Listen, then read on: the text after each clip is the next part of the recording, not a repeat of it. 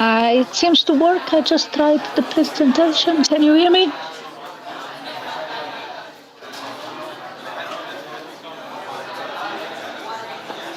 Okay, good. Then I will wait until you guys are ready.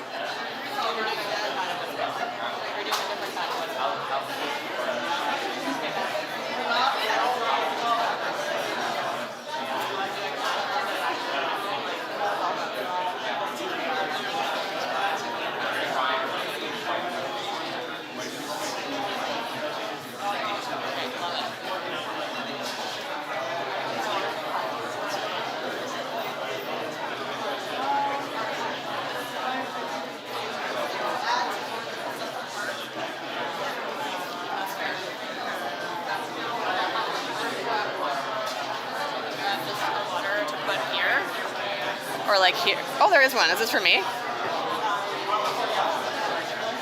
might be. I'm just going to do it. If me and Ben have to share, that's fine.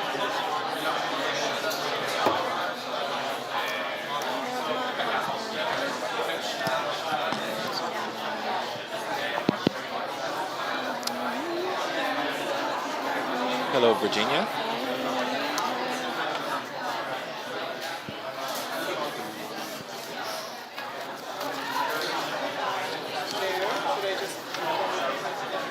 Yeah.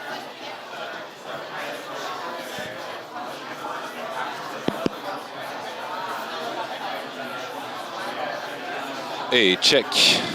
Un, deux. Hola. Bon, ça.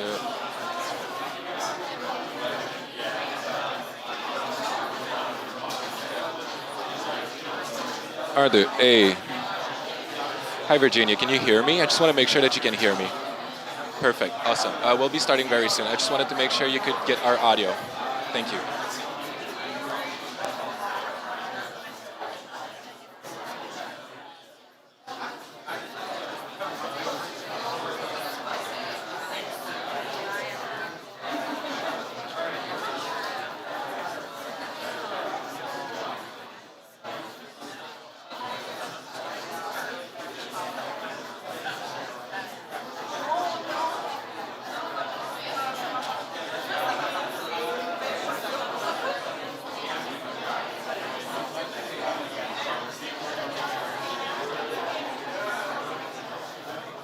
Morning, everyone. Morning. Bonjour tout le monde, bienvenue. Merci d'être ici avec nous aujourd'hui. Welcome to the Mila AI Policy Conference, the first ever. I'm Sally Guy. I'm going to be your MC for today. For those of you keeners, who I imagine there's lots of you in the room, who checked out the program prior to today, you'll know that I was not supposed to be here in this capacity. We were supposed to have the fantastic Hannah Jacobi from the Canadian Institute for Advanced Research. She very unfortunately has the flu. So I just wanted to acknowledge the prep work that she did up to this point, say get well soon, and also say thank you, because we have a very international presence in the room today. We are going to be going out to airports after this, from Kenya to Qatar to the Netherlands. And while I think we want today's global impact to go viral, we are very happy for that not to be in the literal sense. But that said, I am very honored to step into this role as MC. And before anything else, we do need to think about the land that we're privileged to be on. We are, of course, today on the unceded territory of the Ganyan-Gahage Nation. And we thank them for their stewardship of this land that's not historical, is real and ongoing. And we also need to name the systemic barriers that Indigenous peoples and communities face, not just with regards to land, but with regards to education, employment, and I guess probably crucially for us, technology. And this is something that we really want to rectify here at Mila, something that we try to hopefully do in a good way, and that you'll get to actually hear a bit about later. But, so what is Mila? Where are you? We are the world's largest deep learning research institute. We're a community about 1,500 strong, made up, of course, of world-leading researchers, but also staff working in incubating startups, in policy, in governance, in education, in applied AI. But what sort of unites us is this idea, welcome, that AI should be for the benefit of all. Okay, so we have a stacked room, as they say, and not just the speakers, but also in the audience, from leading voices from policy, research, industry, government. You're all here. Thank you for joining us online as well. We have folks joining us online from all around the world. And thank you also for coming to create this community with us today. We're very excited to sort of try to bridge the philosophical and maybe even the ontological with the very deeply practical and actionable, and maybe try to solve some of the very complex problems that may come to define this period in time. And we have all afternoon to do it, so no pressure. It's good. Lastly, housekeeping. The washrooms are just outside the door that you entered, just to the side of there. And for participation, we're going to be using Slido both for folks in the room and online. If you're not familiar with Slido, it'll be the QR code that pops up. You just scan that. That's where you can enter your questions. You can also upvote questions so we can have a sort of a dynamic conversation. Et on serait ravis de prendre vos questions en français aussi. Supporting us with that at the back is going to be our policy analyst, Henri Villandré. So he's going to be moderating the folks online as well. Thank you, Henri. All right, almost done. To formally open the conference, I need to introduce two people who are the ones that made today possible. First, Benjamin Prudhomme. He is Mila's Vice President of Policy, Safety, and Global Affairs. His work focuses, of course, on AI governance, safety, and human rights, but with a real focus on multilateral forums. Here's a smattering of examples. He is appointed expert to the OECD AI Network, the United Nations Consultative Network of Experts, and UNESCO's AI Ethics Without Borders. He also was very involved in the international scientific report on the safety of advanced AI and co-edited our UNESCO Mila publication, Missing Links in AI Governance. And on a more personal note, he's my boss. And I will say that doing check-ins with him with this level of international profile and impact kind of like can put your own life in a bit of stark relief. Like he's like, I'm in Paris and I have to go to the UN and we're really working on, and I'm like in my basement eating chips. Like this is, it's definitely, but we're very, very lucky to have him and he's a wonderful boss. And then after Benjamin, we're gonna be hearing from my colleague Isadora Hellegren. She is our AI Policy Fellowship lead here at Mila. Her work really focuses on bridging AI expertise with policy. And before joining Mila, she worked on internet freedom and democratic governance, notably at the Stockholm Internet Forum. And she also chairs the Global AI Policy Research Network. So now I'm done. It is a great pleasure to welcome up Benjamin to properly open us.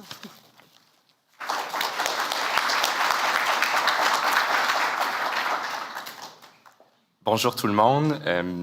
Alors la conférence va se passer largement en anglais. Je vais faire la même chose.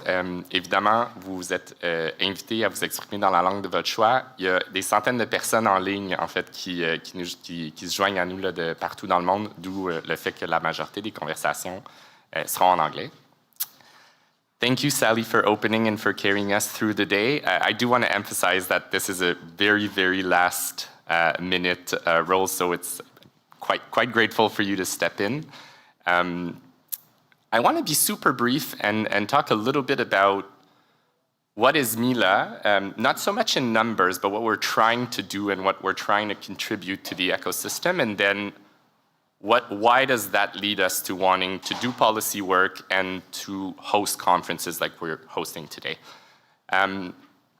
At its core, Mila was founded in 2017 out of a partnership between University of Montreal and McGill University with this idea that we needed, and at the time, this will sound very obvious today, but at the time that was quite smart. There was a lot of foresight in this, partly thanks to Lisa that you're gonna hear about later, but this idea that we needed to create a community, a place, physical place, where researchers and people who work with them could really kind of truly and profoundly collaborate. And in an environment, and that turned out to be extraordinarily true, that could move much faster than any university could, not because universities are not great, but because their structure are just not made to move at the speed of light, which really is what AI requires. And so universities had that foresight and created Mila, initially founded by our colleague, Professor Bengio, and today under the scientific direction of my colleague, Hugo Larochelle. And the mission from the get-go was, if you go on our website, it's to inspire the development of AI for the benefit of all. So from the get-go, there was this idea that we're gonna do a lot of technical research, but that we acknowledge that that research lives in the world and that we'd like to steer it in a certain direction. And to do that, we have 4 pillars, or 4 things I wake up in the morning trying to make sure that all of us at Mila aim towards. The first one is staying at the forefront of cutting-edge research. The second one is attracting and retaining the top talent, because that's what AI is all about.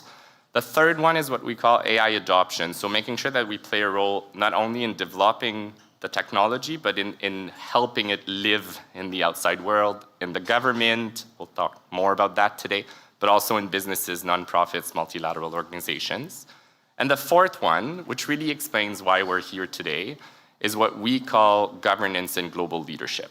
And so the great privilege I have in being in a leadership team at Mila is that we work with about 1,500 to 1,600 researchers and professionals who all really, really care about what we do with AI. Not just what AI is and how we push it, but how we take it into the world. And so from the beginning, it seemed to us that having or sitting, if you will, on that amount of knowledge, almost like gave us a responsibility to contribute to this conversation. We're a nonprofit. Not a lot of nonprofit have 1,500 qualified researchers, top level, who can go into conversations and form governments at a time where just the knowledge is moving at an extraordinary pace and government isn't done, let's say that, isn't done creating the bandwidth internally. And so there's a lot of space there to explore and fill.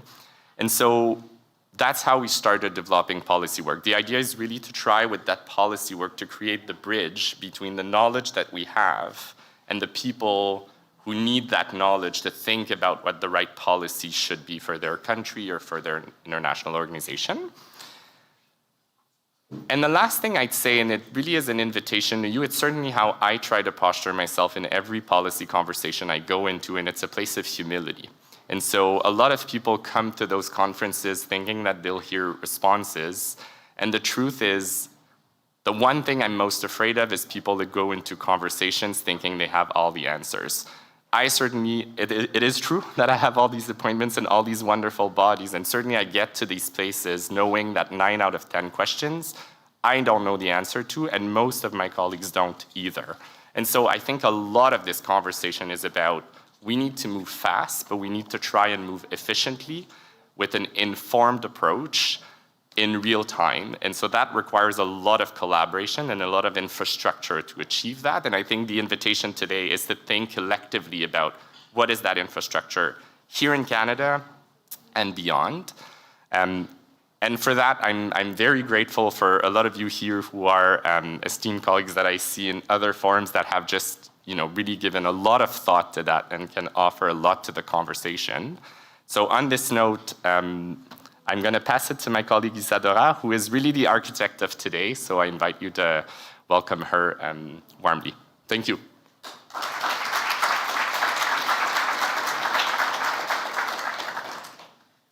Merci, Benjamin. Thank you, Sally, also for these kind words. It is truly a privilege to stand here before all of you today as we open Mila's inaugural AI Policy Conference. We are all at the AI Policy Frontline, driving collaborative, evidence-based solutions. Now, what does this actually mean? Well, there's an ancient parable, you might know about it, about a group of travelers who encounter an elephant in the dark. One touches the leg and thinks it's a tree. Another one feels the trunk and says, no, it's a snake. And a third one touches the ear and says, it's a giant fan. Now, each person is perfectly able to describe a part of it from their point of view. But none of them can see the animal as a whole. So what can they do? Well, first, they can share with each other what they are experiencing based on what they know. And they can listen to each other and then collectively put together the pieces to be able to visualize the elephant. And I share this now because with all the excitement that we share about the opportunities related to AI development, we are all entering 2026 with a greater awareness of possible and actual impacts on society, human beings, and the environment. And as we arrive here today with our own unique perspectives and experiences, we all have a role to play in figuring out, visualizing, and acting upon the many elephants or animals in front of us. And this is really what this conference is all about here today. To ensure beneficial AI for all, we need informed AI policymaking that reflects a shared vision. Informed AI policymaking that takes into account the latest research findings, the realities of governance, and the lived experience of those most affected by AI developments. And this is why the day today is designed to be a silo-breaking exercise.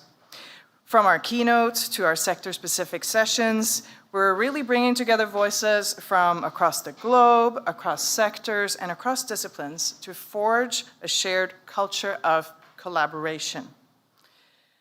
And throughout the day, we will work on how to mobilize intelligence, address governance challenges on frontier AI, and discuss how to responsibly harness the many opportunities in sector adoption. Importantly, we will be equipping ourselves with the tools we need to drive effective solutions. And this conference is shaped by the Mila AI Policy Fellowship and reflects the very essence of it. Coming from around the world, from a diverse set of backgrounds, like Sally shared with us, they come from legal and educational and policy expertise. Our policy fellows are paired up to collaborate with cutting-edge AI scientists at Mila to develop robust insights for policymaking and to engage with stakeholders for real policy impact. And I'm incredibly proud of their work, and we have the opportunity to be hearing from them today through dedicated lightning talks. So with that, I want to thank our lineup of distinguished speakers who've joined us here today and moderators that we will be hearing from, and to each and every one of you who is attending in person and online for your commitment to engaging in these topics, these critical topics at this critical time. And of course, to the entire Mila teams for the extraordinary heavy lifting behind the scenes to make this global gathering possible. So thank you all for being here at the AI Policy Frontline. Let's begin this journey of mobilizing our collective intelligence together. Thank you.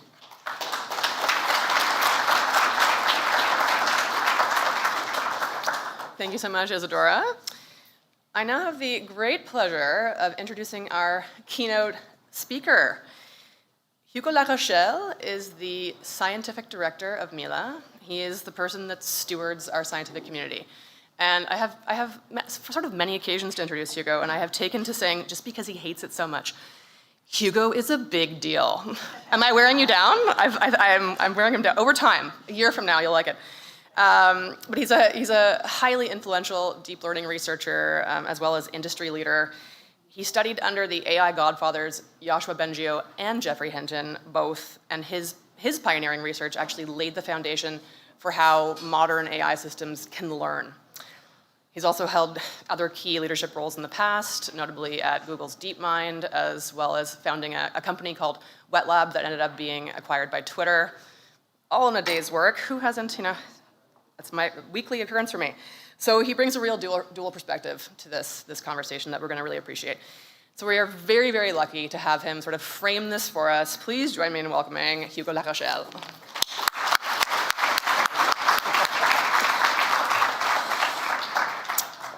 Thank you for the, I would say, embarrassing introduction. Still not used to it, but appreciate the exercise. All right. I can just, why am I struggling my password right now? There you go.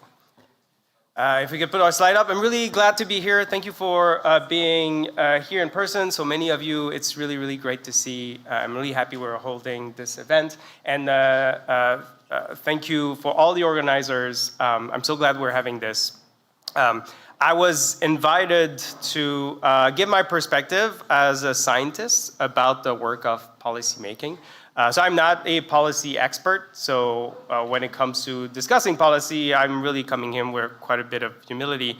But I am a scientific director at Mila. What my expertise is mostly in science, the scientific method, and the exercise of science. And what I'll try to share today is what are some elements of the exercise of science and the scientific method that may be valuable and helpful in thinking about how to draft policy.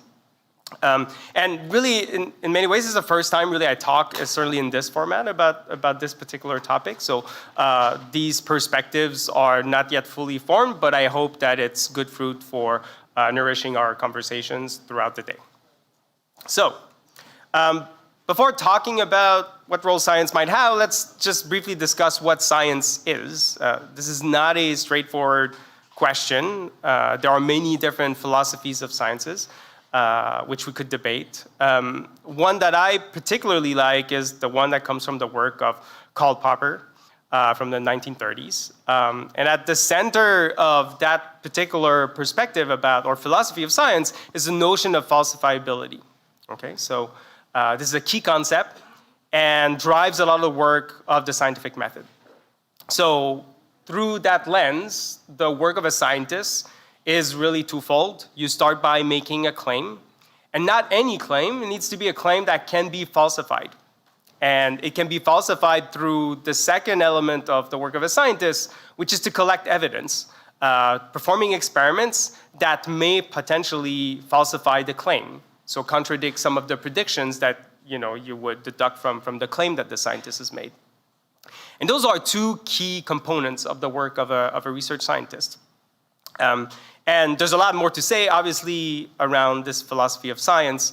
But one thing that is clear is the role played, the crucial role played by the collection of evidence.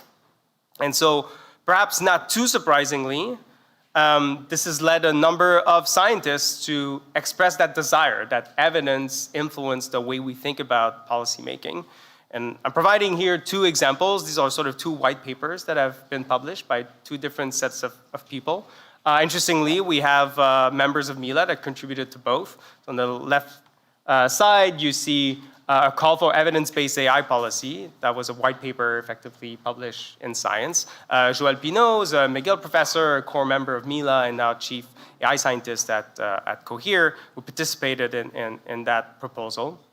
And then on the right, there is this other proposal that shares a lot in common, but also was partly a reaction on the white paper on the left, to which participated David Kruger. He's a professor at Université de Montréal and also a member of Mila, sort of calling out the role of evidence, but in a slightly different way. And I won't go too much into like what is sort of the things that are not in common between these two white papers. They mostly have to do with what should be the bar for the amount of evidence one should collect before you start drawing particular policy proposals.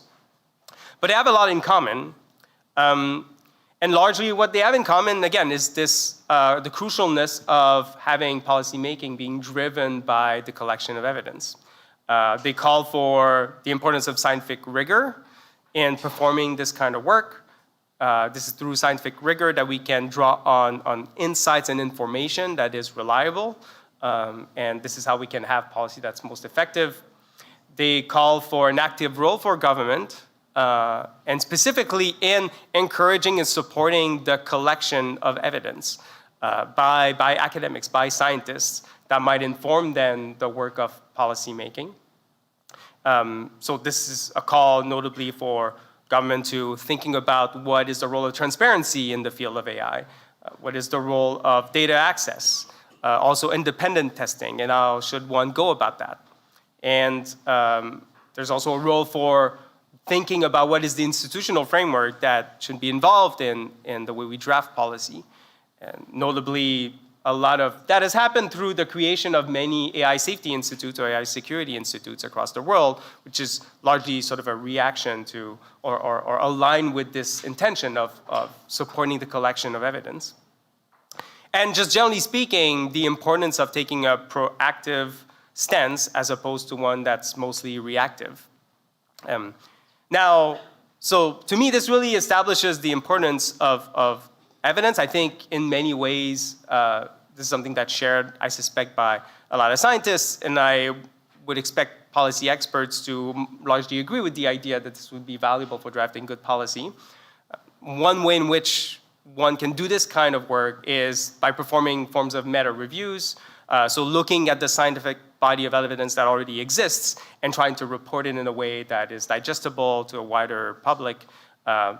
The amazing work that Yashar Benjo has been doing, chairing the International AI Safety Report, is an example of that. A very good example, I would say.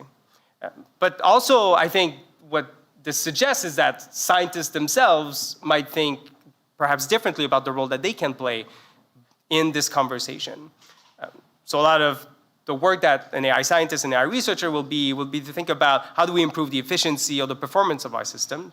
But there's another role that we can play, which is to help us understand these systems and be able to say things that are credible and robust about what to expect about these systems. And a lot of the work that research scientists will do that's along these lines, and something that we have been pretty good at, I would say certainly in the past few years, is benchmarking.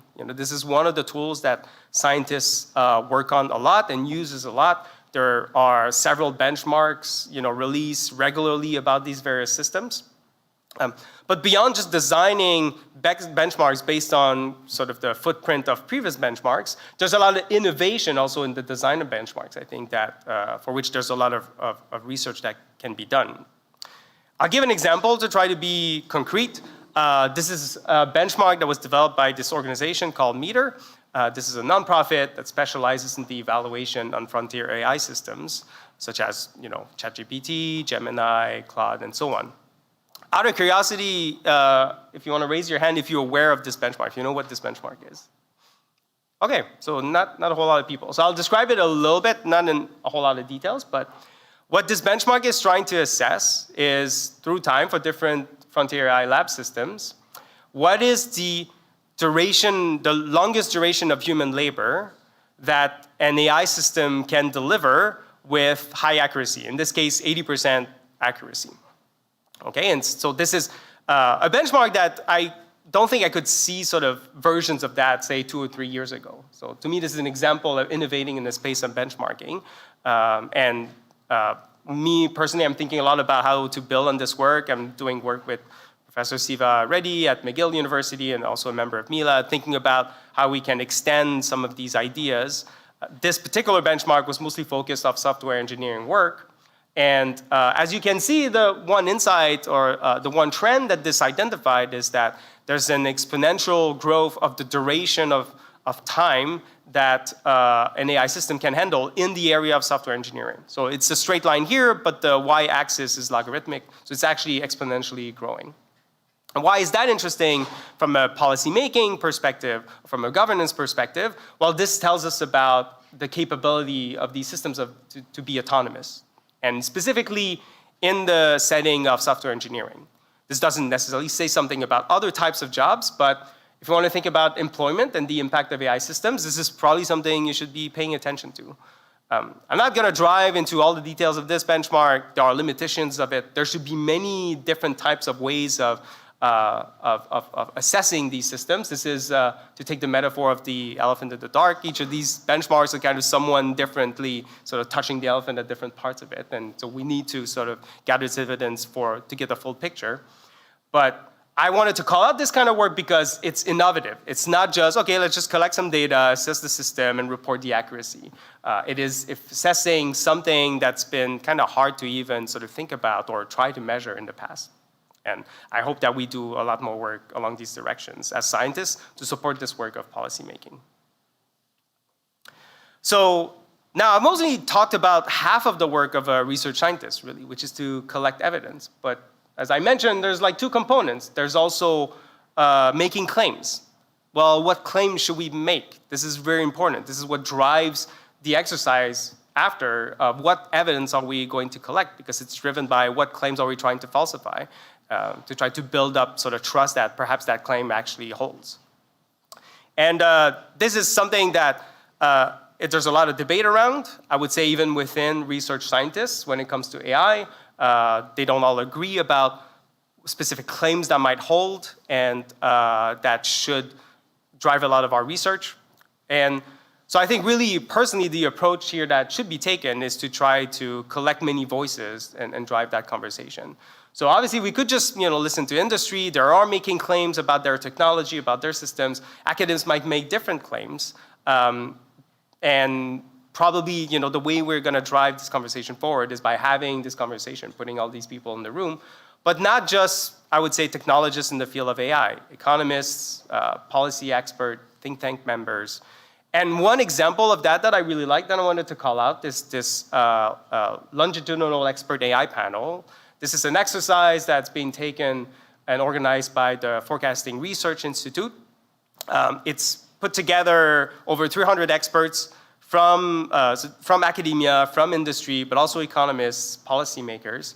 I am part of this panel, so every month I'm given a set of questions that is trying to forecast certain capabilities or particular sort of development of AI and how it might go.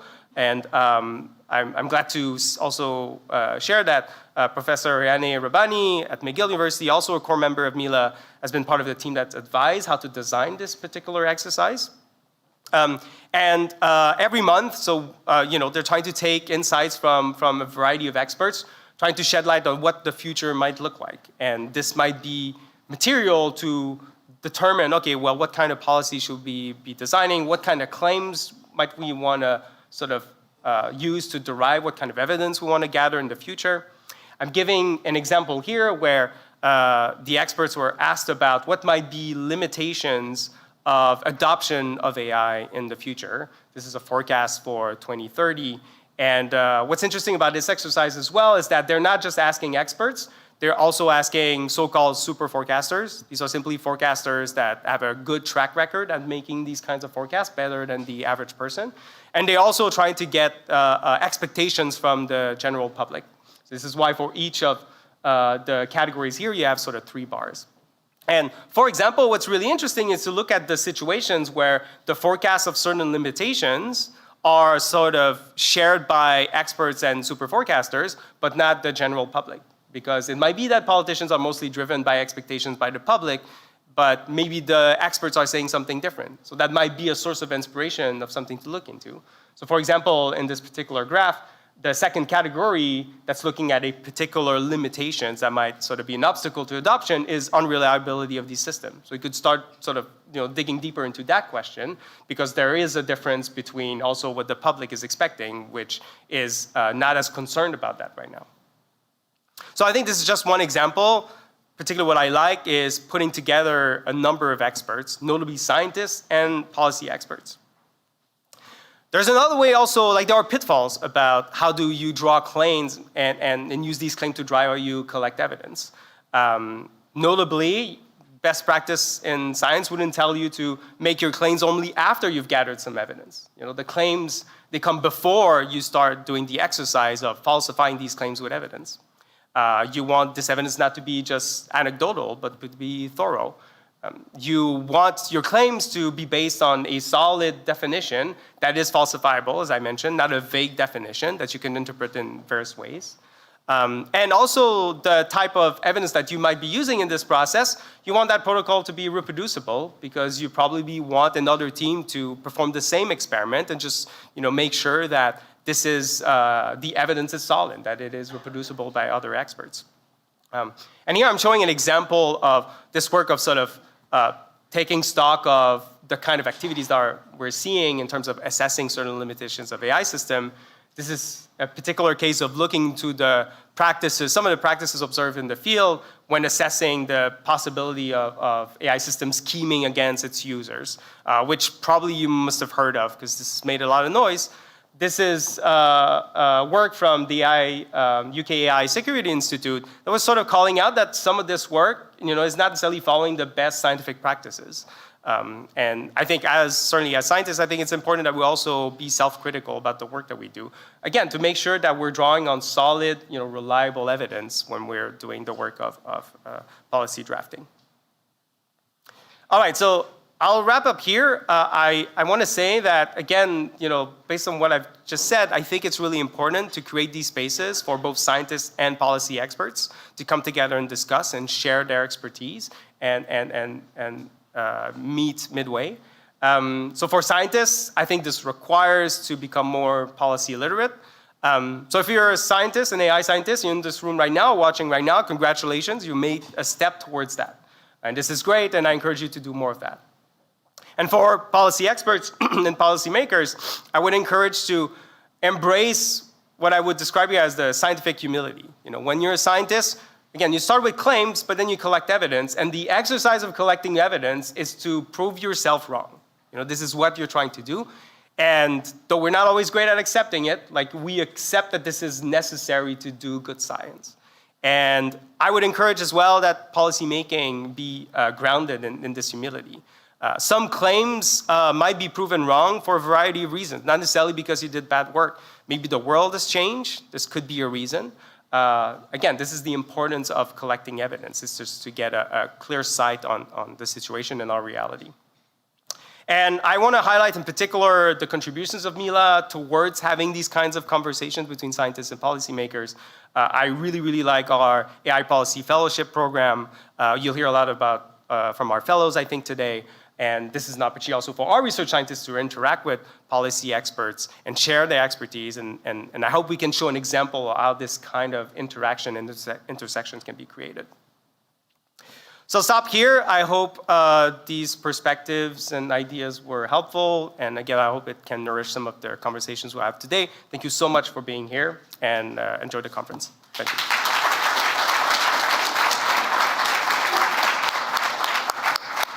Thank you so much, Hugo, for grounding us and reminding us that we're really here because of the science.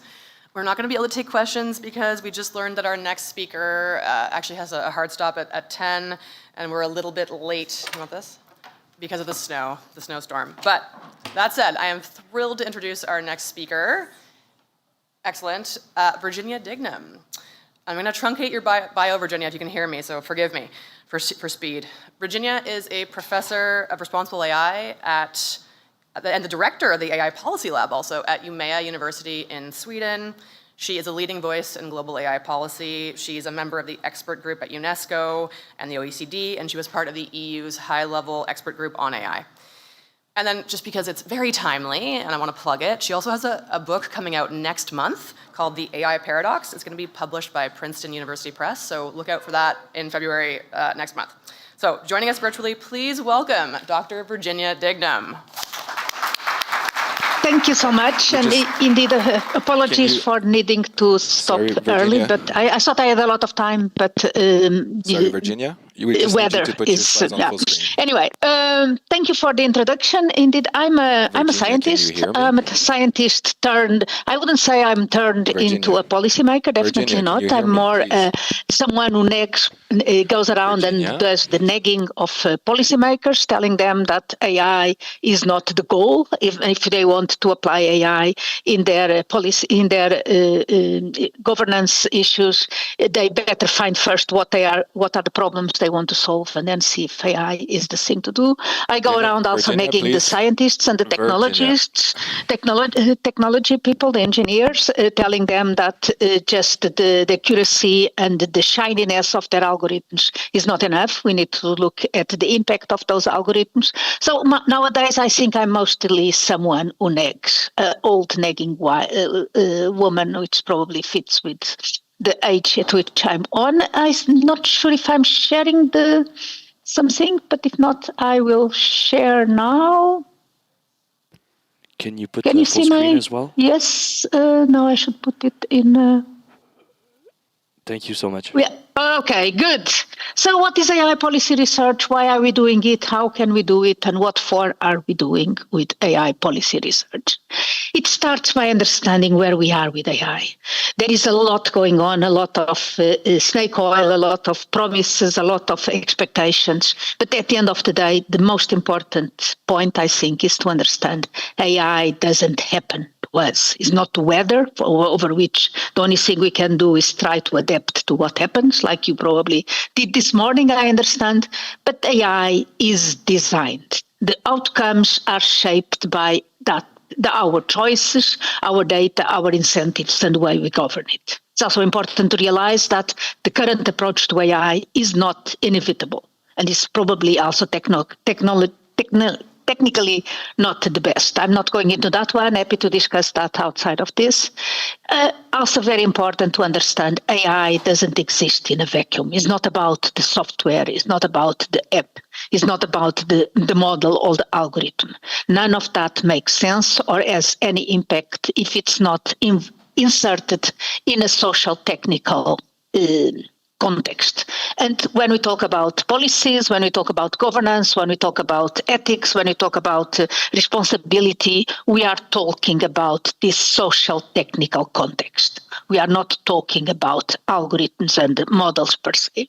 So when we make the choices, we are making the choice, and this context in which AI is being developed, used, governed, deployed, implemented, and so on, is the context where the choices happen. And staying true to the work we do here at AI Policy Lab, we think it needs to start by the question zero. Why are we doing it? Is AI the best option for whatever we are doing? Is this type of model, this type of algorithm, and whatever, the best way to address it?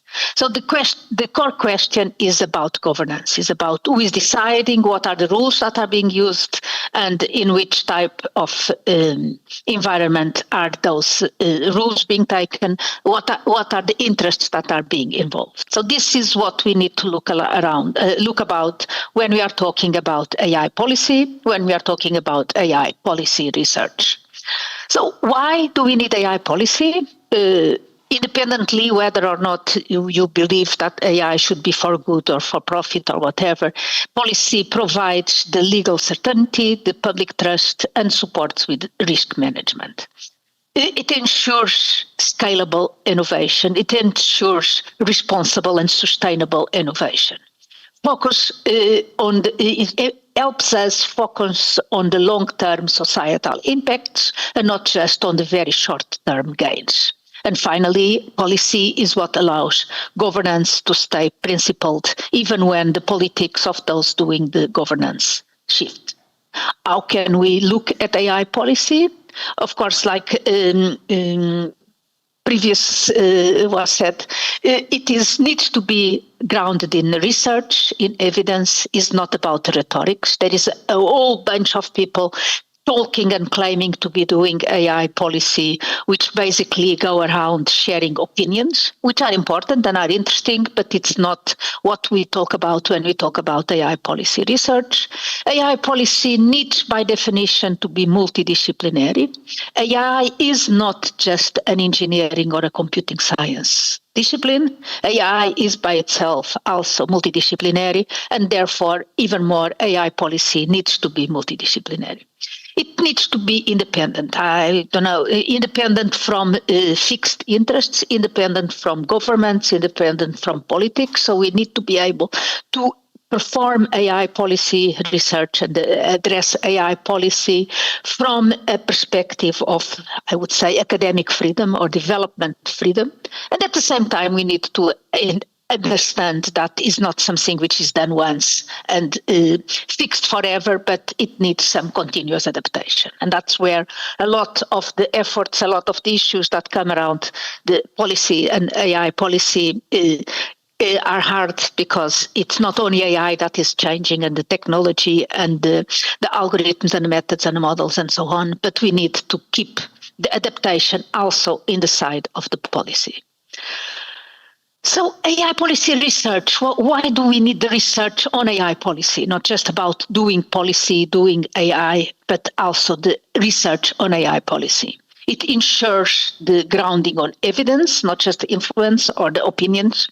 It is also about create policies that really can get the trust, even in contest times, because of this independence of thought, independence of politics that needs to be taken into account. Especially now, we all know that geopolitical tensions and commercial competition is the dominating voice in AI, but in the development, in the directions that a lot of the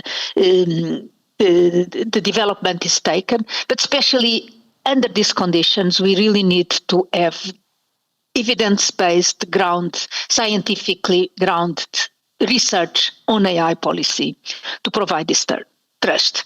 And then with this type of research, we can hopefully develop not only the AI, but also the setup in which AI can be developed and implemented that strengthens human and planetary resilience, and not just the speed and the profit. What are the priorities that we need to do when we talk about AI policy research? It's supporting turning governance into practice, turning principles into cooperative and operational mechanisms that work across different contexts, legal contexts, cultural contexts, technological contexts as well. It will also, the priority that we will need, and I like to see what they just showed on these benchmarks and so on, we need to start thinking about indicators, global and share the understanding of what kind of indicators are there to measure, to understand, to take care of the impact of AI. And this is not accuracy, is not speed of development, is not size of your model. It's really about the societal and environmental impact. How can we measure that? How can we develop AI based and towards this type of indicators, to improve on these indicators and not just like we tend to do on the accuracy or the efficiency of the algorithms that we have. We need to also build the foresight capacity to stay ahead of change. It's not just reactive, and a lot of policy is done in a reactive way. Things happen, and then we need policies to address what happened that was potentially not desired. But we need to also look at policy from a foresight perspective, stay ahead of the change by the policies that we are studying, developing, and designing. And of course, we need to anchor these policies and the policy research on existing global governance structures, governance directions. For instance, the United Nations, the UNESCO, the OECD, and so on. No, this one at this side. Oh, okay. So this one is a bit strange. Anyway, so what are we doing now? What's happening? What is happening now? Let me. Yeah. Okay. This is a bit messed up. So where are we? We are doing research in a space and in a moment that is getting harder and harder, politically, financially, and institutionally. AI policy, AI governance, AI responsible AI, addressing issues of ethics, more impact, sustainability are not at this moment as relevant politically as they were a couple of years, 1 or 2 years ago. So the space in which we are doing it is harder and more difficult to address, which makes it even more important to work on the policy issues. We need to look at collaboration across borders. It is fragile, but it's essential, and we need to really take all the opportunities, and that's why the Mila Policy Fellowship is so important in terms of the global approach that you take. We need really to build the bridges, build the connections between all the different directions, different regions, and so on. A global balance is necessary, but the voices and the resources are very uneven, and we need to address that as well. It is hard to measure who is benefiting and how it is benefiting in terms of the developing of the policy research itself.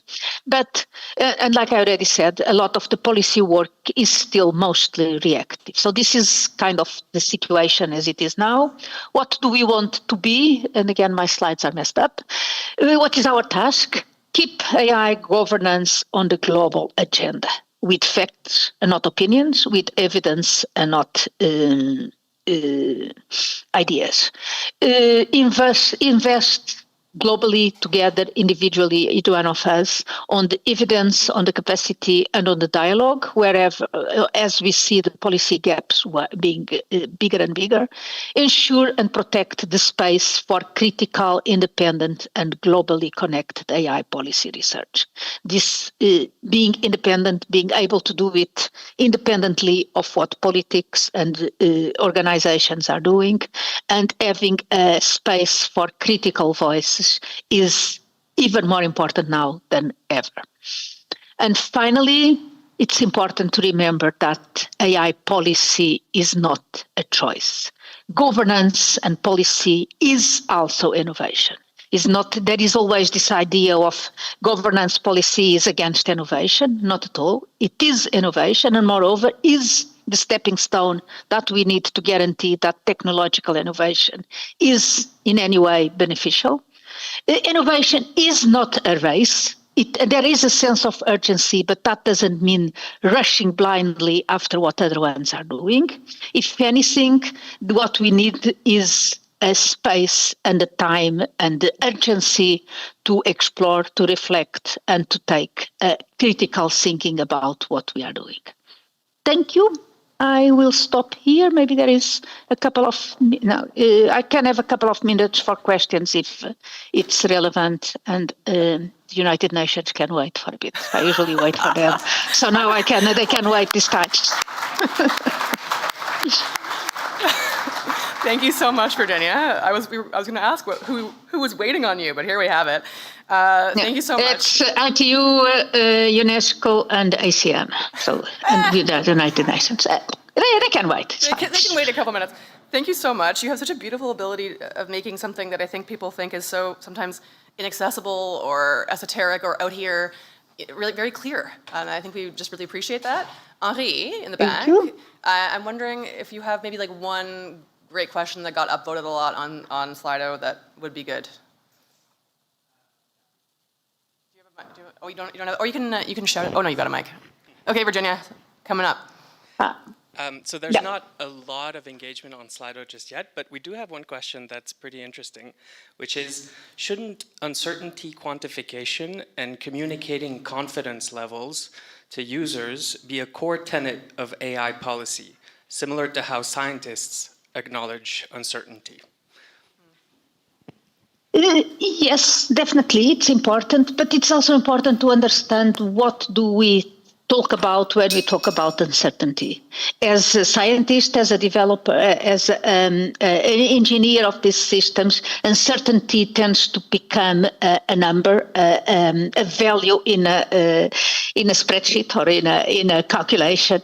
But from a perspective of policymakers, uncertainty is usually a different concept. It's not just giving a number of how uncertain our answers are or not, but it's much more about understanding the match between the models that we are building and the reality in which policy and implementation and impact of AI is happening. That requires a broader understanding of uncertainty than just the calculation of the uncertainty of the algorithms and the models that we are building. So yes, it's important, but at the same time, we need to be more aware of the uncertainty on the concept of uncertainty itself. So, thank you so much. Virginia, do you have time for one more? Alain Tiverge would like to ask a question. Sure, do you have time for one more? Yeah. Okay, here we go. Is Carla Let's do this one it. on? Yeah. Oh, wait, just a second, Alain. Pablo is just... And there we go. So, merci beaucoup. Virginia, it's quite interesting. I'm wondering of what you said, those principles and the global collaboration, et cetera, but we see multinationals, not to name them, racing towards dominance. And how do they play in those principles and policy and governance that you so eloquently displayed? Are they players, or are they more obstacles that we have to overcome? Very good point. Yes, that's why I say that the current global setup in which we are, the geopolitical situation at this moment is one which is not friendly or kind to work on AI policy. The main issue, I think, is one of scale, one of time, probably. What we see with the big players, the big tech players, both in the East and the West and wherever they are, the race that they are doing is a very short-sighted race, is a race for the next quick gains, is not one which is taking into account the long-term impact and effects of what we are doing. That's why we are seeing the irresponsible way in which this race is happening. So I think that we need to acknowledge that that is an issue, acknowledge also the power and the capacity and the size of these players, but at the same time, and especially talking with the international organizations, with national governments and regional institutions, it is important to keep the discussion on the long-term impact, on what really matters in terms. Again, AI is not the goal. AI, if anything, is the means to achieve another societal and environmental goals and opportunities.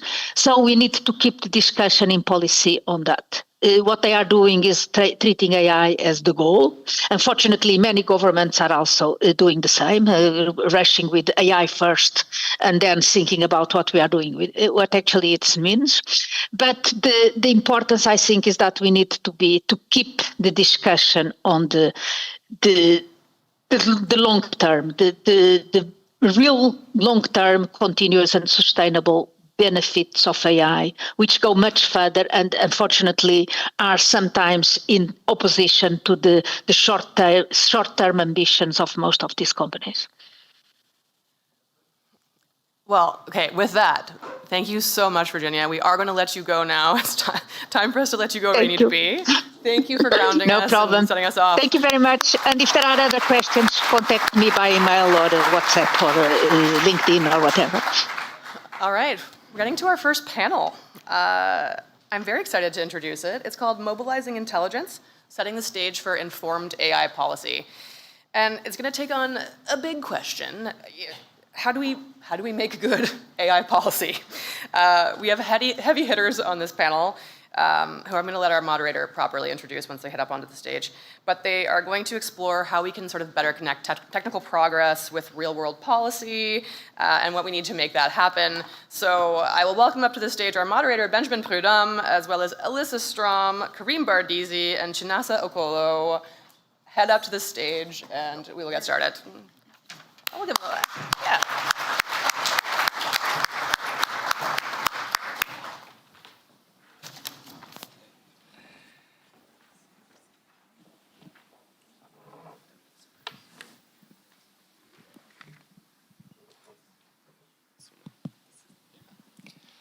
Hi, everyone. It's a pleasure to get to moderate this first panel. All with people I've had the chance to collaborate either closely or a bit more from afar in the last few years. So right to my left, Elisa Strom, who's Executive Director of the Pan-Canadian AI Strategy at CFAR.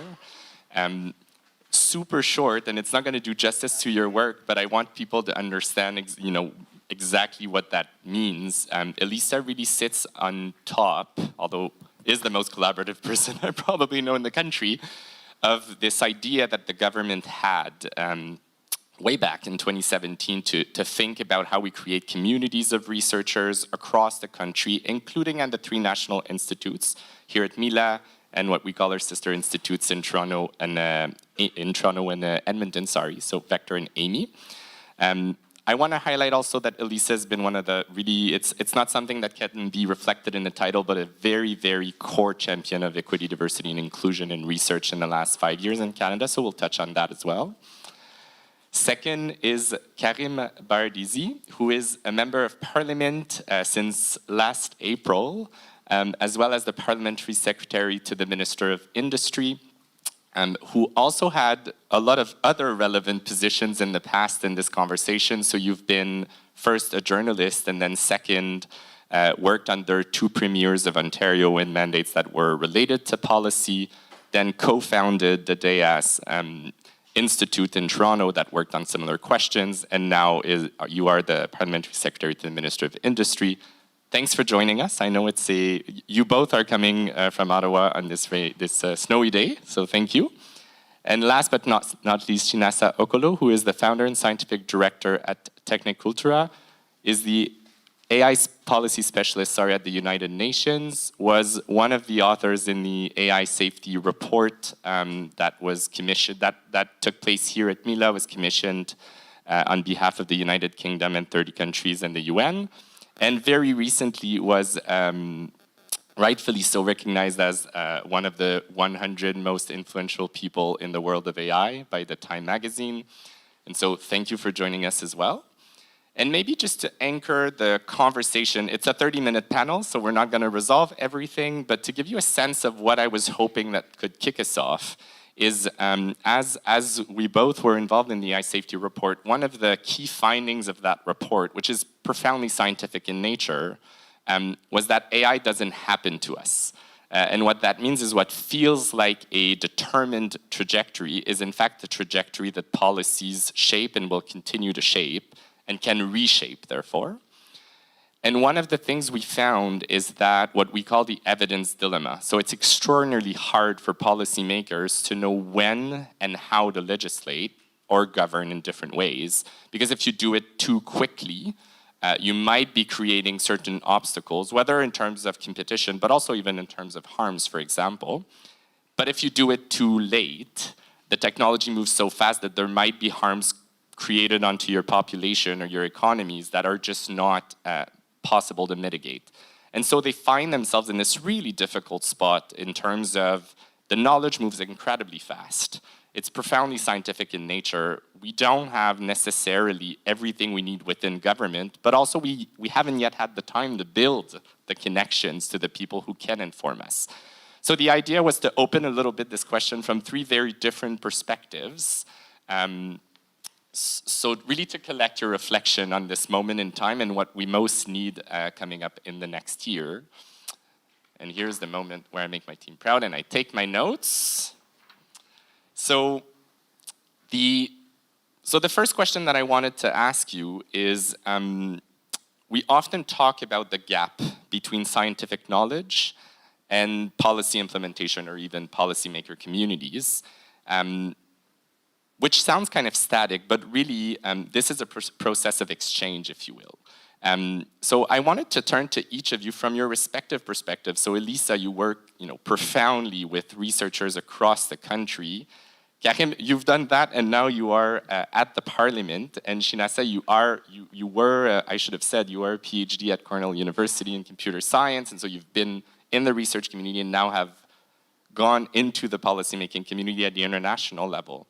So could you, in 2 minutes each, reflect on, from your perspective, what is the one or two key things that we really need to be putting forward to build or strengthen that connection between those two worlds? Would you like me to begin, Benjamin? Yes, but okay. I think your mic is closed. How about now? Yeah. Yes, okay. Close. Close. OK, bonjour à toutes et à tous. C'est un grand plaisir d'être ici avec vous aujourd'hui à Montréal. And thank you to the Mila team for organizing this very, very important conversation. When I think about, in general terms, what are our key priorities or what should they be in the next year, let's say, I think that we've got some good principles and some good foundations, and now it is time to get to work to figure out the tools and the mechanisms. So we've got ideas, we've got concepts, we've got some frameworks, and now we need to actually build. And so, one principle that we need to consider as we are building our tools and our mechanisms is this pace of change question, and recognizing, of course, that technology is moving super fast. We've already heard that a couple of times this morning, but that policy making actually takes deep time, effort, concentration, consultation, inclusion, and engagement. And so, they are really diametrically opposed in the time frames that it takes. And so this is where we need to come up with new tools and mechanisms and ways of working together that really acknowledge those really large differences in the timelines between policymaking and the pace of scientific and technological development. Another sort of key principle that I think we need to think about as we're building our tools is, of course, inclusivity. You all know, everybody knows me, knows that I'm going to be thinking about this. And really thinking about the breadth of AI impact and AI policy impact. And really it's on everybody, right?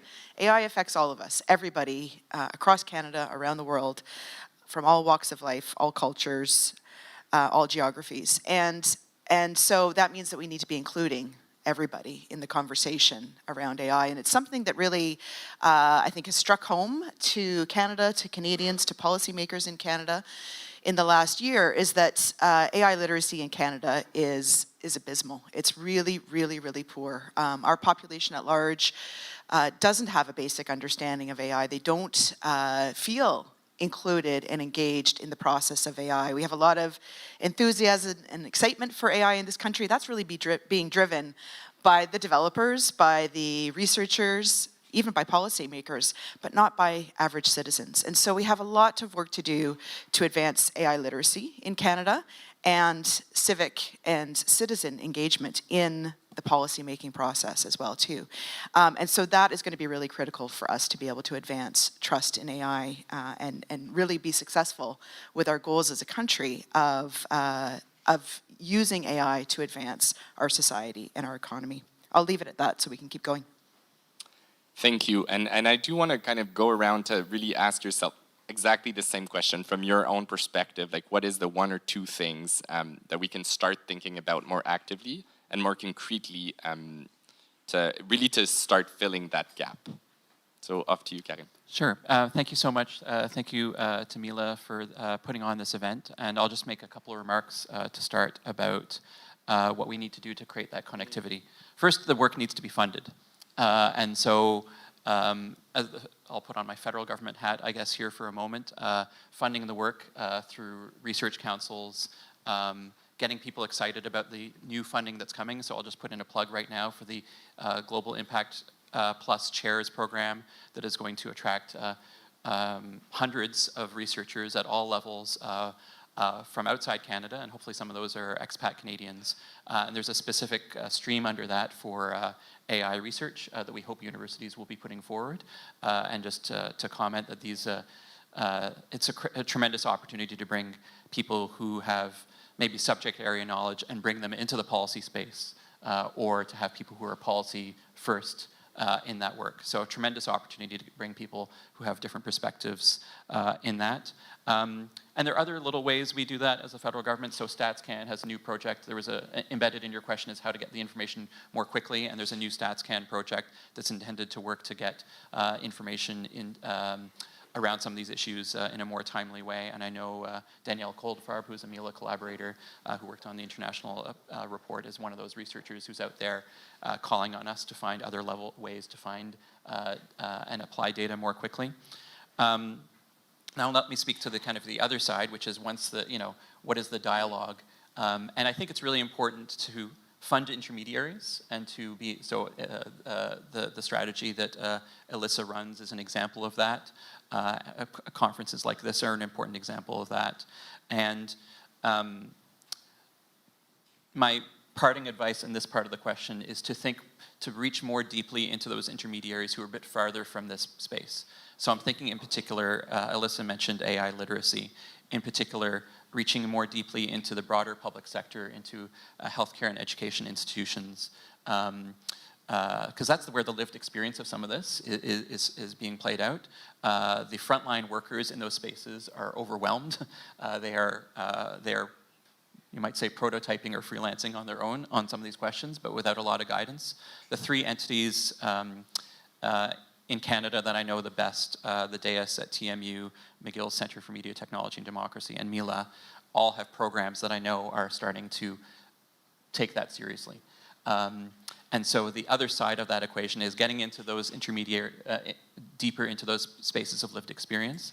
And then, and this is a lot of work for a researcher who might not be policy engaged to begin with, but is to invite the journalists and the other frontline players who are watching what is happening. So journalists, MPs, who might not have as much subject knowledge either.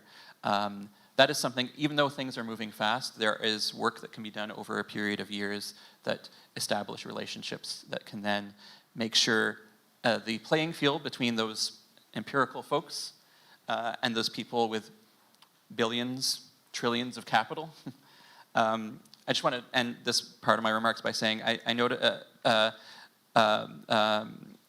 the previous speaker, professor, mentioned that AI is not the goal, but for a large part of the capital markets, it is the goal.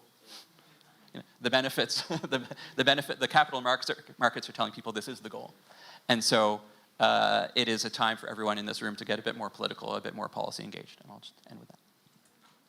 Thank you.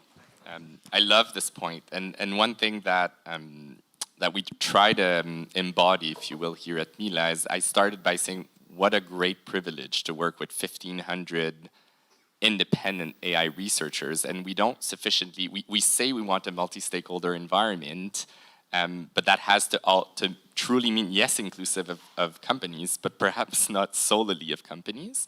But we're in a situation in AI that I hope everybody appreciates, which is different than the vast majority of other disciplines, where because of the capital, the vast majority of the expertise today is within businesses.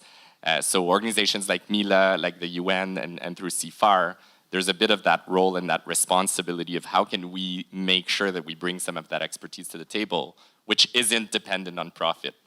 And it isn't an easy feat. Shinasa, from your international perspective, so quite different, what are some of the infrastructures that you see, or what are some of the ways that we should get better at if we want to bring informed evidence into the policymaking processes? Yeah, so I would say that it's really important to engage the scientific and also academic communities. I've been fortunate to do a lot of this work. Prior to my work at the UN, I was at Brookings for 2 years, and honestly, that was kind of an unexpected pivot to start off my career after I finished my PhD. I was originally thinking, oh, okay, I'm gonna be at like Microsoft Research. Because of the work I did on community health workers in India, I was planning to be in the Bangalore office, but then the tech industry had a downturn at that time, so it was honestly between like MIT for a postdoc and then also Brookings, and Brookings was the best offer more broadly and also provided me an opportunity to do something different. And so I think that it's important that, you know, policy institutions and also policy adjacent institutions embed this kind of research expertise in-house.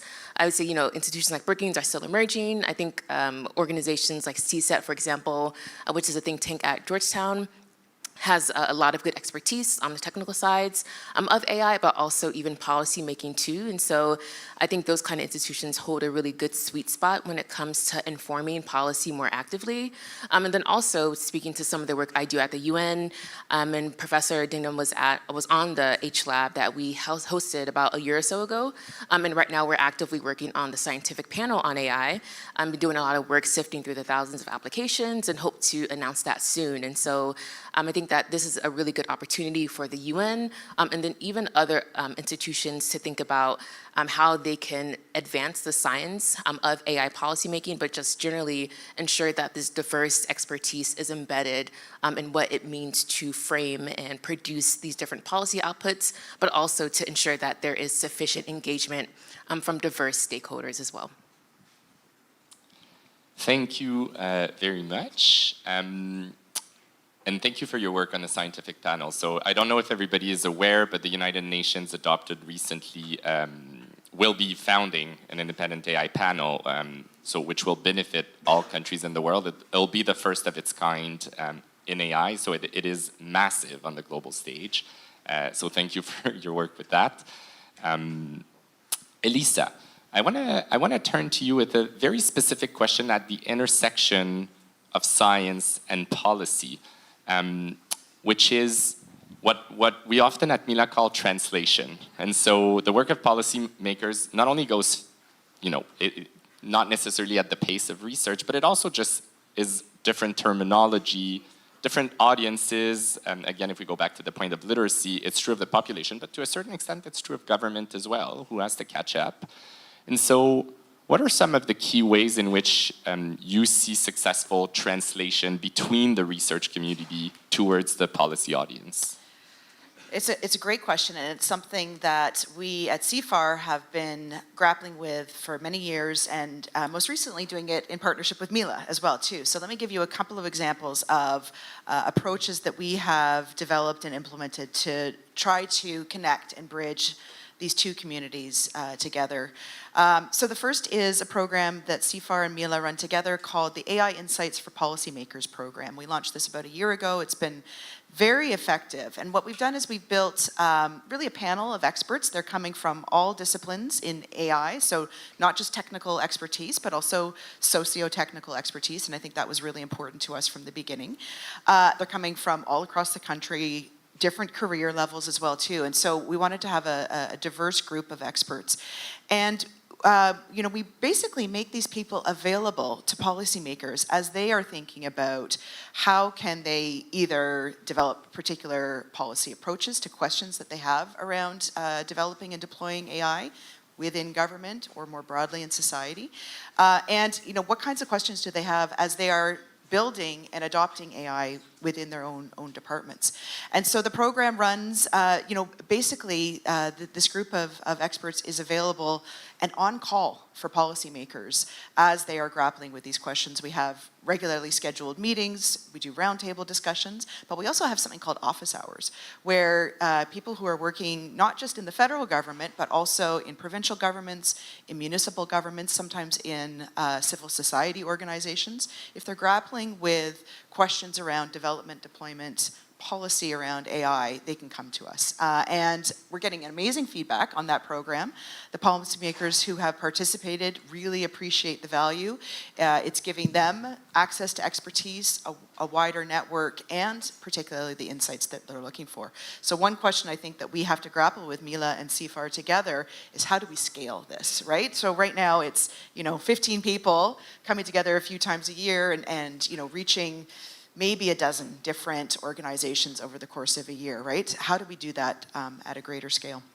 Benjamin, you also mentioned the opportunity for greater education and AI literacy within the public service, and that's something that I think is also really important. It's something that the Government of Canada has invested very significantly in.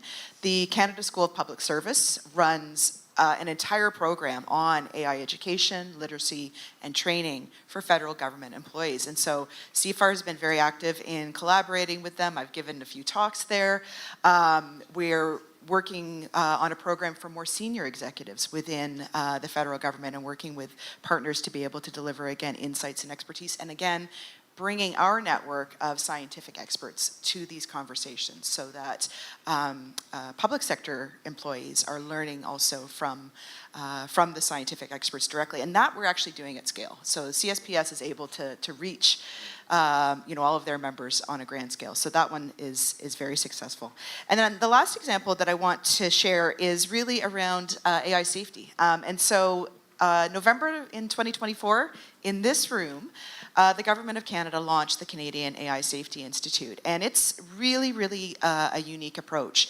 KC, as we call it, is part of the international network of AI safety institutes, but around the world, most countries have really built their AI safety institutes directly within the government. So the UK AI security example is a great example where there's a unit within the government of the UK where they have hired AI scientists to come in and be a part of that group and to lead AI safety research, testing, evaluation.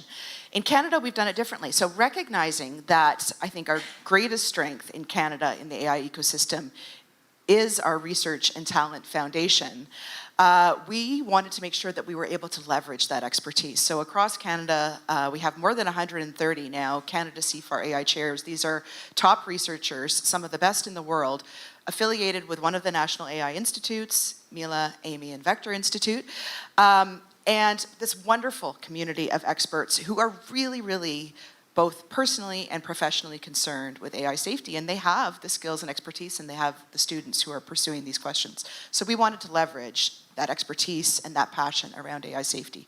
So KC really is a partnership between ICED, the National Research Council, and CFAR, and at CFAR we coordinate with the AI institutes and bring in our partners and collaborators within the AI institutes and the researchers all across the country. The KC research program is delivered by CFAR, and we've been very successful in just a year in building a full suite, a full portfolio of research projects that are addressing and tackling some of the critical questions that we're facing today around AI safety. The gap that we still have, that we're still grappling with, is translating the insights that are coming out of our scientific research labs with and to policymakers. And so we're working very actively right now to figure out how to do that. We make sure that the insights are shared, the results are shared very regularly, very often, but we want to build something that's more dynamic. And I think, especially in AI and especially in AI safety, those insights are emerging very quickly and sometimes unexpectedly. And we want to make sure that we have new ways of translating those insights to policymakers and help them to be able to deploy them in their own work. Thank you. And I do want to highlight, we do have quite a bit of programs in common there, that one of the common thread that I think is largely thanks to your leadership is the recognition that in academia, there aren't that many brownie points for professors to get involved in policy. This is kind of outside what what their performance evaluation will be, particularly as they are younger in their career. So I think that CFAR has a lot of leadership in acknowledging that and then creating infrastructure. So a lot of this panel and the day will be about how do you mobilize people, what are the processes that are required. One is with academia, we need to make that work easy because that really isn't work that is asked of professors. It's work that professors want to do because they care. But we need to try to do our best to kind of, elevate those voices, bring them to impact, etc. So I did want to just thank you for this. Karim, you've, as I've said earlier, you've been both within politics and then politics and policy, as well as founded a think tank, and now you are in government. So this question is really to you as parliamentary secretary. So in your work within government, how do you think government can move beyond reactive legislation, due to the pace really of AI and the lobbying that happens? How can you move past that and build the capacity, either within or in partnerships outside, to start developing or continue developing informed policies? I'll answer that in part by picking up on two things I just wanted to react to. One, Alyssa, you mentioned the office hours, and I think my team in West Toronto and the riding is watching. So Natalia and Mingyor and Matthew, if you're watching, we're going to get in touch with Alyssa and do one of those for leaders in our riding, because this is how this works downstream. Every MP, in Ontario anyway, represents 118,000 constituents, and there are leaders within those communities who need to be reached with this kind of information, as well as caucus members. We could talk about that separately. And in terms of others who may be watching the live stream, if you're on a hiring committee, if you're a university administrator of any kind, Benjamin's point here is absolutely critical. Rewarding policy engagement and policy engagement that involves students. In particular, students are hungering for meaning, and they're hungering for the connectivity from the thing that they're learning in a classroom that is increasingly not fit for the lived experience of that student. The classroom experience is increasingly not fit for the lived experience, and so a real rethinking of that and a real reward of that, and universities have to get with that agenda because that agenda is coming for them if they don't get with it. I'm not saying that as a policymaker, I'm saying that from the public's perspective. And in terms of the rest of the question, I apologize, I needed to make those points because I think they're relevant to this notion of speed and responsiveness. Legislation will always be trailing. We saw this with the AI and Data Act and before it was of the last parliament. You're going to see it with the pieces of legislation we've already introduced. Minister Fraser brought in a piece of legislation that has an element of taking on online harms, especially with the production and distribution of intimate sexualized images of children. There'll always be a lag, and so and there's new legislation that's going to be coming, and I know our government is really looking at some of the issues that are coming that come from technologies that produce things last week. And so what we really need is to have ongoing dialogue. We need to have that connectivity. We need to have those structures, including structures that are maybe a bit, beside government but have an import. I've been intrigued, and maybe you can say, well, it's not that relevant to this conversation, but the prospect of standards and standards work that can help give guidance to those people who are not in government but are actually doing the work. The prospect of, because again, this is an economic sector and we need to support an economic sector, or the players in this economic sector who are in different subsequent industries or sectors with some guidance. So those are a few things. I think the ongoing dialogue is important. I'll also just say that, things happen and there's an archetype in an elected official's mind. And that's why the sustained engagement over a period of time is important to, here's the data and here's the policy response that you can do with the data that can help you ride the waves of what outrageous thing happened on what platform, But we know that the direction is generally, the METR chart, showed what the general direction of this technology is, and the increasing power that people are going to find in it, and the increasing distance between the legislative efforts and the technology. And so that's why some of these other structures are important, and this dialogue is important. Thank you, and thanks for highlighting the space for students too. So we tend to forget, but Canada is one of the most vibrant academic lives in AI in the world, and so there's a lot of incredibly talented people who, again, like professors, have a lot of obligations, like delivering a PhD or a postdoc. So creating those infrastructures to make sure that we allow them to do that, I think is very important. Shinase, I want to go to you. As I said earlier, you were recognized as one of the most influential voices in AI in the world this year. And one of the things that you do across your work with the organization that you've created at the UN as part of the safety report, and really everywhere where you talk or write, is talk about the importance of bringing a diverse set of voices, both in research but also into the policy-making world. And you go beyond that. So you do say we need more of those voices, but you as yourself start kind of showing how different the answers are, different the proposals are when you start creating space for more voices. So I wanted to ask you, how do we ensure that the evidence and the processes that we put in place allow to bring those voices? What are some of the key things that we need to do to get better at that? Yeah, great question. So I would say that it's really important to look at the existing literature and just also initiatives that are, excuse me, that are being done. And so I would say like 5 years ago, like it would be hard to, find, let's say, effective or just journal information on policy mechanisms or even research on, let's say, like AI development or LLM development for, let's say, African languages. But nowadays, there's honestly no excuse. I started work with the African Union in 2022 on the Continental AI Strategy, and then that was adopted, adopted, I guess, in 2024 by the African Union. It's still going, through the phases of implementation. I also did some work with the Nigerian government on their national AI strategy, which should be planned to focus or transition into more effective legislation over the next year or so. And so really just doing a landscape survey to understand what is there and then also what is not there.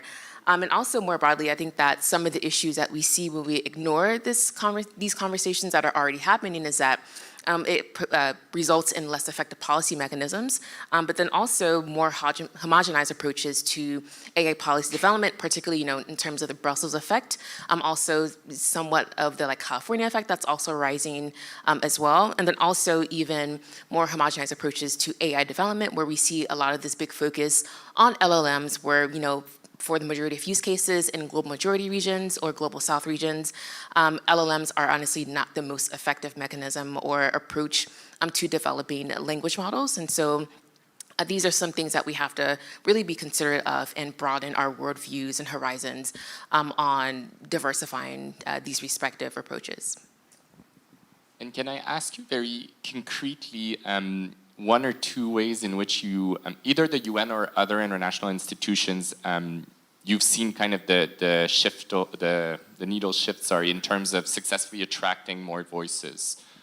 Yes, I would say, just echoing the scientific AI panel that we're working on, we have a mandate that basically there can be no more than 2 people from the same country and also from the same institution, and about the composition of the panel will be equally split across low to middle income countries and also high income countries. And so we've been very intentional, and also gender balance as well, about trying to ensure this balance of perspectives. And also, I don't do this work specifically, but a lot of my colleagues in ODET and across the UN that work on different topics related to AI, whether they be at UNDP, UNESCO, et cetera, are really doing this on the ground engagement. And so one of my colleagues in my office was in Vietnam for 6 weeks. I'm doing a lot of work, with the local government on helping them with capacity building when it comes to AI. And right now, Amandeep is actually in Vietnam doing some follow-up work on that. And so Amandeep is the Undersecretary General for my office. And so just this on-the-ground engagement, I think, is really important. And for example, I travel to Africa constantly. I'm Nigerian by heritage, but I grew up in the US, as you could probably tell from my accent. And so really, I think you gain a lot of perspective perspectives in traveling and engaging with people, and also ensuring that they have a voice in initiatives and programs that you're working on too. Thank you. We are, I was going to say we're almost at time. We actually are at time, but I will ask a 30-second question, and I will invite, I had a follow-up question that I will ask. We won't have the time for the answers, but for those of you particularly in research, Elisa, related to this point of making sure that we diversify AI research communities, has really been the architect of what we call the EDI, or the Equity, Diversity, and Inclusion Program, including in the research chairs. And that's really how you bring researchers into institutions. So we're not going to have the time to go into the details, but for those of you who work on those questions, incredible amount of knowledge and leadership to my left. So in 30 seconds max, I'm going to go to each of you very concretely. If we take some of those learnings, teachings, reflections, what is one thing that you think in 1 year looks different in the policy, in the AI policy sphere? Okay, so I already talked about AI literacy. I'm going to do two things. I want us to advance AI literacy in Canada. I want us to create spaces for citizen and public engagement around AI, and that will really help to advance and inform our AI policy most effectively. I'm going to leave it at that. Thank you. Karim? I'll try to squeeze 3 things in 30 seconds. First, we get a handle on chatbots from a policy perspective and a deployment. And second, our story about AI and the labor force is not just it will eliminate all jobs in X sector, or we don't know the answer, that we actually have a granular response about worker augmentation activities on the front lines. Third, and I was reacting to Janasa's point around local government in Vietnam, local governments in Canada are better equipped. Those would be 3 objectives I would set in the early term. Awesome. Yeah, great responses from my co-panelists. So I would say for me, just focusing, because my work is centered on Africa, that we'll start to see more countries within the region or continent become, let's say, more influential in policy discussions. I would say like Rwanda, for example, and also South Africa have done really interesting work on AI policies and strategies, and I think they have a lot to show and to set an example for what AI policy means on a global scale. Thank you to all 3 of you for your contributions. It's been a really, really great panel, and I hope a great way to kick us off, because a lot of those questions we're going to dive deeper in today. So warm round of applause.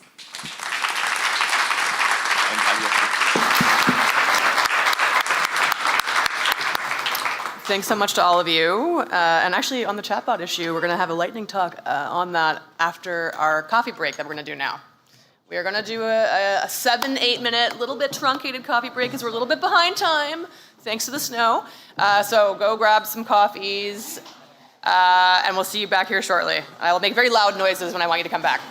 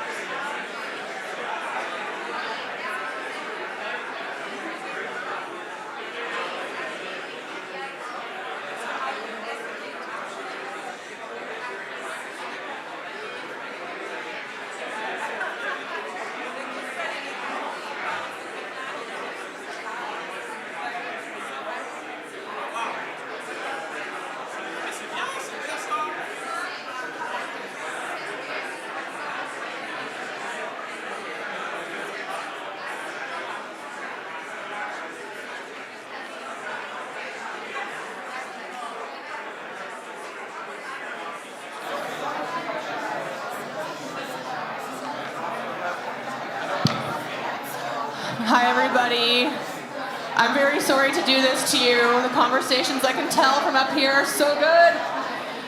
Everybody's doing such nice networking, and I have to ask you to start to sit down. Don't make me sing Celine Dion.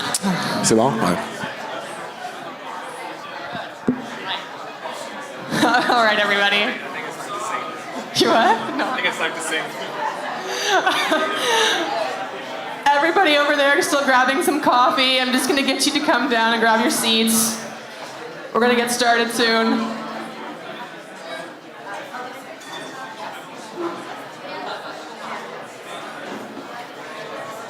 Maybe.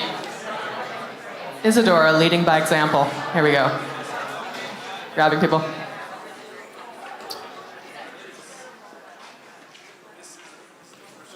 Feels good in the hand. This feels much more natural, actually. Woo.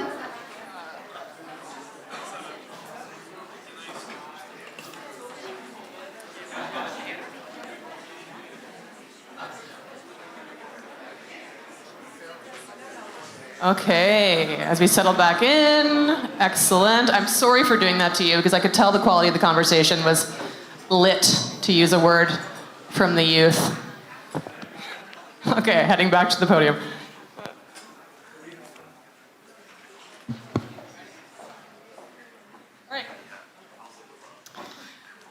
All right, at least I brought you back for something exciting. I mean, the whole day is.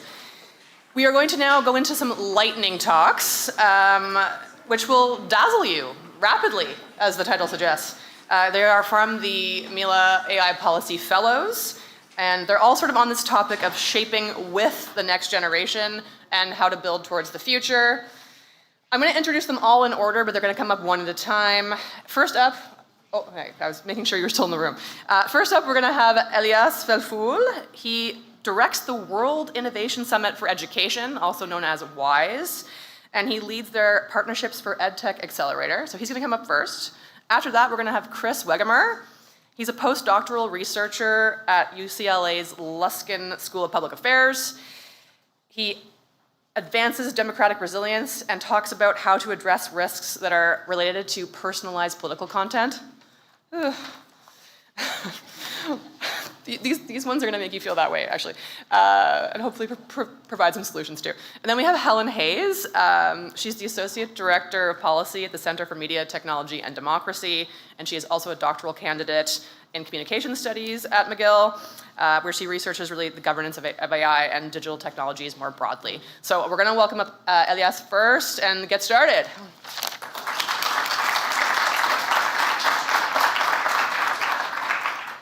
All right, thank you very much, Sally, Isadora.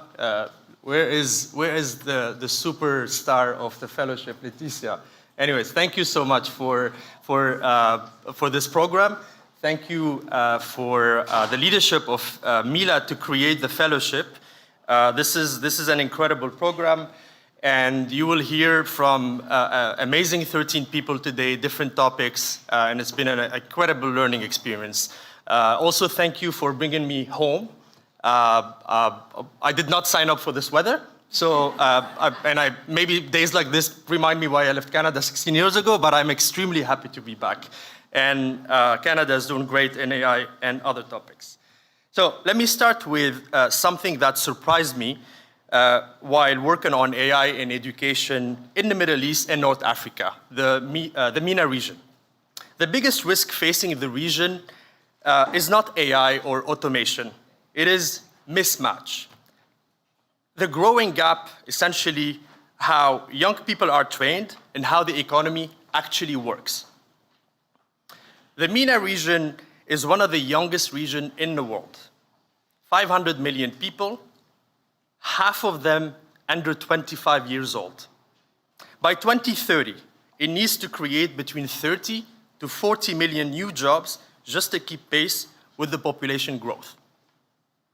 In some countries, today, 1 in 4, 25% of young people are already unemployed. At the same time, employers across the region say the same thing. We cannot find the skills we need. This contradiction is striking. Educated youth on one side and fill jobs on the other. Or as we say in Canada, and this is thanks to our mentor Ben, people without jobs and jobs without people. This is not because young people lack talents. It is because education systems were designed for stable economies, slow change, and predictable careers. That world no longer exists. When I stepped back and looked at the data, the institutions, and the incentives, one insight became impossible to ignore. Employment policy and education policy cannot be separated anymore. They are the same problem. We cannot retrain millions of people efficiently in the system that prepares them, if the system that prepares them is already outdated. You cannot diversify economies if graduates leave schools with skills that expire faster than they can be used. Education is not just another sector to modernize, it is the system that determines whether every other reforms will succeed or fails. So this is where AI enters the picture. For the first time, we have a general purpose technology that can adapt learning at scale. Not every 5 years, not after a curriculum overhaul, but continuously. AI can track how students learn, not just what they memorize. It can align curricula with real labor market signals. It can support teachers instead of overwhelming them. But there is a critical risk in the MENA region. Almost all powerful AI systems today were trained elsewhere, on foreign data, with cultural assumptions that do not always travel well.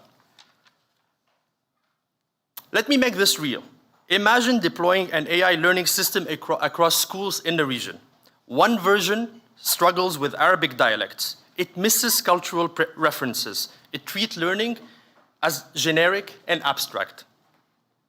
Another version is trained locally. It understands language, context, and curriculum. It evolves with the economy. Over time, these two systems produce very, very different outcomes. One reinforces dependency, the other builds capability. This is why my policy work emphasizes what we call cognitive sovereignty.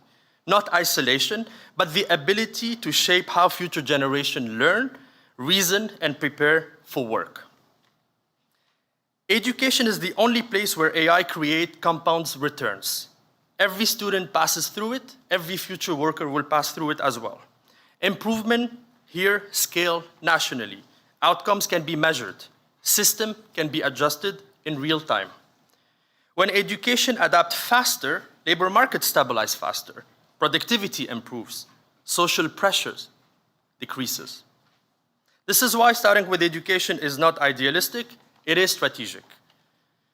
So here's the reflection I want you to leave with you. MENA's young population is often described as a challenge. It is not. It is the greatest asset that the region has, but only if we prepare for the world that already exists, not the world that we remember. The future of work in MENA does not begin with job programs. It begins earlier, in classrooms, in language, in systems that learn as fast as the world changes. Thank you very much.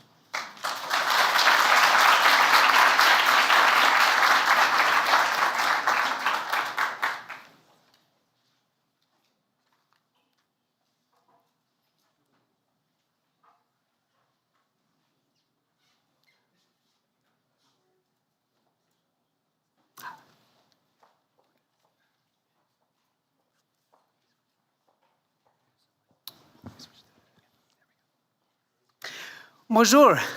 My name is Chris Wagmer, postdoc at UCLA and an AI Policy Fellow here at Mila. And much gratitude to all the wonderful people here at Mila for this conversation and this program. So my work focuses on how AI learning systems are reshaping civic development of young people. And we've all seen how social media exacerbates misinformation, political polarization. And now AI systems are taking this one step further by tailoring information and content, not only to our preferences, but also to our emotional reactions and identities in real-time interactions. Companion apps like Character AI have got a lot of media attention these days for cultivating relationships with young people. But more implicitly, AI platforms are capable of optimizing and managing students' emotional states in a wide array of ways. So the consequences are especially critical for young people who are developing their political identities and their conceptions of what it means to participate in civic life. And among my other research projects, 3 years ago, I received a grant to develop and test an AI-mediated storytelling platform that aimed to reduce political polarization. And in this prototype, an AI chatbot has an audio conversation with a student, selects a story to tell based on the student's political disposition and identity, and then adjusts the story in real time based on the student's emotional reactions, facial emotion and vocal sentiment, and then has a conversation with the students about their responses. So this platform reduced political polarization, specifically political stereotypes. But more importantly, the studies highlighted how profoundly emotionally responsive AI interactions can influence young people's political attitudes. So this led to my work here at Mila, where with the help of my advisors, I focus on developing education policy strategies that safeguard against the negative effects of emerging emotionally responsive AI learning systems. Now, before we can target civic effects specifically, the most pressing work that needs to be done is laying a foundation for understanding the broader socio-emotional effects of AI. And in particular, I found 4 key risks. First, many young people are becoming emotionally dependent on AI platforms in ways that might undermine their own self-regulation and agency. Second, AI use can shift emotional investment away from friends and teachers, potentially eroding their relationships in schools, and more broadly, the social infrastructure that schools rely on for learning. Third, the lines between education and persuasion and manipulation are pretty blurry, and emotional personalization shapes students' attention in ways that might make them more susceptible to influence in their core beliefs and values. And lastly, current AI systems frequently optimize engagement, which prioritizes comfort over the productive struggle and social tensions that are necessary for learning and youth development. So my work here centers on recommendations for school districts and state departments of education, which, at least right now in the US, are the key layer for change because they directly protect young people and also provide a foundation for higher level policy frameworks. And what this looks like is mandated safety guardrails, human-in-the-loop processes for teacher oversight, vendor procurement evaluations, transparency standards, things like this. And the main idea that I hope you leave with is that the foundation of democracy is rooted in things like public deliberation, tolerance, trust, and all of these different social-emotional characteristics are increasingly becoming disrupted by the influence of learning systems in AI. And what used to keep me up at night was the ability of AI to manipulate users and exacerbate political polarization. But increasingly these days, I worry much more about the ways that reliance on a centralized AI is shaping social processes towards authoritarianism.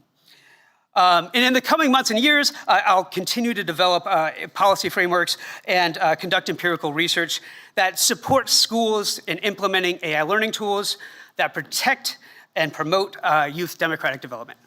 Thank you for your time.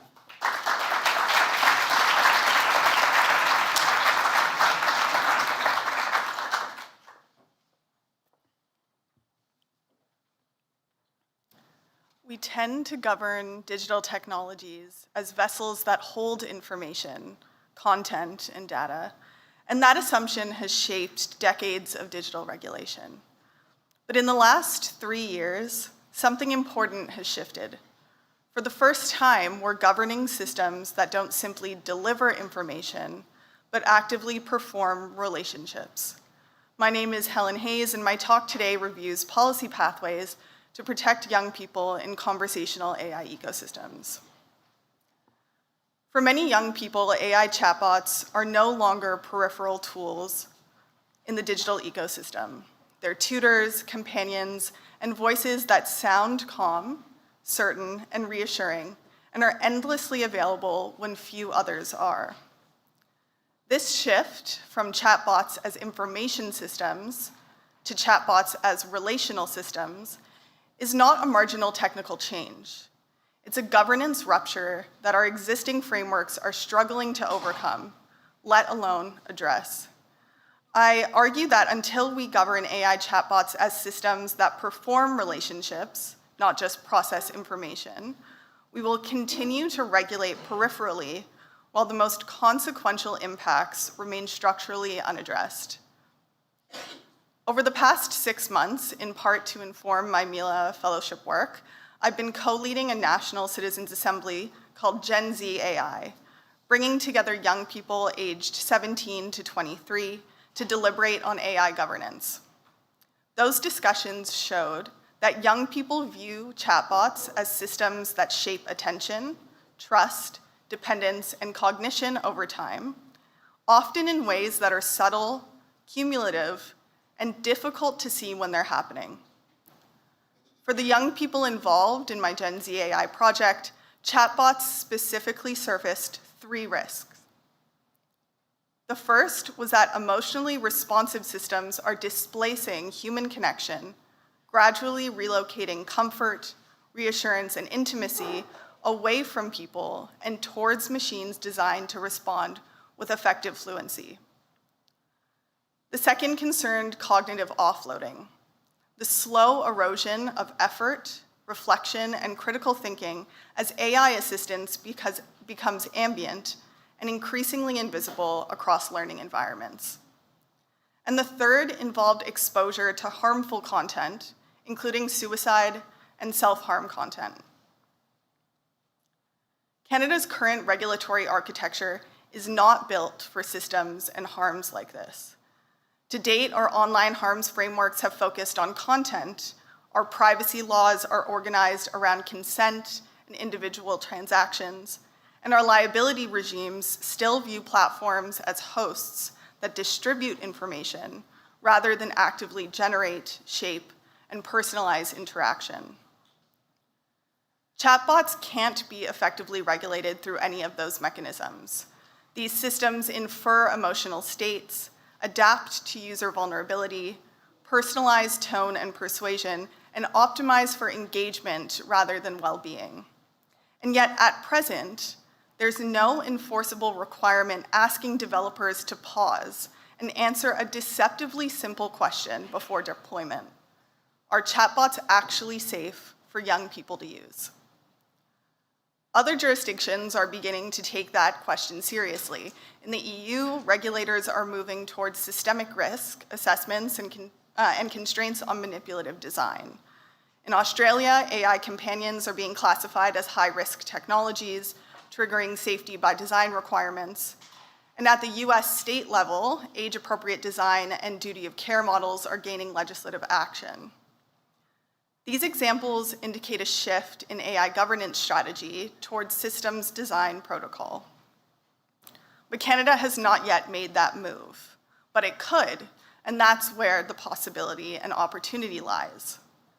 The argument I advance in my Mila policy brief is that Canada needs a recalibration of its existing institutions and legal frameworks to match the realities of adaptive, relational AI systems. In my view, that recalibration should include 3 moves.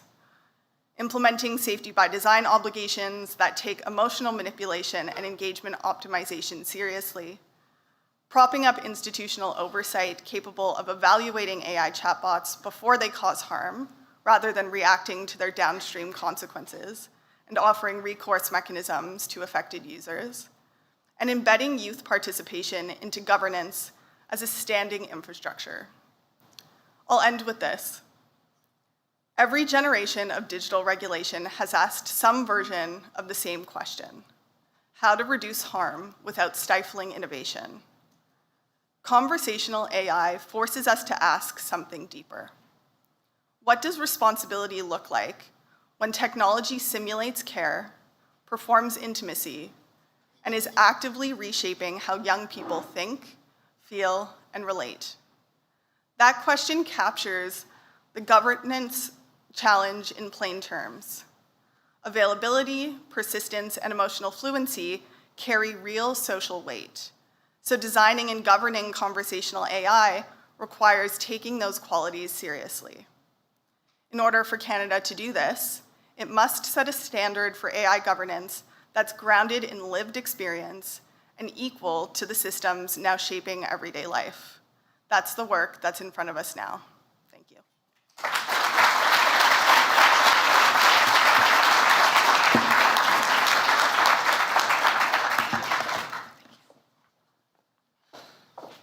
Thank you so much, Helen. Thank you so much to the other fellows. That was your first taste of the fellows' lightning talks. I think you can see why the fellowship is basically the backbone of this event.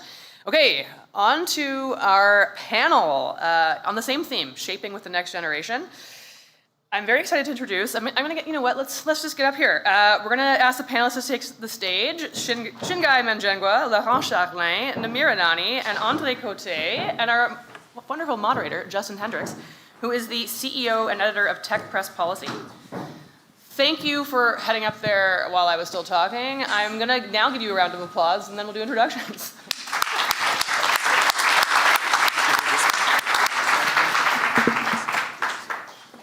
One more round of applause for those lightning talks. Those are fantastic. Really good. And we're intimidated, aren't we? Those are really good.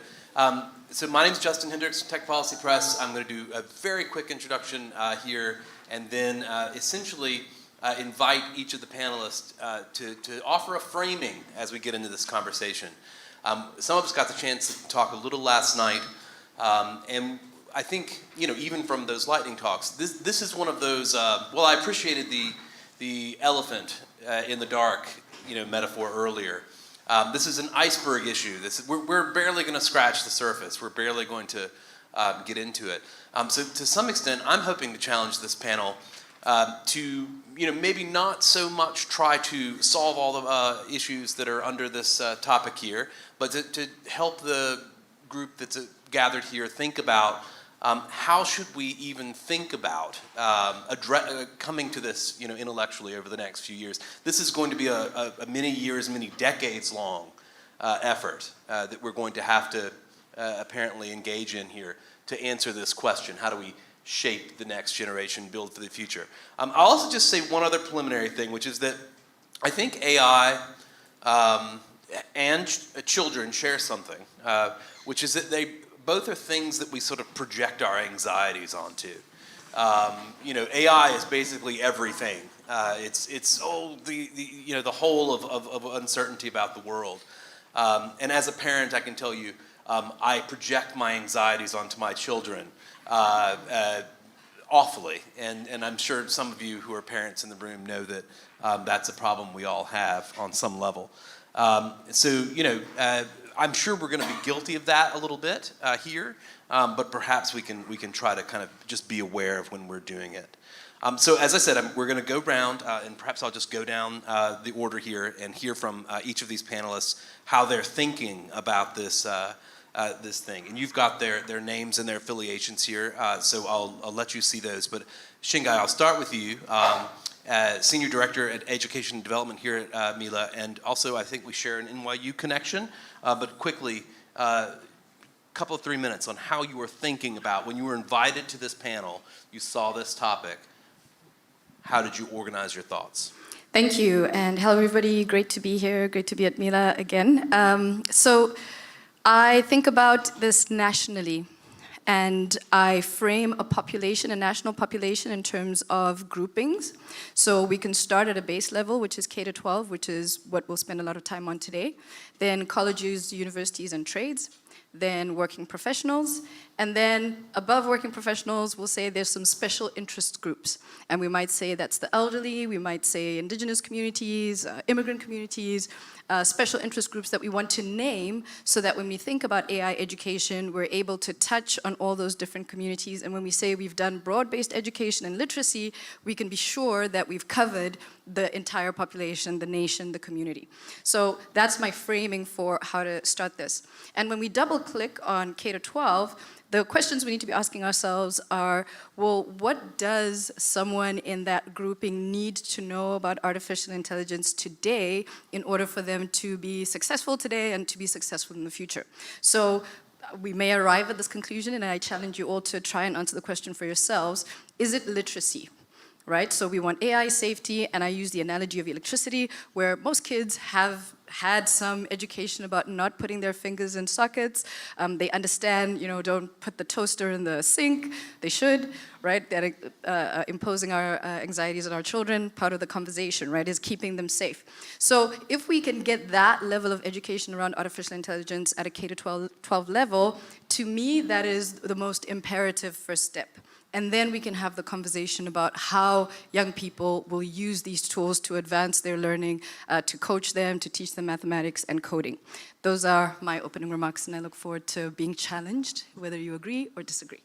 Excellent. And so next we'll come to Namir, electrical engineer by background, I understand, president of ICTC, CTIC, and background in working both in industry and in the public sector, including at Canadian Heritage. Namir, how do you come at this? Yeah, thank you for the, can you hear me? Let's make sure that thing's on. Let's see. Let's start with that. Start with this one and also. Yeah. Excuse me. Yeah, thank you for the invitation. Thank you for the introduction. Reflecting on this, maybe to put my remarks into context on this issue, I think, hearing everyone, when you reflect on this environment and AI is now more than just in the early stages of development. It's far beyond the embryonic stage. It's reached what I would call the young adulthood in its capability in learning, in its capability is reasoning, adapting, but also making decisions. Case in point is agentic AI that's with us now. So if you reflect what full adulthood is going to look like, it's going to be quite fascinating in that environment. And it's true that for the first time, we're seeing a generation of youth that are defining their identity, their values, their beliefs on AI systems as well. And so the question isn't whether AI is good or bad for the youth. The question is what type of relationships that we're developing to make sure that youth are able to use the system and be able to be creators as much as users of that environment, and what type of governance are we developing. But let me sort of expand on a couple of concerns that I believe are important to sort of discuss. So the first one is, what's alluded to in the earlier talk. It's the cognitive offloading. Clearly, the capability of the AI systems are now so powerful that we're relying more into that information, in terms of the speed and capability, at the risk of cognitive diminishing capabilities, and specifically critical thinking abilities as well. The second is the epistemic authority of this system. It's so powerful, it's making the youth try to think, well, do I trust myself? Do I trust the system? Do I trust my parents, tutors, or the teachers ultimately? And the last is the reinforcing of self-belief. I mean, I'm sure you've heard of situations where, or you've done that with ChatGPT, you start with something and it reinforces your beliefs at such a point that some patients decided to stop medication as a result because they thought they're invincible ultimately on that. But to close on this, I think ultimately there are certain policies that we have to put. Clearly, safety by design, as it was mentioned, is important. We need to have age-appropriate designs to understand the limits of the capabilities of these systems in persuasion and manipulation and others, and have off-ramps for the youth, or at least some indicatives of what's happening in that environment. Two, there should be some impact assessments of these systems. Who's using it, who's designing it, by whom. And third, and I think it's very important, is I'm sure we'll all talk about it, is the AI literacy. We have to start that early in schooling to give that information to the youth of how to use this information and how to be able to critically think. But I would go further, and I think we have to get the teachers as well, some literacy as well in that environment to be able to manage in that space. And happy to expand on other policy sort of aspects in that domain.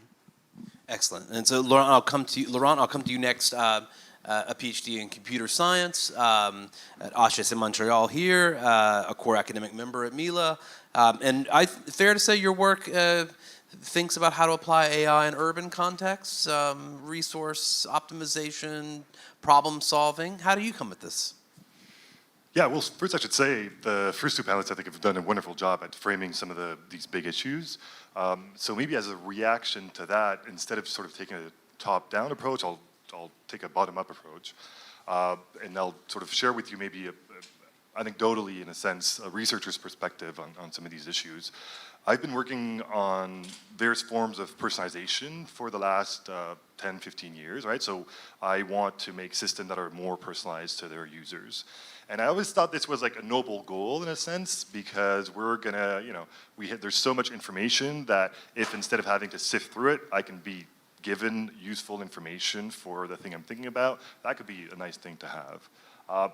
But clearly, so if you think now a little bit about education and youth, you could maybe make similar arguments, right? Our current model of there's one teacher for 30 students has advantages, but also has limits. As a teacher, you have to teach for the average kid, right? So you're sort of forgetting the ones that are too fast and the ones that are too slow. So the ones that are too fast will be bored. The ones that are too slow will be like, what's going on here? And so this idea of personalization seems powerful in this context.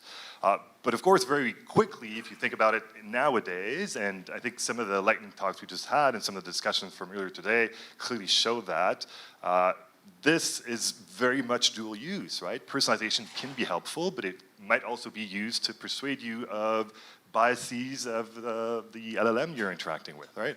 And so I think as a researcher, you feel a certain level of responsibility for these general tools that we've all contributed to. And you ask yourself the question, what can I do better? And clearly, this is not a purely technical solution, right? There's no computer science expertise that will tell me what to do. It requires to bring in a multitude of expertise, so multidisciplinary. This is very difficult, right? We are in silos. Let me just give you one example. Xingai and I are in the same building, and today is basically the first day we met, right? If we wanted to collaborate because we had interesting things we wanted to work on, it would take a little bit more time, right? And so as you're trying to break these silos, as you're trying to work in the middle, you need to become bilingual, you need to meet the right people, the right collaborators, be open to this, and this just takes a long time. So from a technical standpoint, it will take some time to get there. That's my point, I guess, yeah. Excellent. We'll come to you next, Andre, at the dais, and I'll just say, at Toronto Metropolitan University, it feels like we've got all the organizers of the greatest tech and democracy conferences in Canada in the room. Taylor Owen is here, and folks from Attention, but you've got one of those as well. How do you come to this issue? Sure. Well, thanks for that. And nice to follow Kareem as well, whose shoes I'm now filling after he, landed in higher office earlier last year. So we, our work is focused at the intersection of technology, education, and democracy, and we've been doing a lot of work lately on AI, as well as on kids and tech issues. So we've been sort of thinking about this, coming at this from various ways. I was trying to think, through our conversations last night about, what would be kind of like the top line places to kick things off. I think firstly, I also really liked Isidora's elephant analogy, because that's the way I've been sort of thinking about this area. A bunch of sort of intersecting areas of work where we're struggling to sort of connect the dots a little bit from, safety to AI use in education to how we're thinking about its impacts on the workforce and how to prepare. So we need to, I don't think there's going to be a world where we're going to be able to, fully bring that Venn diagram together, but we need to be thinking about the intersections there. I think, we like to, there's sort of this sense that like this is all entirely new and we're grappling with entirely new sets of challenges and need entirely new mechanisms. And I don't think that's entirely true.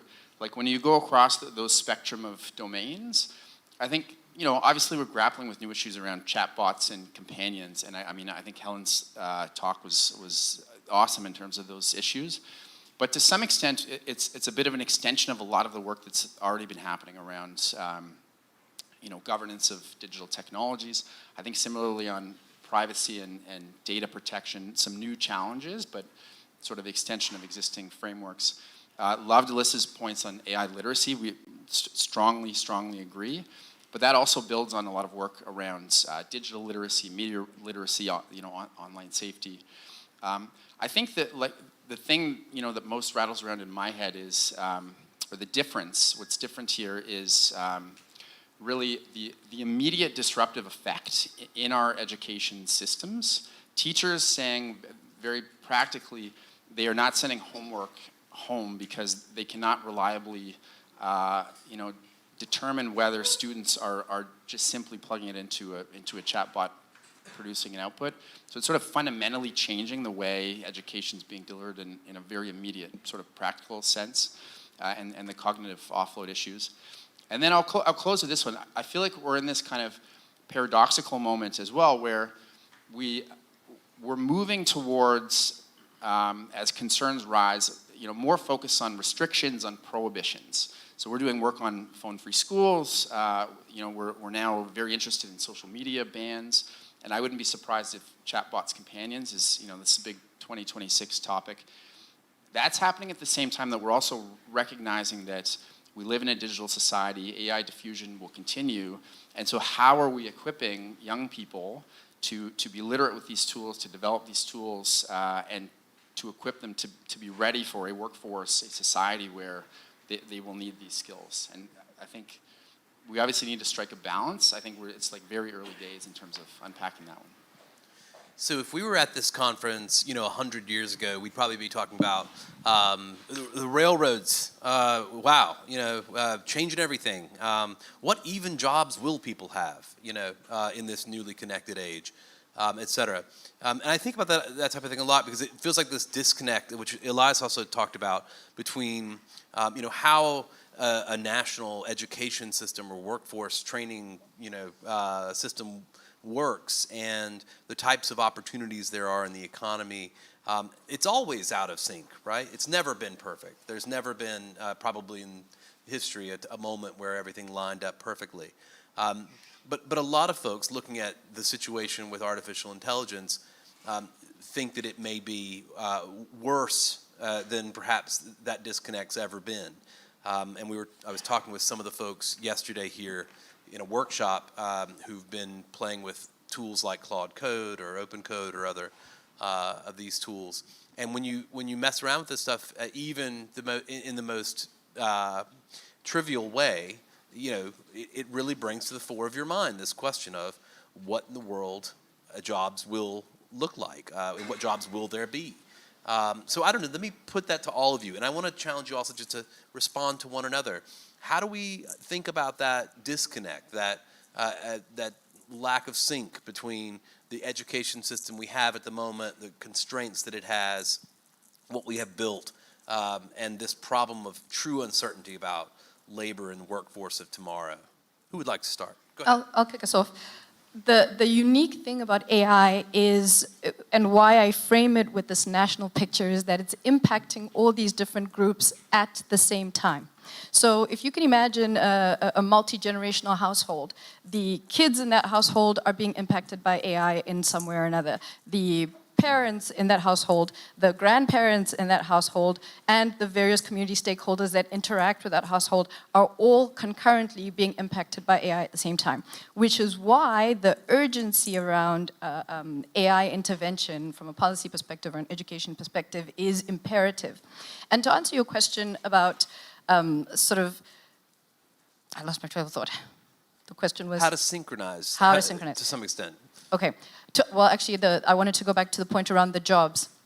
So for this entire household and this community of people all being impacted by AI at the same time, what does the future look like for them? Now, the experiment we are running on our children is to say that, well, maybe let's pause education. Maybe let's stop teaching them coding. Maybe let's stop teaching them, whatever, or sending homework home. That's an experiment that we are running on them based on this moment in time. Our ability to leverage artificial intelligence tools is based on the fact that we have underlying knowledge already that we are applying to AI tools, that we are augmenting and supplementing and then moving forward with. But if you take this home view where you've got a society and a community and a network, as we project forward, my view is we don't have to stop things immediately just because it's an open question about what the jobs will be. Why not continue to teach the kids math, science, arts, etc., knowing that AI is evolving the whole system, and then that way they are empowered, we are empowered, and in a future state we can co-create what those future jobs would be. I can add to that. Yeah, thank you for this introduction. I think it's difficult to crystal ball this in the long term. We know from the studies that we do for the next number of years what are the skills and demand is going to be in the space on that. But I think there will be, if we reflect on the trends, AI is becoming ever more powerful in its capability.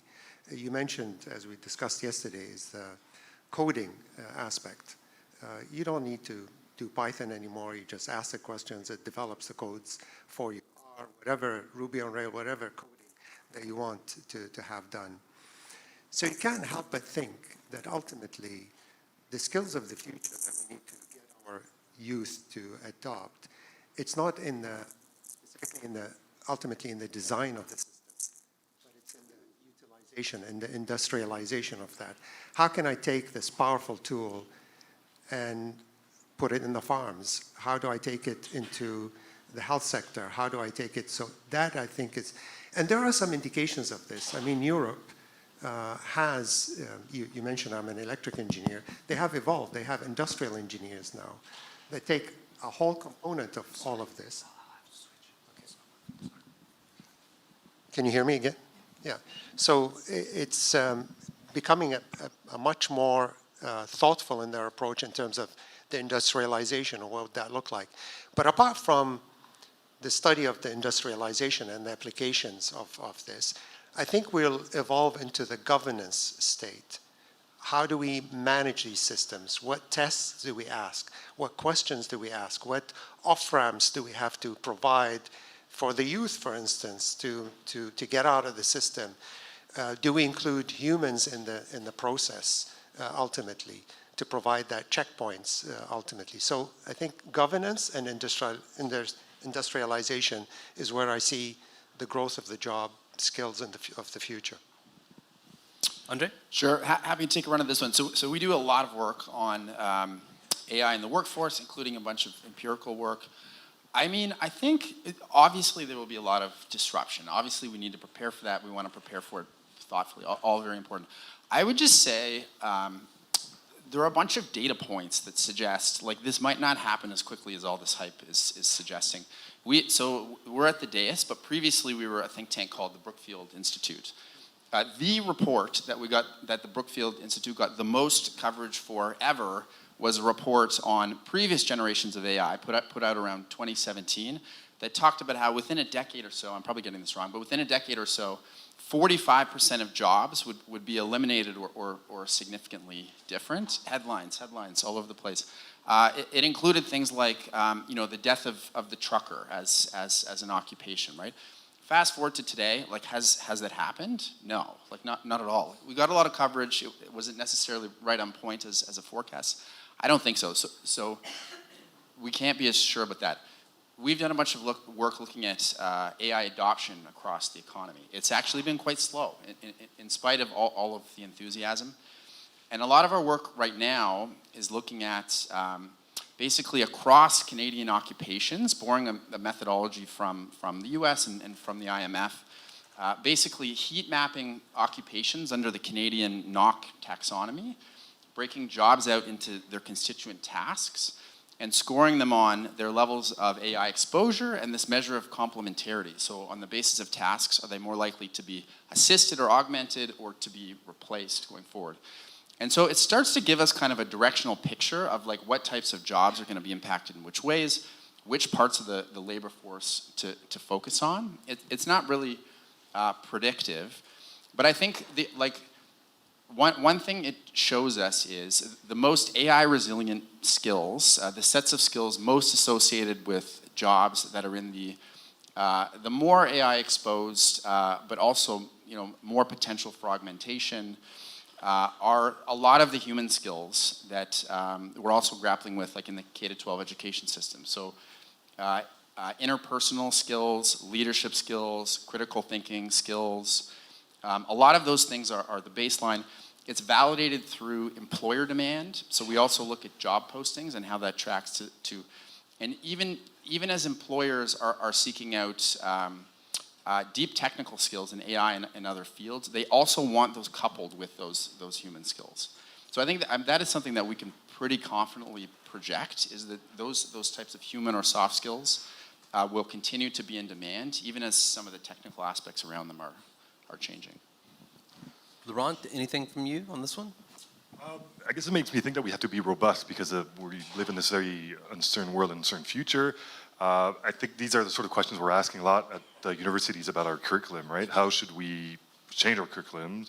How should we evaluate our students given that we have access to these tools? And completely frankly, we don't really know, right? It's not like we've had 5 years to think about this and figure this out. The technology is also moving forward quite rapidly. So I think what Xinghai was saying, and which to me resonates a lot, and it's a lot about let's be robust to whatever future comes up. And does that mean less about knowledge, more about skills? Is that something universities should do? How does that then trickle down to K-12? I'm not 100% sure, but these are interesting questions. Yeah. Okay. And I believe I'm going to have the opportunity to open up to questions for a few moments. So please, if you have a question, begin to prepare that. I'm just going to ask one last thing, and then perhaps we'll invite some from the group, which is to you, Andre. You were talking last night a little bit about some of the places where you're looking for inspiration, other global international regulatory bodies that are doing important work in this area. Are there things that you, want to share with this crowd about where you're finding inspiration on these issues? And maybe you'll start, and if each of you might like to make a citation or a reference here. Sure. Well, we covered a lot of ground. We also might have been a couple of drinks deep. So we'll see how much remember. But I would say two things. We've been doing a lot of work on phone-free schools across Canada. And there are big movements for that in the United States, really all over the place. In Canada, all 10 provinces, in a very short period of time, around sort of 2024, 25, put in place restrictions in their K-12, phone policies in their K-12 systems. And so all of that has been rolling out. It's very messy. It's highly inconsistent. There's a lack of support for educators in many instances. Parental communications is challenging, et cetera, et cetera.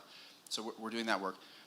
I find it like immeasurably more inspiring than our work on AI in some levels, because AI, it feels like we're kind of being dragged along into this future that we feel very sort of disempowered around. Where at least in that space, and maybe it's because we're doing less sort of research work. It's more like sort of directly engaging with educators, students. But you just have this sense that like everyone's struggling with it, but they're just feeling more agency in being able to sort of shape their use of these tools. So I'm finding that really inspiring. And I think also, I think AI literacy, critically important. I think it's at all ages and stages. As we're thinking about K-12, we're in a federation. Education is a provincial jurisdiction. So, our advice to the federal government in this new AI strategy is that this should be a major priority, it should be funded, but the challenge is a lot of this work's going to have to happen provincially. I think here, we don't have to necessarily reinvent the wheel in Canada. Our advice is let's take pan-Canadian approaches, let's adapt a lot of the work internationally that we're already engaged in. So like the OECD has put out AI literacy frameworks for primary and secondary education, UNESCO, PISA. Let's think about how we adapt that, tailor it to the Canadian context as needed. But I don't think we need to be paralyzed by these challenges. I think we can use a lot of what's out there and just kind of get on with it. Excellent, and those were exactly the references you made last night that I remember. Laurent, anything from you? Anything, go ahead. Citation? Anybody else? I'll just add the provincial nature of education is what it is. But what we can do at a federal level is collect data. That's such a tactical intervention that if we can get that right and just understand what is happening across the provinces, the intention is not to be prescriptive, it's not to dictate any kind of curricula, but can we just understand what the schools are doing, what are the educators doing, who's had training, who hasn't had training, and what tools are they using. The one practical application I would say is even just from a collective bargaining perspective. What does the pie chart look like for our service providers across Canada? What percentage of our provinces are using OpenAI versus Anthropic, et cetera. And when we go back to Microsoft, we can say, hey, we've got this massive budget with you across these provinces. We are concerned about safety for K-12. Can you intervene? We've just got a little bit more authority if we've got the data to share. And I would say just as a tactical intervention, understanding the limitations of a federal and provincial system across education, let's just start collecting some data. Yeah, maybe to add, so we did a research recently with an organization in Europe called ADRA, Artificial Intelligence Data Robotics Association. And the report is called or titled AI Governance, actually AI Sovereignty and Economic Growth. And we compared regulatory schemes around the world, specifically with Europe. And it was interesting to see that apart from their approaches being very prescriptive and very clear, so it helps in attraction investment because there's certainty and credibility in the approach. They did have aspects in terms of youth protection. And I would recommend that whatever this ADA that we're doing in the future, which is in Canada, the Artificial Intelligence and Data Act, has to have clauses on youth protection, ultimately. We haven't touched that in our ADA construct, but it has to be front and center of the approach going forward. So in terms of what safety by design look like, what impact assessments have to be done, what off-ramps have to be done for the youth, I think it's all important to be reflected on going forward. Excellent. Do we have a question from the audience? Anybody? I've got one right here. I think there's a microphone here you have to come to so that the folks online can hear you, if you don't mind.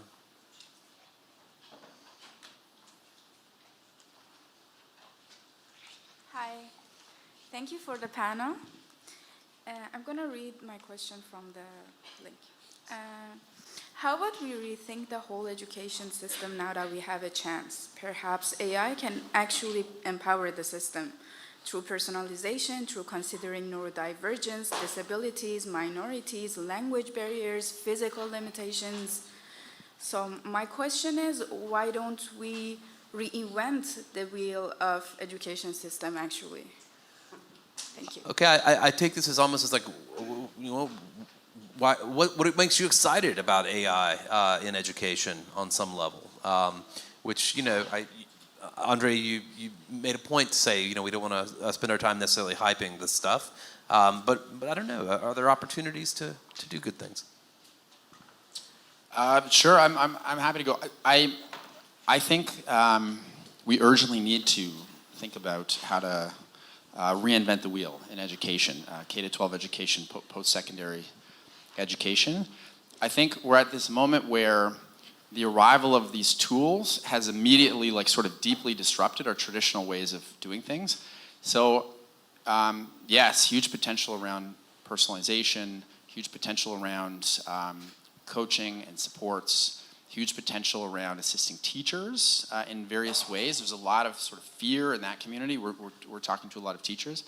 Like our research finds that those are actually the the types of occupations where we're not going to quickly do away with the interpersonal aspects. So they're actually in supporting with lesson plans, with grading, like if sort of properly. So there's all sorts of potential. I think we kind of need to be thinking on this sort of two-track, which is how in the very immediate are we supporting teachers, educators, as well as students, parents, with like the immediate disruption we're seeing to the traditional ways we've been doing it, to buy ourselves a little bit of time to think about what a redesigned system looks like. That would be my best advice. And maybe very quickly, I would just add, I think before reinventing something, we should understand what we have, and we should understand how this technology can help us. And to do that, we'll need to collect data. To do that, we'll need to run experiments, right? And so if you think of that as a loop, I would, from a sort of scientist's mindset, I would say we need the data, we need to run experiments, and then based on that, we'll sort of remove some of our hypotheses, and that will give us data about what to do, what we want to change, how to change this, right? I think that's the critical before we want to blow up everything. That aligns with your point. Yeah.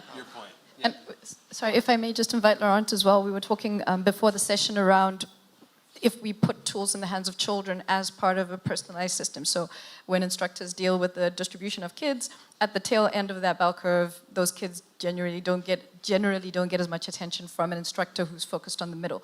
What does safety look like? So we want to transform education, fantastic. We can give kids tools that help them with math. Can we make those tools safe? And I don't know if you just want to comment on these guardrails that we're talking about as this is, okay, now we can give a kid to a tutor to teach them math. Do you want to just maybe chat a bit about what makes it safe? Yeah, I think that's a tough question to define, and I think, again, it'd be, we need sort of a multidisciplinary definition of this. What I would say, and I think what makes me a little bit hopeful is that I don't believe the AI will be 100% safe, ever. What I'm more optimistic of, though, is that we can build a number of guardrails around these AI systems and use them in context such that they are not harmful to their users, but beneficial to their users. So I don't know if this is exactly what you were looking for, Shanghai, but I think it's covered, but to answer the question, clearly that we discussed a lot in this panel in terms of how to manage AI and aspect, but clearly AI is so important for our economy and for our society and humanity's next chapter, really. I mean, if you look at our modern world, it was invented as a result of centuries of of human intelligence into this. So add artificial intelligence into the equation, you can see the potential power in tackling many of the global challenges that are demanding our full attention, from climate change to health risks to everything. So I think we should embrace this technology to the extent necessary and develop the guardrails to do that. But I do agree that we have to rethink and reinvent our educational system in tandem with the development and the capabilities that AI is producing. Because if we treat it as an entity that we should stop, we have not created the world that we should be creating in the future, ultimately. And youth are the future generations. We should create that capability going forward. Laurent, you're rolling that one around in your mind a little? Well, I think my sense is there's maybe a middle ground, right? Like, I don't think, and I'm not trying to say, let's be contrarian here, but I think there's a middle ground, and I think that's maybe the difficulty here, right? And it's like finding and navigating that middle ground, because the genie's out of the box, right? So we can't put it back, so we have to deal with that. But let's make sure it's beneficial, obviously. I'm going to come to your question next, but I'm told we have an online question, so I need to have that somehow enunciated by the voice of God in the back. Not God, just Henry. So both questions point to the age of the panel, who is speaking on empowering the next generation. I'm just the messenger. You're all youth manifest in my eyes. But you're just the messenger. But both questions relate to how we can avoid a top-down AI governance that placates the young voices, and how we can better include the youth's opinion and voices in practice. Yeah, there was a parenthetical, I think, in the title of this, which was with the youth, with the young. How do we do that? I'm going to take a controversial take, which is we are the grown-ups in the room.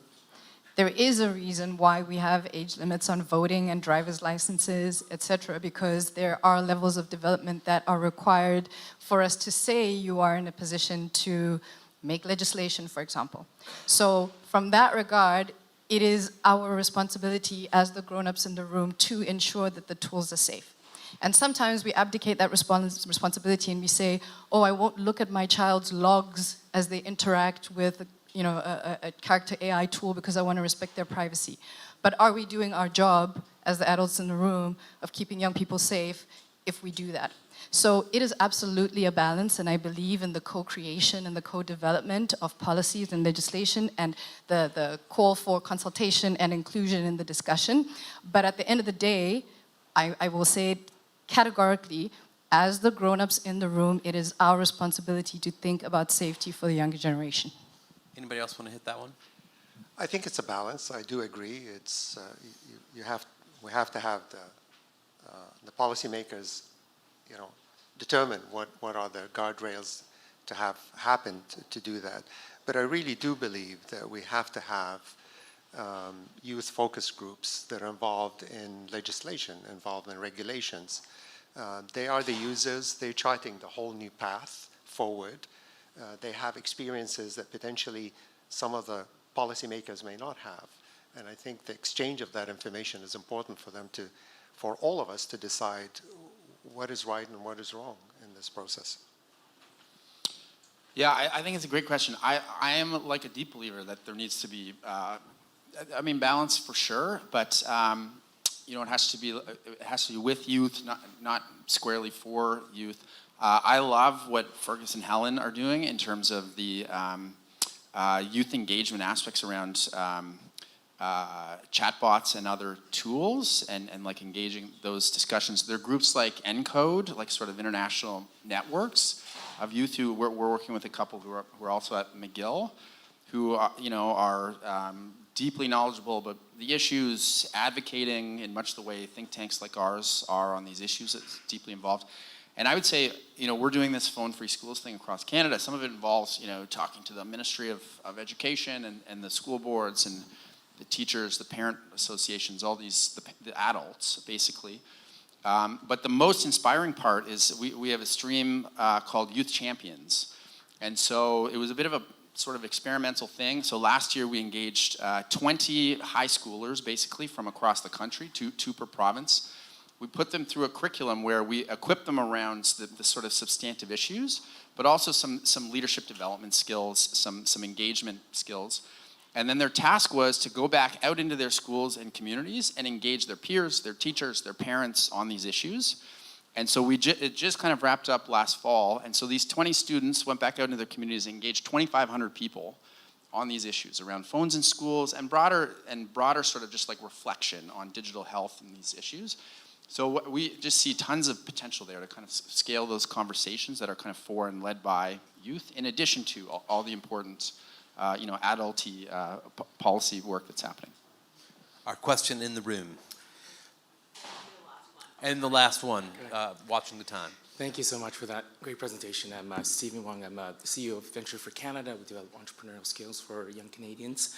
And my question is about sort of youth unemployment challenges that we're seeing, numbers that are growing, and that's obviously a challenge across many parts of the world. And I'm worried about the sort of underemployment, unemployment you're seeing as young people cannot get that first entry-level role that's starting to disappear. And businesses are worried about how AI might impact, so they're not taking the risks. And young people don't have the experience to get their foot in the door. So I'm curious your thoughts on how do we upskill this generation that they're entering the workforce so we can turn AI from this threat into an opportunity, and perhaps they can be an agent for AI adoption for businesses as well, so that we can, to your point about co-create the jobs of the future. Thank you. Anybody want to take that one? Hesitant, but I will try. It's a very important subject, but I would flip it on its head. For me, it's no longer about, skills development. We are involved in that, and it's critical to have happen. But I think we have to empower the industrialization of our economy to create the jobs of the future. we have to create the demand somehow. We have to take AI into the health system. We have to take AI into farms. We have to take AI into advanced manufacturing and everything. Those that will create the jobs of the future and attract that talent ultimately. So I would argue, start with the demand. We have to have an industrial strategy to create that growth capability, because where else the youth would go? They will acquire the skills and they will seek other markets ultimately, where there are clusters of growth capabilities. Anybody else? I'm happy to take a real quick run at this one. It's a really good question. There's obviously been this big sort of narrative about AI already sort of killing off the entry-level job or the work integrated learning opportunity. My colleague Jake, who's somewhere here, and our chief economist had an op-ed out recently that basically said the data does not yet show that this has been happening. I think part of the challenge is there's just great uncertainty in the economy that's been making for a tougher sort of employment market for younger people. But yet, I think, is maybe the operative word. I think, it raises really serious, deep questions.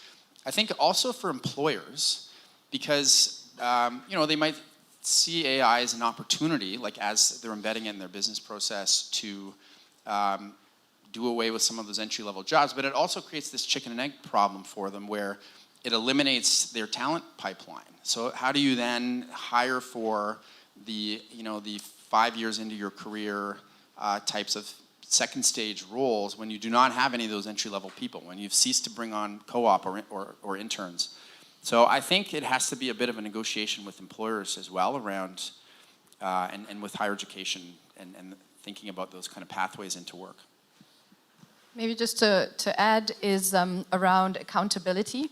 And our policymakers, it's part of their role to look at a society and to look at where the jobs are and how to empower people to create those scholarships and other opportunities and co-ops, etc. So in that regard, it's been mentioned multiple times that AI is not just happening to us. We are part of this process, and to be civically minded, to be engaged in the processes where if the data starts to show that, are we just sort of passively saying, well, the entry-level jobs are going? How are we engaged? How are we part of the conversation that says, okay, we need to be part of the solution? And then truly around accountability is to say, well, who's accountable? Well, we vote people into office to say, you're going to vote in line and work, create policies that support us. That is still an avenue that we have that we can lever to make sure that we are creating those roles. The time is ticking down. I just want to say, underline theme, huge uncertainty, need for more data, need for better ways to study and come at this problem. I suspect there'll be a version of this panel at next year's AI policy event, and the one after that, and the one after that, and the one after that. But I want to applaud you all for engaging in this conference and thank my panel and all of the lightning talk participants prior to it.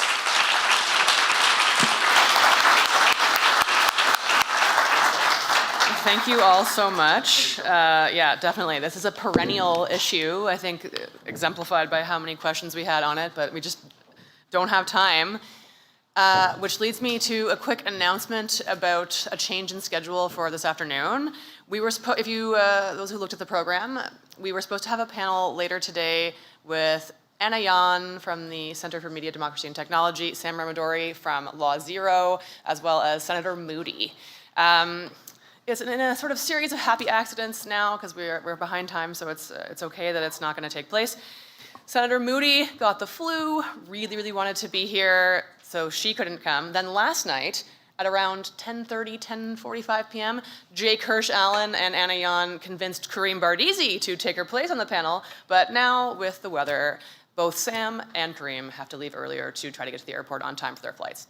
So, with that, we are sad, but the balm on our wounds will be that we have lightning talks now, which I think everyone very much enjoys. And Carl, you're giving me, is there something to... You're ready to set up. Okay, all right. So the next lightning talks are going to be on the theme of, just a light theme, of detecting infrastructure level risks in agentic AI, unsafe delegation, emergent deception, and goal misalignment. Yeah, just, easy breezy, beautiful AI. First up, we are going to have House Lin. He is a computational social scientist at MIT, who investigates how AI systems shape information ecosystems and human decision-making. You can stay. After him, we're going to have Marcia Nugtaran. Marcia is an AI policy expert who led the global AI policy initiatives at Meta and previously served as head of international policy, I'm good to come back, head of international policy at the UK Centre for Data Ethics and Innovation, representing the UK at the OECD Council and Europe. After her, we're going to have Zhengxian Sun. He's a lecturer in AI at the University of Kent, specializing in graph representation learning, explainable AI, and LLMs. So please join me in welcoming first House Lin for these next series of lightning talks.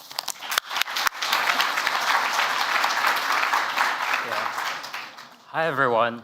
Thanks for having me. I'm very happy to present some of my empirical evidence today, actually. Yeah, so I'm a computational scientist, social scientist at MIT, and I study how digital ecosystems and how and how they influence our decision-making and what we can do to develop, scalable solutions that can help make the digital ecosystems that we're in a better place for everyone. So today, I'll be presenting some work that we've done in the last 2 years on AI and political persuasion. So this is probably not new to everyone in the room, right? You've seen all of these kinds of articles, policy briefs everywhere since 2022, right? And everyone's making lots of big claims about how dangerous AI is for democracy and for everything, society, right? But as an empirical scientist, I'm like, where's the evidence? That's what everyone here is asking, right? But things move very quickly in the last couple of years. That was 2022 to 2024, and immediately in the last 2 or 3 years, there are politicians that immediately started using chatbots as stand-ins, or they start using them to represent themselves. Why? Because it's very scalable. It's cheap, right? They can talk to their constituents forever, right? 24/7 without sleeping. Perfect, right? But does it work, right? That's the question. Does it work? What does it do? And last December, well, a couple of weeks ago, there are a bunch of studies, 2 studies actually, two papers that got published with lots of experiments, and that lead to these kinds of articles that you see on many outlets. And today I'll be presenting those 2 papers because they're co-authored by myself and my co-authors in the UK, in Poland, and in the US and in Canada. So AI, what we did was to conduct randomized controlled trials, experiments to try to really answer this question. If you were to get people to talk to chatbots, can they actually persuade you to change your minds, right? Can they actually do it, right? Here's the paper in case you want to check it out. But just to provide some context, traditional advertising and campaigns in the US, it's a $1 billion industry, right? US politicians spend billions every year to try to convince people to change their minds.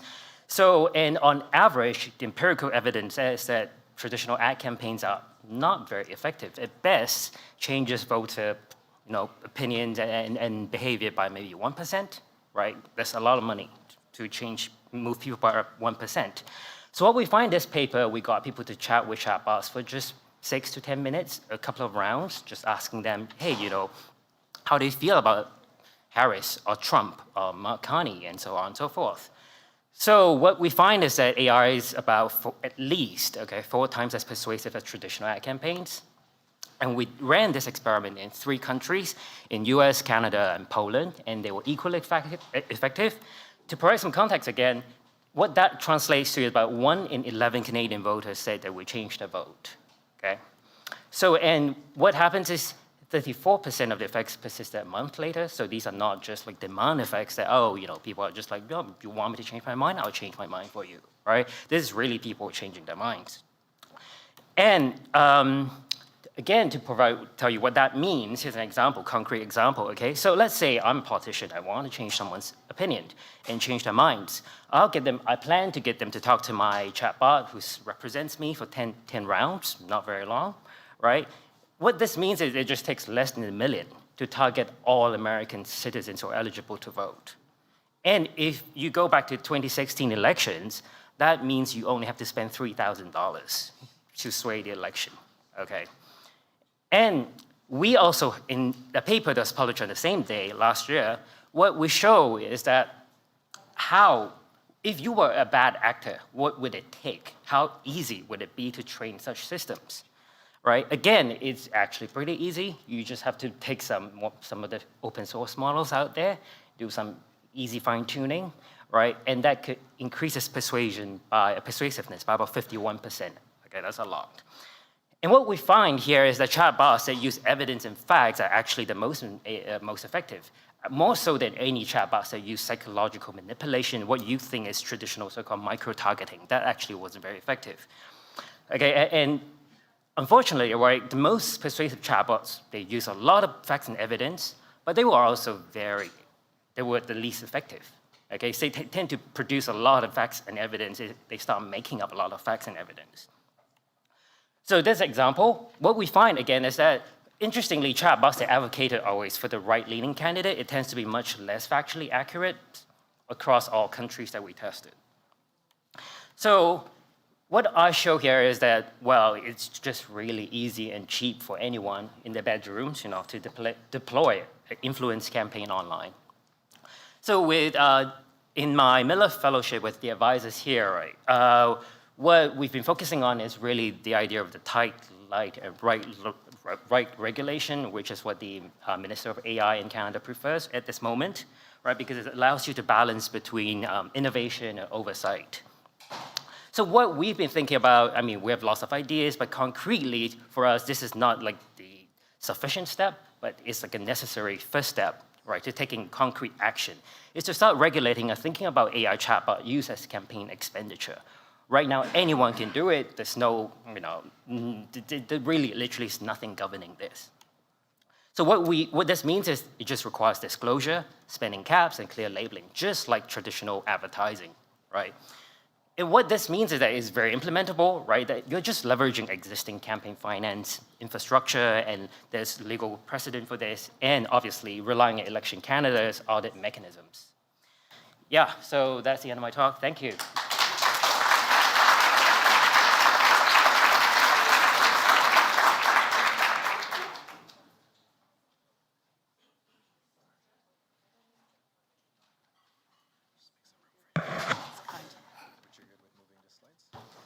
Yeah, I'll have to do that on there.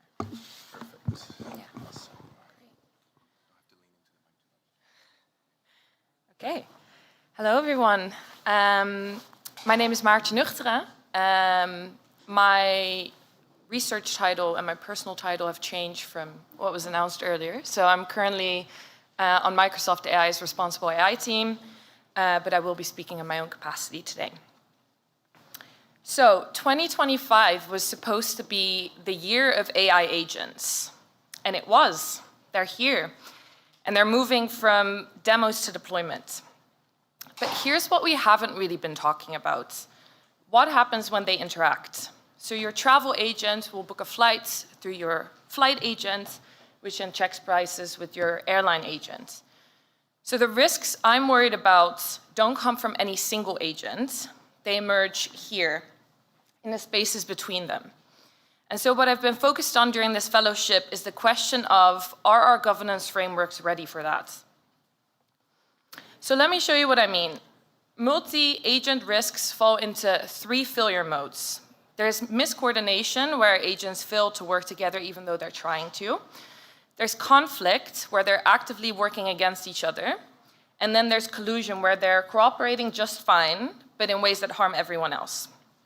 So for example, in the 2010 flash crash, we saw one big sell order hit the market. Trading algorithms reacted to each other instead of to the market. And this created feedback loops, and in minutes, the market dropped $1 trillion. So not a single system failed in this case, they just couldn't coordinate. There are other examples also at the model level. So for example, researchers put Claude and Llama together, and both passed safety evals alone, but paired together, they produce vulnerable code in 43% of the cases. So these risks don't live inside any one agent, they live in their interactions. So what I did is I took the EU AI Act, which is arguably the most comprehensive AI governance framework we have right now, and I stress tested it against multi-agent scenarios. And what I did is I asked the question, what happens when you apply these rules to systems that interact? And I found 3 governance gaps. So firstly, when you look at risk management, the Act requires providers to identify foreseeable risks and be resilient to interactions. But it frames interactions as something to be resilient against, not as a source of emergent risks that require its own governance. And risks from interactions aren't predictable from looking at any single agent. So whether those agents are in the same organization or across providers, this is really difficult to do. So harmful patterns spread across deployment before anyone detects them. Then secondly, I looked at transparency. And the issue here is that you can't document behaviors that only emerge when your agent interacts with someone else's, one you've never seen. And users also only see one interface. They don't see that behind it there's a chain of agents producing that single outcome. Then lastly, human oversight. So the rules assume a single decision point, but cascades unfold across organizational boundaries where no one has visibility or authority to intervene. And when something goes wrong, each provider reports their fragment. There's no mechanism for joint investigation. So these gaps compound. If you can't detect it, you can't explain it, and if you can't explain it, you can't respond to it. So everyone complies and no one is accountable. Now these risks or these gaps exist everywhere. There's no major framework, not in Canada, not in the US, that explicitly addresses multi-agent interaction. And we can't wait for more evidence. By the time we have clear evidence of harm, these ecosystems will be entrenched. But right now, we're drafting technical standards, implementation guidance is being produced, and so this is really the moment where we can shape the rules. Now, I don't want to leave you with just the problem. There are some concrete things that we can do. So first of all, interaction level testing. We don't just test agents in isolation, we should test what happens when they coordinate. And we could do that, for example, through multi-provider sandboxes. Secondly, cross-provider interaction protocols. So when failures span systems, we need shared investigation. And that means traceability, so knowing which agents are involved. And some of the international AI safety institutes are already exploring this. Thirdly, standards for secure agent-to-agent communication. So we built that into how agents interact and not just bolt it on afterwards. And the last thing I'll mention is ecosystem-level oversight. So a dedicated unit that can test interactions across providers and spot patterns that no single provider can see. And here's the irony, this requires companies to cooperate with each other. We can't expect agents to coordinate safely if we can't coordinate ourselves. So, I hope it's clear that the risks live in interactions. It's time our governance did too. Thank you.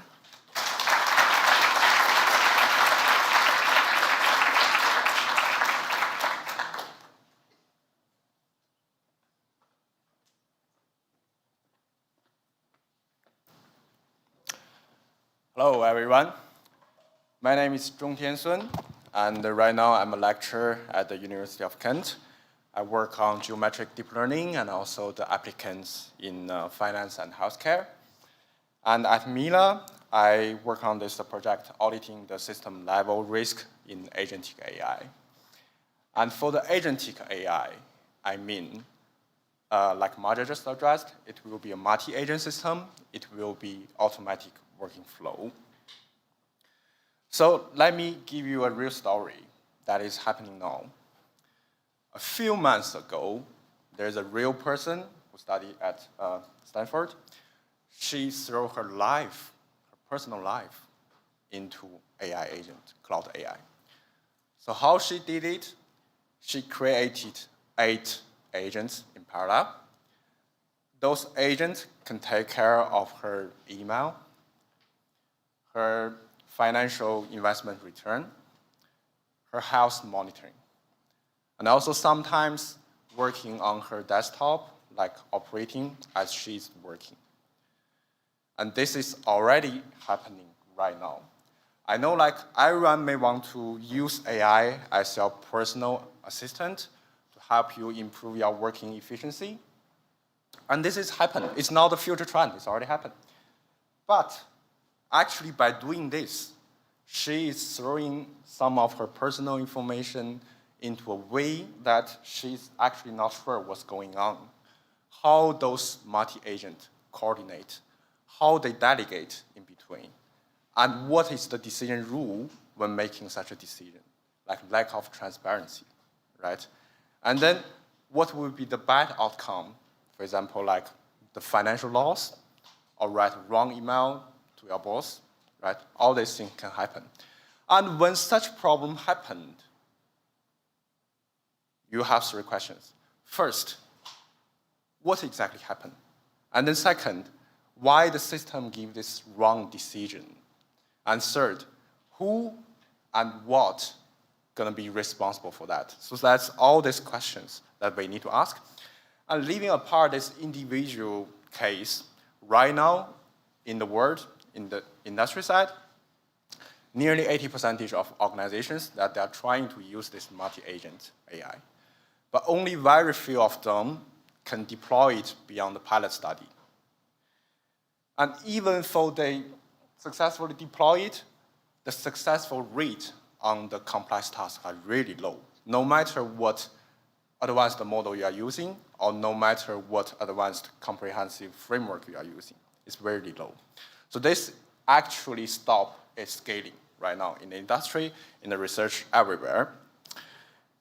So that's because there's unreliable, this kind of risk, because we are really not sure what's happening inside. And the existing governance framework, which is supposed to protect us, right? Can it really protect us right now? The answer is unfortunately no. Because the current governance cannot see the agentic AI failure. For example, take the EU AI Act as an example. What they have is like, well, we focus on the outcomes, right? We have this metric, we check about the accuracy, success rate, and we focus on the single decisions, why it gives from the model. That's it. We do require some documentation, that ad hoc logs, but that's it. So actually, we don't know what's the inside execution chain and why the agent makes such delegation, what's the tool calling use sequence and the coordination pattern, everything, like Maja just mentioned in her talk. So to address such problem, I propose here at Mila that we need some auditing system that can audit AI itself, right? So here, I think it should have 3 pillars here. The first one is infrastructure. Because right now for the multi-agent, it's not a single model. It's not a single agent, it's always multi. And there's always interaction between, among, or within a very complicated environment. So first, we need to have a system-level execution trace. And second, is about the intent, that we want to understand why it happened. And when we know why it happened, we better make sure that it's aligned with our real intent, not let it to take a shortcut or mislead or anything. And last but not least, we need to compare the planned action versus the reality. So in the end, we want to have an assurance spike that can make it more reliable for us. So here, based on this framework, who should act and how? I think everyone in this room, sitting here right now, all the people who are watching this live stream, they all care, right? They all care about this AI safety thing. So here I list some departments of government that they can take the responsibility to move it forward, but not limited to those. Because all the organizations, communities, even the individuals, when you use AI, you have your own perception of how this AI safety should work like, how it can protect yourself from and shield yourself from the risk that you don't want to exposure to. So that's the key. And then based on this, there are some actionable plan that I propose. I won't go through all of them, but just remember the key ideas that we want to have the assurance spike in the end. And so the key takeaway of my talk today is like we want to move from the model oversight to action oversight. And if you are interested in more details, feel free to check my policy brief later or send me email or contact me on LinkedIn. Thank you. That's all.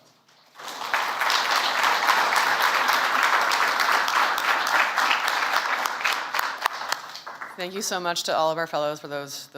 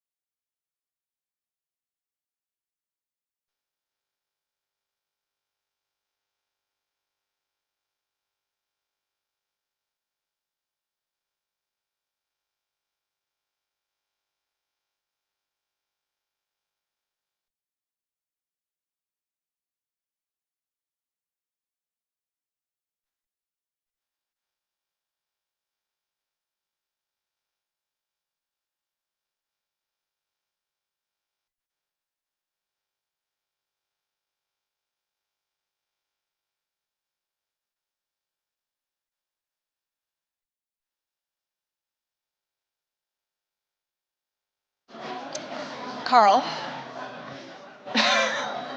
the power I wield.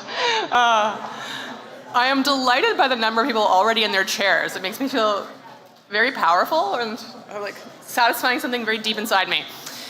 For those of you who are still grabbing lunch and such, I'll just invite you to come start taking your seats again. We're going to get started.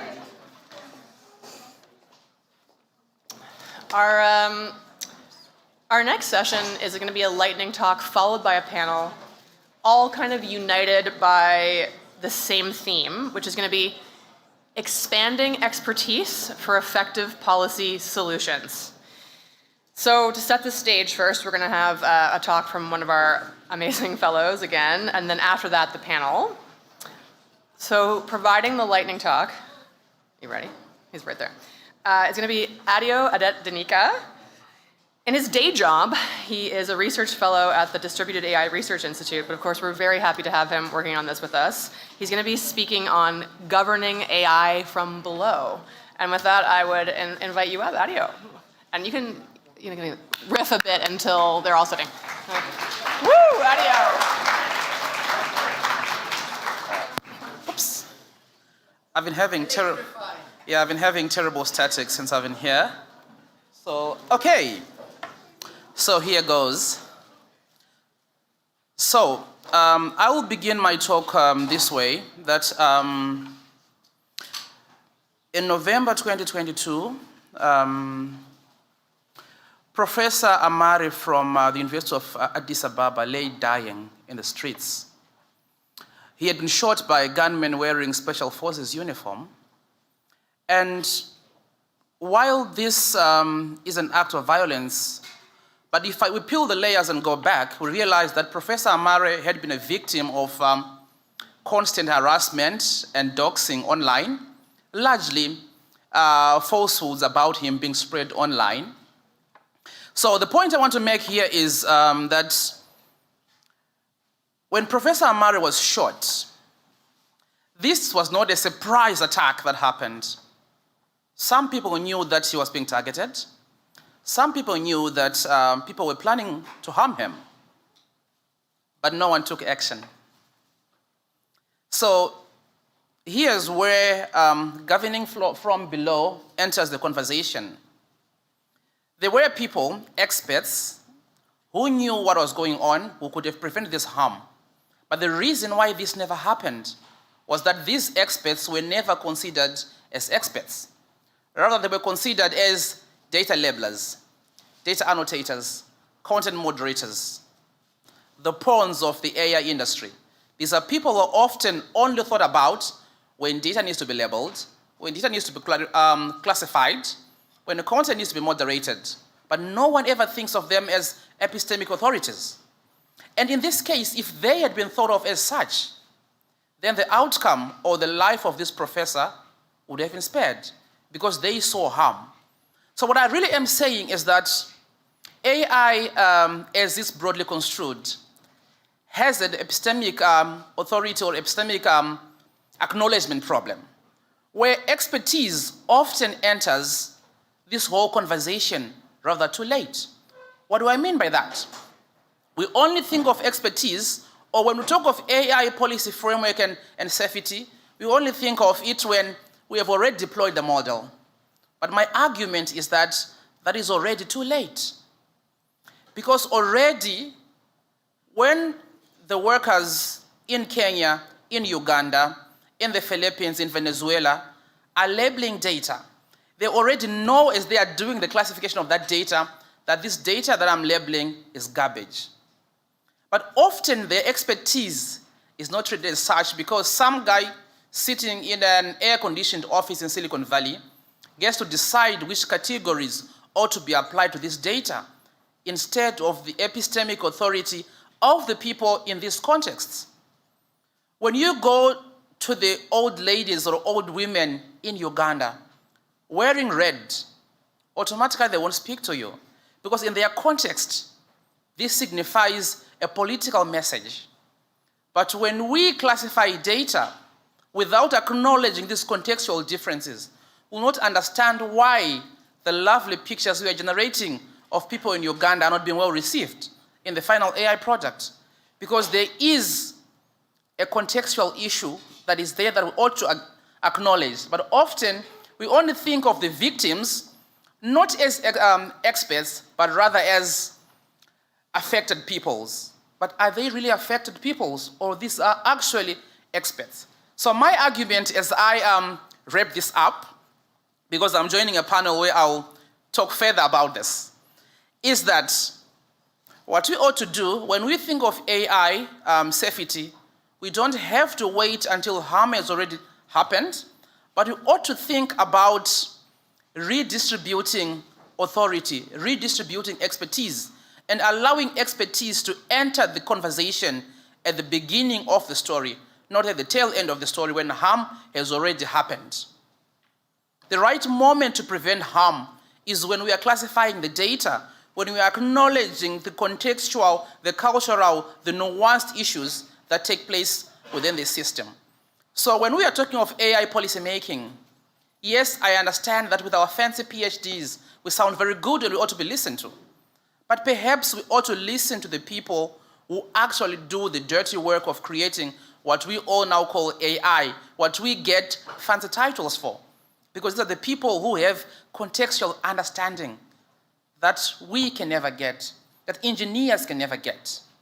With that, dear colleagues, I thank you.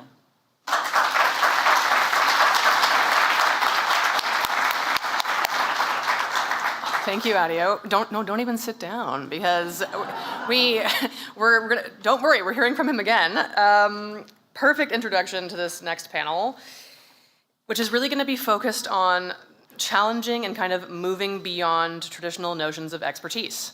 And in my brain, I was thinking of this as the anti-gatekeeping, the anti-elitist panel. And so with that, I'm very happy to introduce our panelists, and I'll do you last, you can go up. You can have a little seat for a bit. First, we're gonna have Fergus Linley-Mata.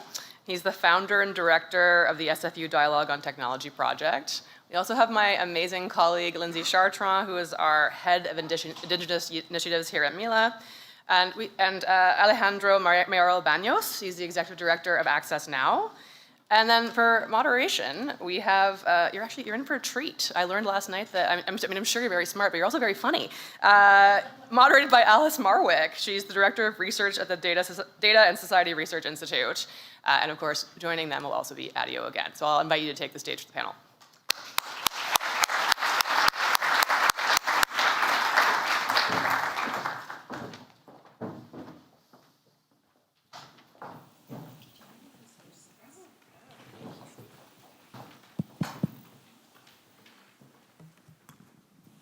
Hi, everybody. That was quite the introduction. I'm not usually accused of being funny right before I speak. No, that's totally fine. I also want to point out that we have Alejandro here virtually with us on Zoom. Thank you for being here, Alejandro. All right, let me pull up my notes. So one of the things we wanted to do today is sort of start with a baseline of why expertise is important so that we don't have to question that for the rest of the panel. Everyone on stage knows that this is true, and we're going to convince you of that fact as well.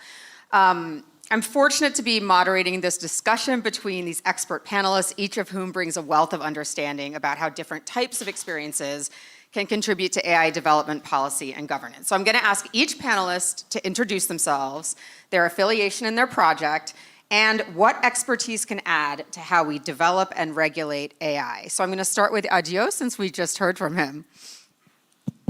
Okay, so I'm not sure what else to add because I've already spoken.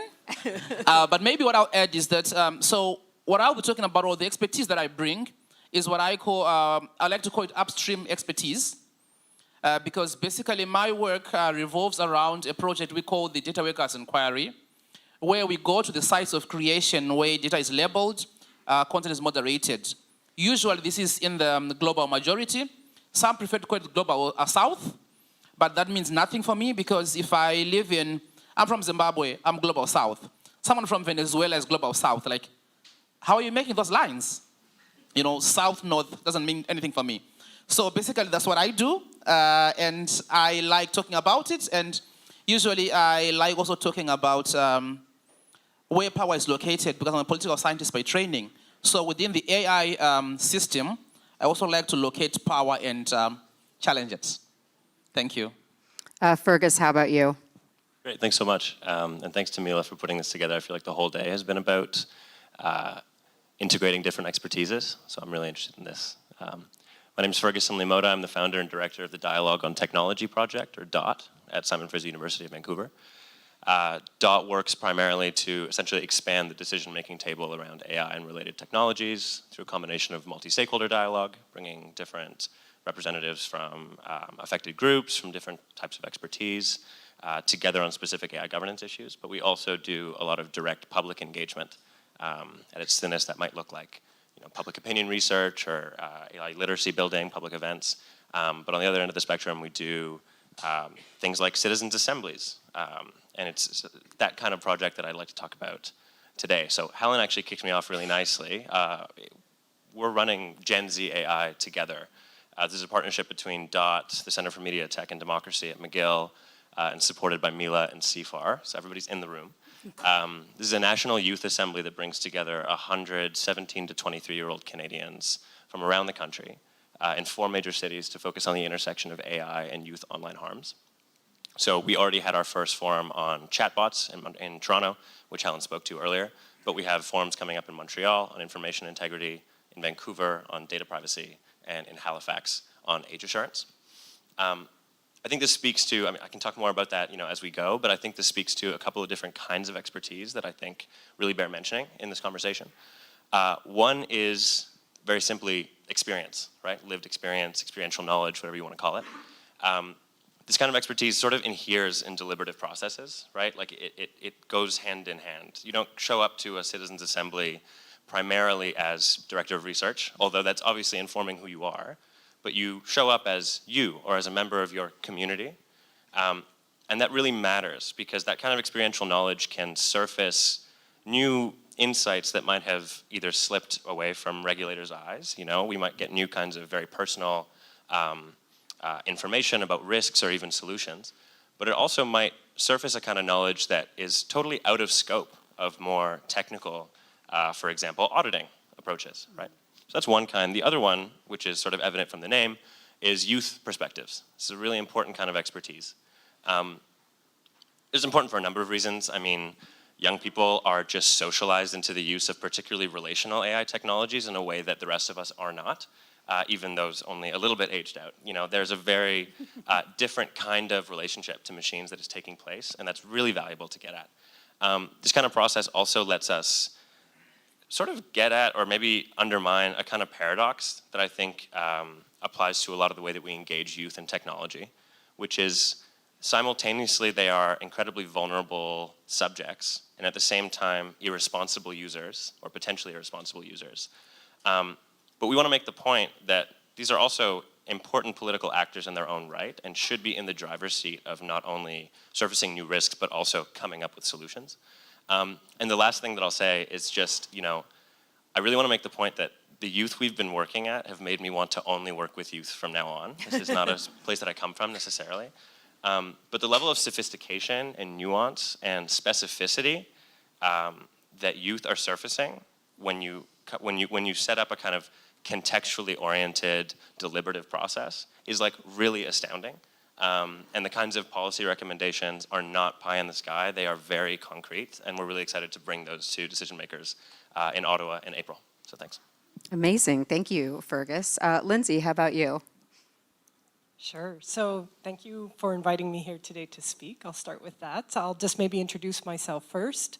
I'm born and raised in Treaty 4. My mother is of settler descent and my father is Red River Métis, and I'm a citizen of the Manitoba Métis Federation.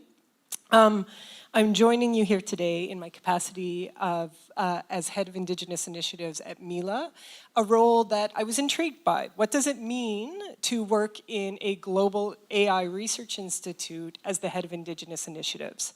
My first order of business was really to build a training program, a career pathway program, which launched 2 years ago. We're now heading into year 3. This is the Indigenous Pathfinders in AI program, exclusively for First Nations, Métis, and Inuit talent. Year 1, we brought in 11 participants from across the country. Year 2, that grew to 21. And year 3, we've seen applications explode, and we're only about a week and a half into the process. So this is word has gotten out, and that's all very exciting. But very quickly, what I understood after delivering my first summer of the program, that this role needed to be more than that I carried responsibility with this role, situated where I am within this AI Research Institute, to help to make space and create an ecosystem. And that's exactly what started to happen. That means applied projects, that means thinking about AI adoption, that means, of course, thinking about capacity building, as well as digital infrastructure and AI governance. And we have started what's very exciting for me, convening. So yesterday, for example, Indigenous individuals from across the country came together in a meeting. This wasn't a conversation happening within the political sphere. This wasn't a conversation that was where there was space created for us. This was an Indigenous, community-based conversation where we came together to say, what are we going to do about AI? How are we going to come together? How are we going to work together? What funding do we need? What are our challenges and what are our opportunities? And I think this is a strong representation of what I'm seeing happen elsewhere across the globe, is that how do we decenter existing conversations on AI? How do we create community-led, grassroots movements in the AI ecosystem? And I think what's happening in the Indigenous AI space here in Canada is an exciting blueprint for that. Thanks, Lindsay. Okay, so we're going to turn to Alejandro. Same question. Hey, I hope you can hear me properly.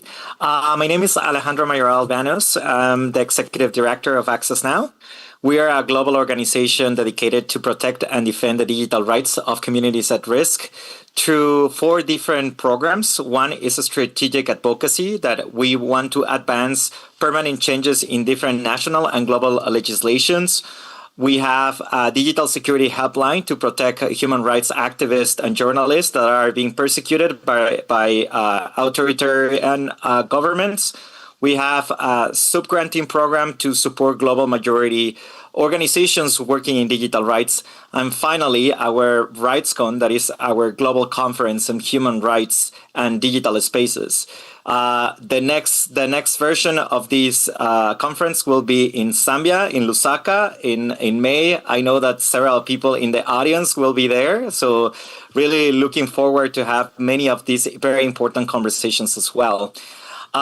Before I continue, I think it's important to recognize the land. I'm calling from Treaty 13 in what is now called Toronto, the traditional territories of the Mississaugas, the Huron-Wendat, and the Haudenosaunee Confederacy. I think it's so important to do this acknowledgement, and as part of that recognition of indigenous ways of knowing in the space, it's so important to bring plant into the digital. And it's so important to connect the consequences of all these digital technologies in the territories, especially in the territories of indigenous peoples.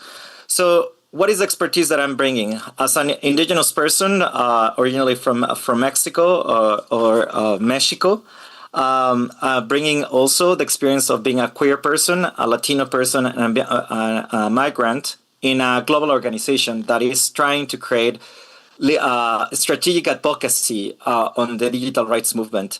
I think more than ever, we are experiencing a lot of issues regarding human rights and how actually AI is boosting a lot of the violations in human rights.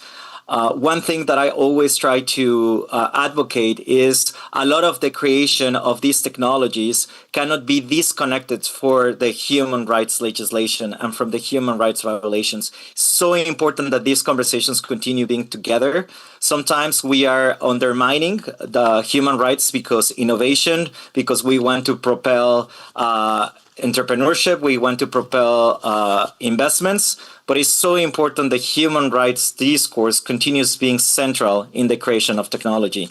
And I think with a lot of the violations that are happening in today's world, with Palestine and with many other violations, what is happening in Iran, what is happening in Uganda, I think it's so important that we can continue bringing the human rights approach when we are creating technology. And I think that is the part of the expertise that I want to bring, being from the global majority of the global south to come to the global north and global minority and bring these conversations. That's so important, and especially in today's geopolitical landscape. Thanks so much for that, Alejandro. I'm not sure if we're going to have time to discuss this on this panel, but I also want to point out that what we are seeing right now is that we're seeing communities all over the world protest against data centers being located in their locales. And that is absolutely a global fight, and a lot of the people who are working on that are connected to each other and building solidarity. And that is something that I think we should all be mindful of when we're sort of advocating for AI expansion. All right, so because once you're a professor, you can never stop being a professor, I gave all the panelists homework for this panel. And I asked each of them to think imaginatively about how they would change the development and regulation of AI, given total fiat power or a magic wand, whichever you prefer. How would you like to see expertise integrated, and what would you like AI to do? So this time I'm going to start with Fergus. I appreciated the homework. Yeah. Perhaps to your chagrin, I think it might be helpful to start with some issues and then maybe reverse engineer. Yeah. So thinking about the AI governance landscape right now, I think it's fair to say that we remain in an incredibly hype-fueled narrative landscape, right? Where it can be very difficult for members of the public and policymakers alike to meaningfully occupy the space between utopia and dystopia poles, right? As you know, evidenced by this panel, but also this entire conference, we're also in a place where expertise remains quite siloed, despite brilliant efforts like this one. And we're in a place where meaningful channels for participation remain very few. And I think these things come together in such a way that, you know, people feel kind of constantly that they're being told that their lives are about to change in some kind of huge and probably slightly scary way. But few meaningful channels exist that ask them, what do you want to do? What do you want your technology to do for you? What do you want your technological future to look like? This is not only a problem just, you know, democratically, it's also kind of the perfect conditions for corporate capture, right? So let's wave our magic wand and flip it upside down, right? Why not have a truly national conversation around what we want our technology to do for us? Why not have a conversation across generations, across cultures, across sectors that brings together members of the public on the same footing as different experts and different representatives to have a genuine co-governance arrangement in which agendas are set and not only responded to by members of the public. I want to be clear, I don't think we actually need magic for this. Like, I think that we kind of have the infrastructure set up to do this. There are a number of civil society organizations well-resourced and well-prepared to do deep deliberation with the public. Some of them are in this room. I run one of them. And I think there's genuine momentum on the ground and interest, to your point that you just made, Alice, from the public in getting involved in these conversations of anything from infrastructure to risk identification to capturing those benefits, right? I think right now, Canada and other governments alike are very wrapped in some of the hype dynamics that I described. I think we're focusing, we are hoping, perhaps naively, that AI and more investment in AI is going to solve systemic level issues ranging from productivity to an already strained education and healthcare environment. And I would not suggest that we stop putting money into those very worthwhile areas, but I would suggest diverting some of it to having a genuinely agenda-setting conversation that involves the public as a central stakeholder. Thanks, Fergus. Lindsay, what do you imagine? Sure. So let's start for a second with imagining that we're not going to just perceive Indigenous knowledges as something niche, novel, that we're romanticizing but not taking all that seriously. I want to think about this in practical terms. So let me give you an example. My ancestors, when they used to go out on the buffalo hunt, had something called the Buffalo Laws.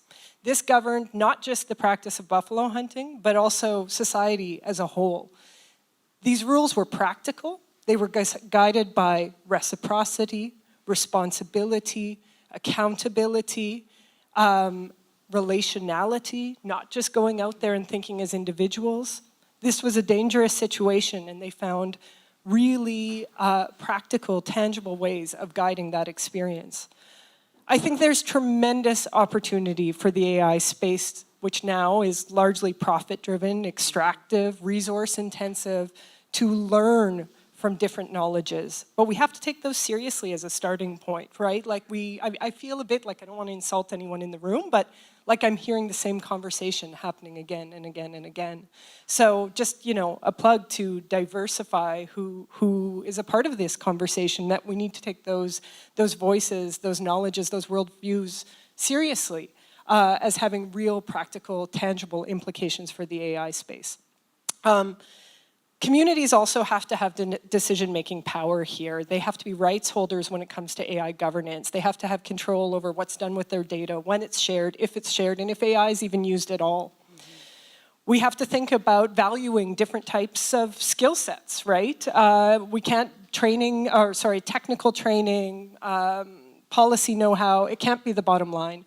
How do we also make room to value things like traditional ecological knowledge? Other worldviews again. Funding. This is a really big one. Within Indigenous contexts, things move at the speed of trust. So when you're piloting something for 1 year and then you're pulling the rug out from under their feet, this isn't enough time, space, or resources to make a difference. This is about relationship building. It's about sustaining. And that's an important piece. I hear a lot of people talking about the importance of inclusion. At the same time, there's a feeling in the room that everyone's a bit scared. Oh, people are slashing DEI funding. Maybe we should slash it too. Who knows? Times are tough. Let's tighten our belt. So, I mean, this is a little bit of the me taking the temperature of the room. It's great to hear people committing to that, but we also have to see it in practice. Finally, just going back to the points about, reciprocity, accountability, relationality, I think it's important to think about these things, again, going back to the practical. What would it look like to embed these things as metrics? Not just to be looking at scale and profit and speed as measures of success, but instead to be looking at trust built with communities, whether harms were done to these communities, whether there have been positive outputs and outcomes for the communities involved. Great, thank you so much. Alejandro, how about you? What's your vision? Thank you. And thank you, Lindsay. I think we shared several spaces in the past, and a lot of the experiences of bringing communities together and the expertise I think are guiding a lot of the work that we are doing, because now how these local practices and this traditional knowledge can guide a lot of what is happening at the global level. And I want to highlight three main points on this that I think if I have a magic wand, I would love to have. Is first, and what Lindsay was referring to, is what we called, at a global scale, more on the human rights due diligence. When things are not being followed, when companies are not being accountable, how we can have these processes on place by third parties in order to create more accountability within the ecosystem. And of course, this creates a lot of tension, because this is not going to be as profitable and with the orientation of creating more profits for certain people, but how to bring more community-based knowledge and community-based outcomes that sometimes are not directly connected to the profits of the companies. The second one is on the what we are calling CIA triad on security, that is confidentiality, integrity, and availability. How we are going to continue protecting the privacy of people and protecting all the data that these language models and artificial intelligence platforms are using in order to train their models. The integrity, how we are going to be able to protect, that the information is not altered or modified to benefit certain actors. And the availability, how we are going to continue providing access to these platforms and continue breaching the digital divide. And the third point is the decentralization of the infrastructure. I think what the geopolitical landscape, what we have learned in the last year, is the centralization of all the infrastructure in just one geopolitical country. That creates a lot of barriers for innovation and a lot of constraints for what can happen later and in the future. I think, breaking a little bit of this path, I think Canada has a great opportunity to bring a lot of other partners together to actually decentralize this infrastructure and creating, AI that is more democratized and actually that is placed in different geopolitical points. So it's something to continue, thinking, and of course, it requires a lot of investment, but I think it's part of the possibilities of the near future. Thanks so much, Alejandro. All right, Adio, over to you. So I kept glancing at my phone because I was looking at my notes. And the bad thing about being given homework is often your colleagues' answers tend to be similar to yours. So, however, how I'll answer this is, if I had a magic wand, as you said, is I would say, I think what I would do is I would want to institute a mental reset to almost everyone. What I mean by this is often I think the Western way of looking at things is the René Descartes, the cogito ergo sum, I think therefore am. And I disagree with this fundamentally. And I think this, what is at the base of why AI, as we have it now, is struggling. Because this individualistic way of thinking is why we often have AI solutions where no problems exist. And then we now have to invent problems too. So I think when we go back to what we practice in sub-Saharan Africa, which I'm happy that it actually agrees with what you said. We have the concept of Ubuntu, where we say, not I think, therefore I am, but a person is a person because of other people. So you cannot think, and therefore you are, in your individuality. But when we have this Ubuntu concept, where I only think because I exist in another community, and my intelligence or my knowledge is useless if it only serves me, if it's only about me. So if I had a magic wand, I would say, let's go back to this system where we think of each other in a communal way. We would not be deploying chatbots that address kids if we think of kids as our own kids. If we think of the goodness or the well-being of the other person as our own well-being. And this is where I think we have a fundamental problem. And also, I think, I'm echoing what others said, but again, this whole idea of expertise that I keep saying, that I think one thing we need to do is actually to treat expertise or to fund expertise the same way we fund infrastructure. So honoring the expertise of those people on the ground and actually bringing it up into the system will ensure that we develop an AI system or whatever, AI products that actually serve people, that actually respond to the actual needs of people. Thank you. Thank you. Okay, so we probably should have started earlier with this question, as Fergus pointed out, but what barriers are we facing to realizing these visions? What problems have y'all encountered in your own work, in the communities you work with, in the technologies that you use, and the companies that you build them? So I'm going to start with Lindsay this time.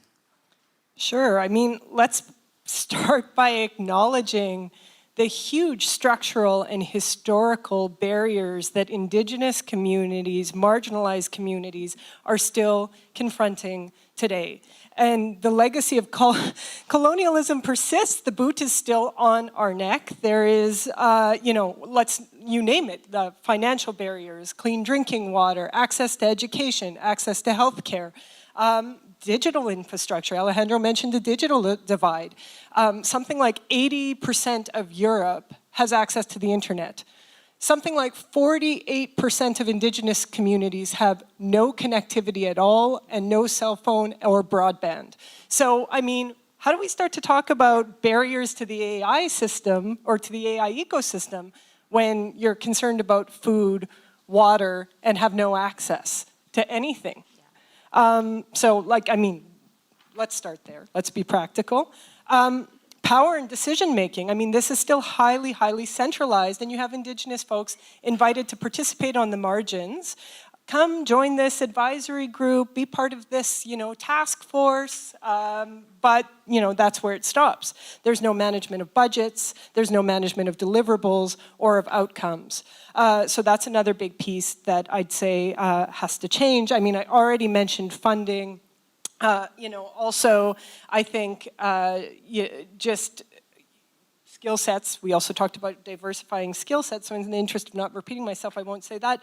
But I will just say also expectations around pace and speed, pressure, where, again, I mentioned the speed of trust, but where this is actually seen as a liability in the AI space. So I think there's some thought that has to be put into that. Again, we've heard it multiple times today, AI is not happening to us in this case. Let's collectively take a breath here. Thanks. All right, Alejandro. Yes, one thing, Lindsay, that you mentioned colonialism, and now we're experiencing the data colonialism, replicating all the forms of historical colonialism in the digital, and how these practices continue being replicating and affecting marginalized communities.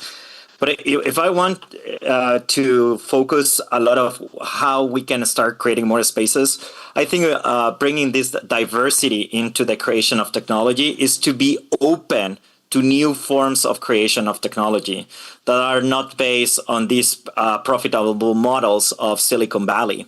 Because if our aspiration is that all marginalized communities become with this mentality of Silicon Valley, we are actually colonizing again the ways of knowing, and we are colonizing the ways that we are thinking. So how open are we, and I'm challenging everyone in the audience, as academic institutions, as civil society, how open are we to different forms of knowledge? Are we really open, or we need to have a PhD or have certain titles in order to add into the conversation? Are we really open to that? That is a very, very important question to answer. Thank you. Adio. So one clear barrier that I see is what I would call epistemic gatekeeping. So technical expertise or technical knowledge is treated as high-value expertise, and lived reality is treated as anecdotal. Mm-hmm. And that right there is a big barrier. And unless we address that, then we'll continue running in circles and always having these talk shows and literally, shows.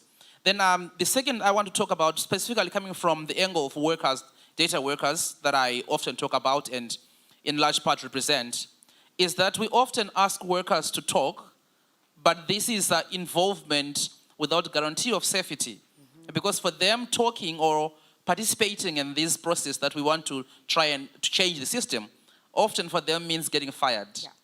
Often means for them getting blacklisted, getting sued because they are made to sign these non-disclosure agreements.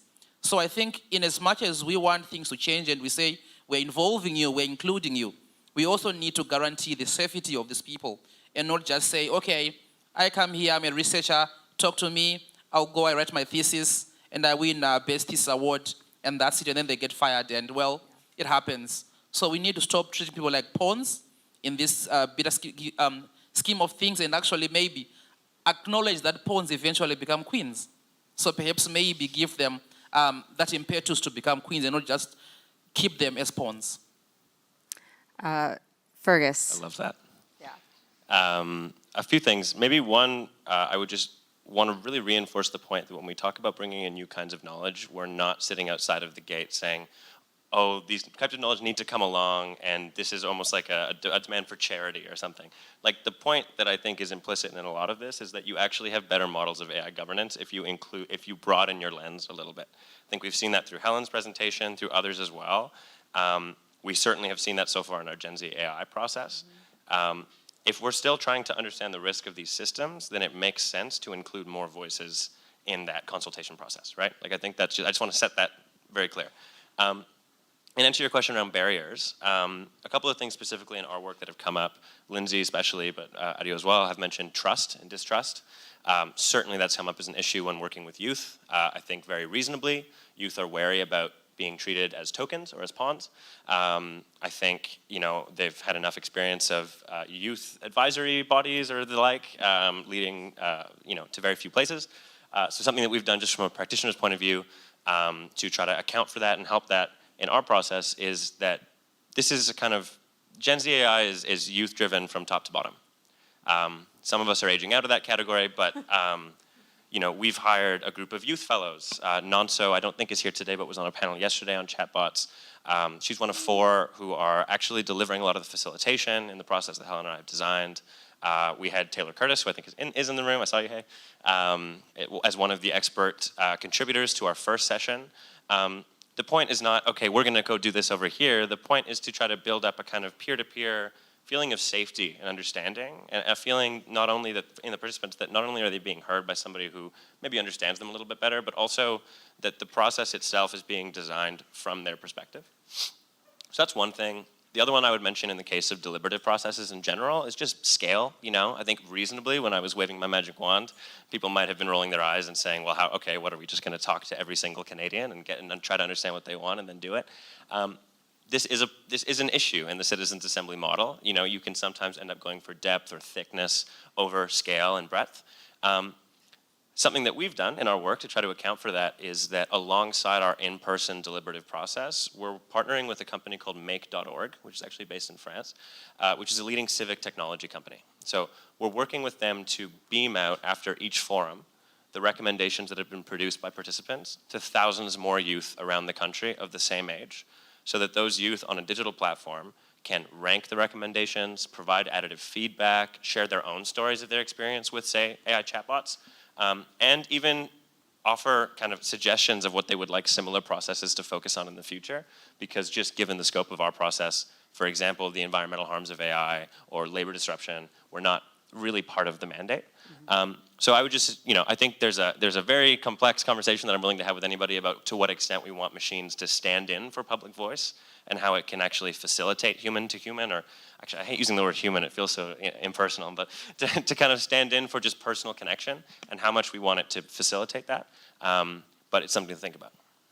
Great, thank you. So I have a question, and it turns out that somebody online had a very similar question, so I'm gonna ask it. So I think one of the things that we were grappling with while we were putting this panel together was the fact that that AI systems, particularly large language models, are in themselves extractive, right? Like they suck up information. And if we are trying to include alternative, indigenous, and minoritized forms of knowledge, how do you do that without reproducing those dynamics of extraction and exploitation? And so the question that we have is, should the Canadian government collaborate with large companies to include indigenous languages and intangible cultural artifacts in the training data sets of AI systems? Any thoughts? Alejandro. Lots of people looking at me. Let's look Yeah. at Alejandro. Yeah, no. I can tell you that there is already a lot of efforts directly from, for example, Microsoft to do this in collaboration with some First Nations. However, there is still a big question about what is, with all the data that is collected and all the data that is going to be produced, who owns and who has control of the information. And going to OCA principles, really, like with all the information that is going to be created over time, if First Nations are going to have ownership on that information, and if that information is not going to be used for other, other purposes. So this is an ongoing issue. I think the alternative that we are finding in a lot of indigenous circles is actually to create alternatives that are not relying on big tech. And to that First Nations can have access and control of the infrastructure. And of course, that requires investment and it requires more time, but it's part of having like ownership and real indigenous data sovereignty on the data that is going to be produced. Lindsay, I feel like you have something to say about this. I don't know if we need to overcomplicate this. Yeah. Ask.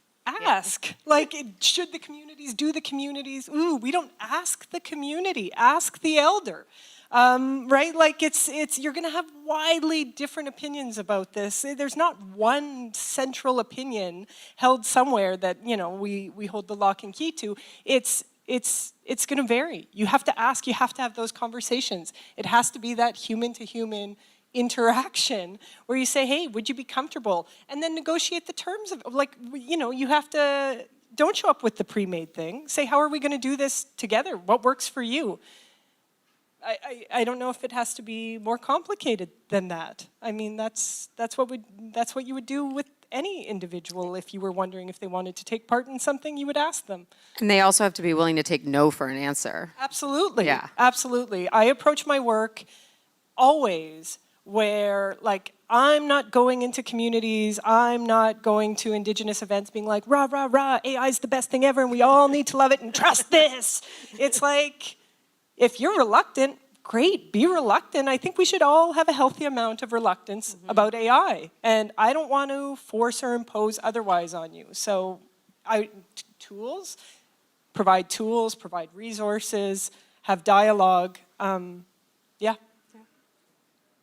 Yeah, I think, I'm not sure if, how many of us are aware of Tehiku Maori? Yeah, exactly. I think they decided that for the Maori languages, they will collect their own data, create their own models, which serves their own purpose with consultation with their elders within their community. So for me, the moment someone mentions big tech, my answer is, before I even listen to the full sentence, I'm like, no. Yeah. Because they are built on extractivism, so we cannot build anything really, to be honest, when we know that they're chasing profits. And I think also a colleague of mine at DARE, as Melash, is building a language translation tool where he actually went to the communities in Ethiopia who speak Tigrinya and Amharic and gathered and annotated his own data with the communities and built a system that is far more efficient than Google Translate, despite them having a bigger budget. Because he understood that if you want to build for a community, talk to the people, like you said, ask them, engage them, and then the system will be even more beautiful. I think that's I'm sorry, we have 19 seconds left. So I think we're gonna have to close on that. I think we're closing with small community purpose-driven models, which I don't think is a bad place to stop. All right, well, please thank my panelists for their amazing expertise. Thank all of you. And you are funny, proven. Thank you, everyone. Thank you so much to the panelists. Thank you so much, Alice. That just made me have nothing smart to say. Like that felt mic droppy. Like I don't know really how else to react. I'm going to be thinking about it later tonight, I think. Probably you will too. Next up, we have lightning talks again. Very excited. We're on a new theme again. It's going to be on modernizing infrastructures of governance and justice. I'm going to introduce them all in a row, and then they'll come up individually. We know the drill now. And first up, we'll have Sarah Berube. She's a policy analyst and MA in public management candidate at Johns Hopkins University. After that, oh no, we were supposed to have Moritz von Nebel.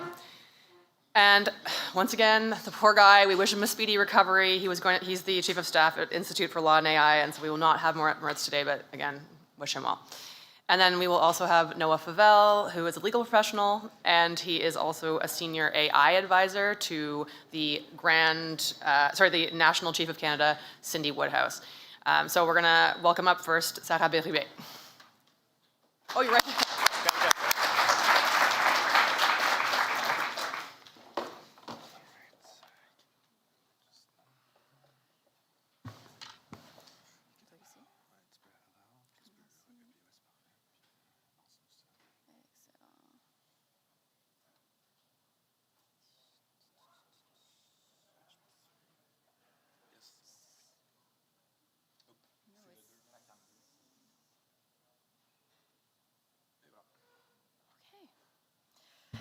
Good afternoon, everyone. As Sally mentioned, my name is Sarah, and I'm a senior policy analyst with the Government of Canada.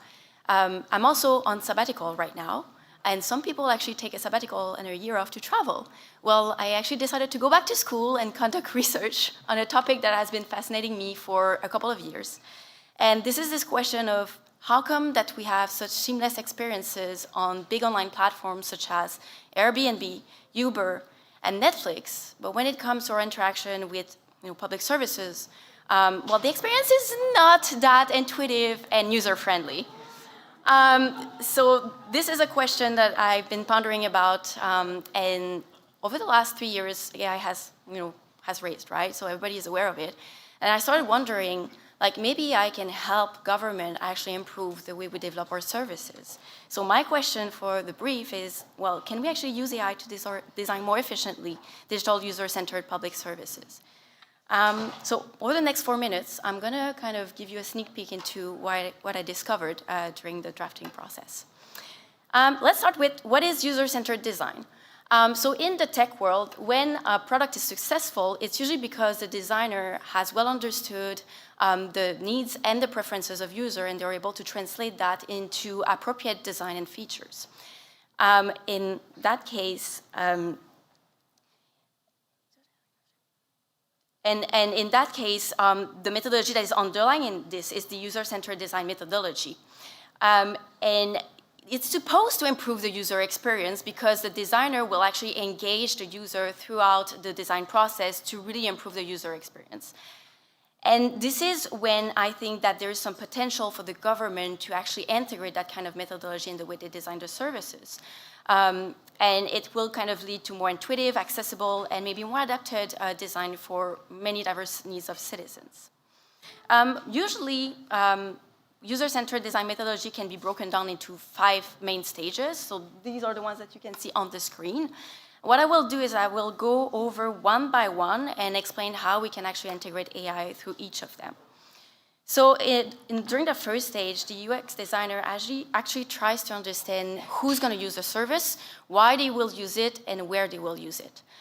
They will collect data through mixed methods. It could be surveys to understand what a user says. It can also be observation and experimentation to understand what a user does with the service, and then they can use analytics to kind of understand behaviors at scale. And this allows the UX designer to base the user requirements in evidence and not assumption.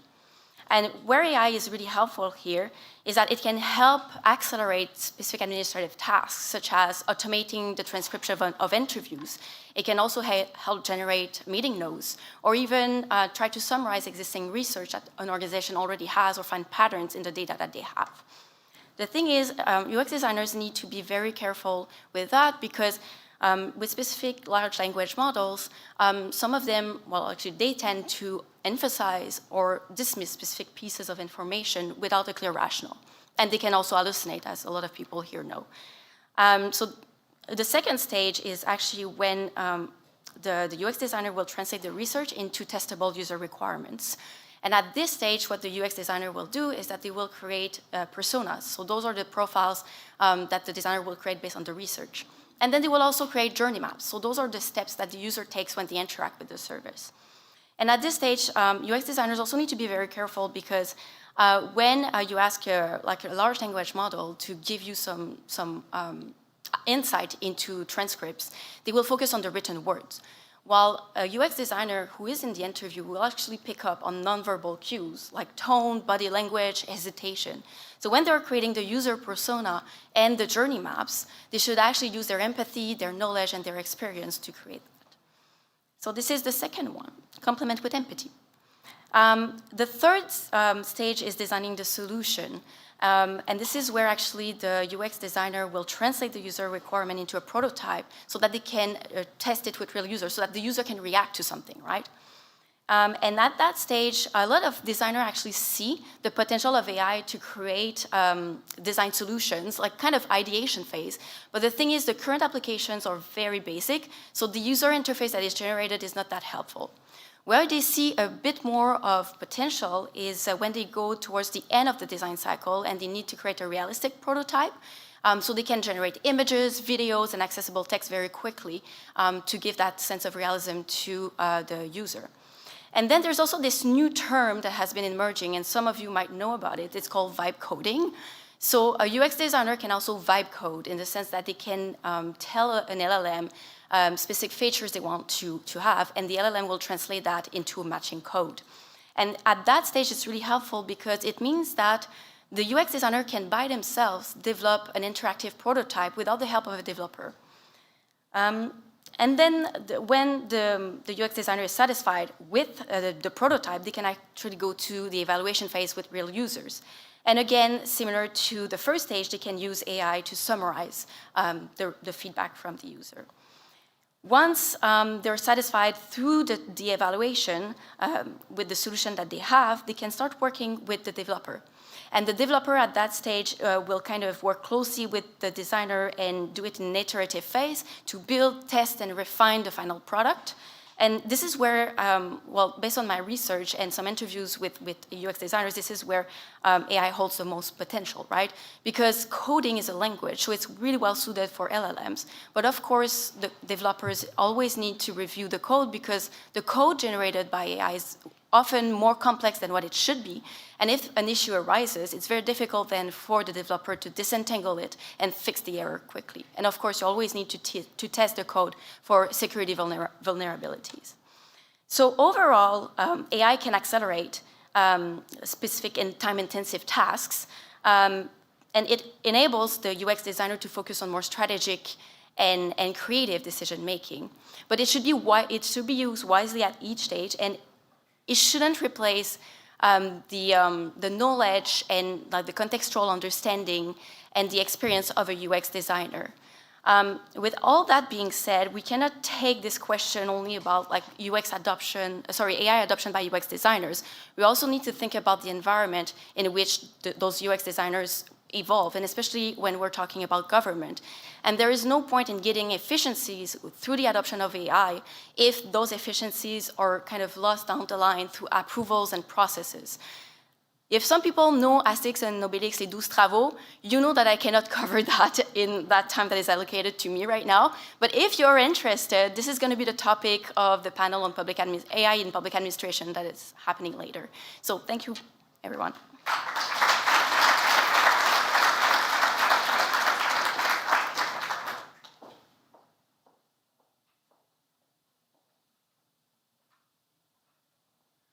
Okay, good afternoon, everybody.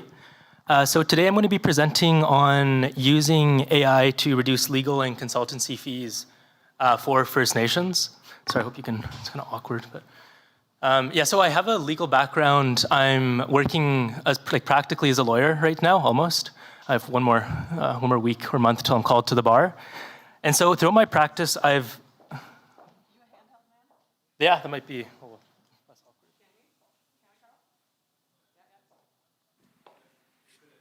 Yeah. Okay. And then let's mute this. Let's be accueillant. Hello. Okay, it's a bit less awkward now. Okay, so throughout a lot of my work, I've observed terrible exploitation of Indigenous communities by consultants and lawyers. And it's not an insignificant issue. So the current problem caused by the exploitation of lawyers and consultants towards Indigenous communities begins with the socioeconomic and the political history of Indigenous communities. I don't need to dive extensively into this topic, as I believe most of you have a fair understanding that Indigenous people are faced with significant social barriers. And right now, the exploitation of Indigenous people is further encouraged and prompted by the outstanding legal fees that are owed by the government to First Nations due to the historic violations of treaties and of legal obligations. So there's been a few estimates right now that the outstanding legal liabilities are $76 billion. And that figure was produced under the Trudeau government. And what's happening is we're having a lot of lawyers and consultants see the fees of this and exploit Indigenous communities. So they're already suffering, they're already facing significant social woes, and you have greater predatory behavior preventing the use of this money towards areas that it should be directed at: healthcare, housing, there's water crises, there's a lack of education. Indigenous people represent historically high numbers in jails, and so it's quite devastating personally to see the use of this money be directed at padding the pockets of those who don't need it. And another issue is that throughout this consultation and legal process, there's an asymmetry of knowledge. Indigenous communities want to participate in the legal and consultancy process, but it's a black box. They don't have the knowledge of it.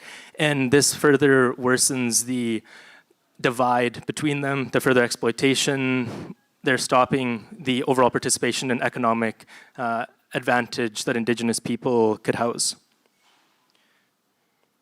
And here's just a quick image of Indigenous people currently encountering the issues, and they're expressing frustration over it. This photo was taken actually this past summer, and my own First Nation has been exploited by this one particular lawyer.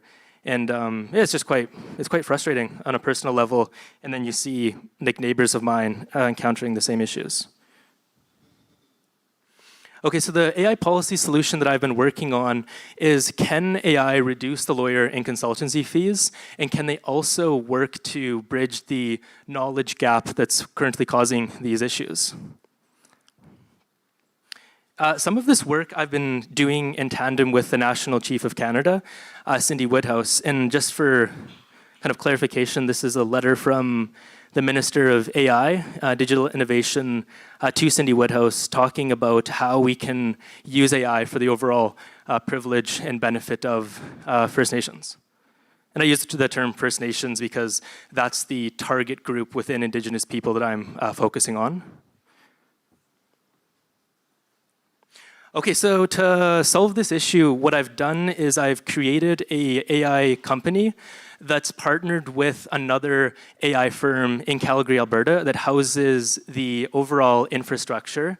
And the goal of Tapwaywen is to perform legal and consultancy services and to provide an information overview for First Nations who are interested in gaining greater access to the overall participation in legal and consultancy fees. So the firm that we're partnering with is Altamari, and it's an established AI firm currently providing services to government, to industry, a number of other actors. They've generated significant income, and they're currently situated to advance themselves greater through, I think, $5 million that they've recently secured. So they're a good partner to have. What they provide is the infrastructure. So as you all know, it takes significant bandwidth, significant resources to develop infrastructure for AI. And they have a extensive RAG system that we're working with, houses over hundreds of thousands of documents. And it's each sum of the documents that they have within that $100,000 ambit can range to be 500, 700 pages. So this is just infrastructure that I couldn't build on my own. So it's good to find a partner that wants to further pursue this social good. Yeah, and this is kind of just what Altamari looks like.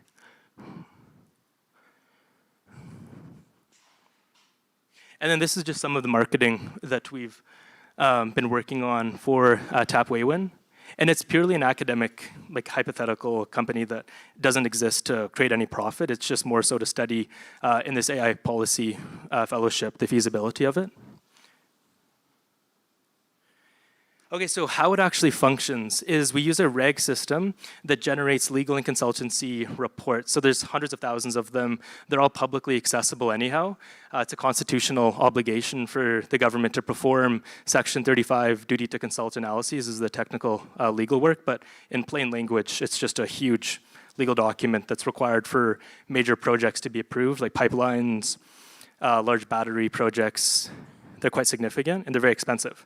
And so what lawyers and consultants will do is they'll charge up to millions of dollars for these sometimes, and they'll sometimes even forget to change the name on the reports that they're duplicating and sending to First Nations, but charging millions of dollars for them. So say you're building a pipeline and it's intersecting with multiple different Indigenous communities, they each need their own report.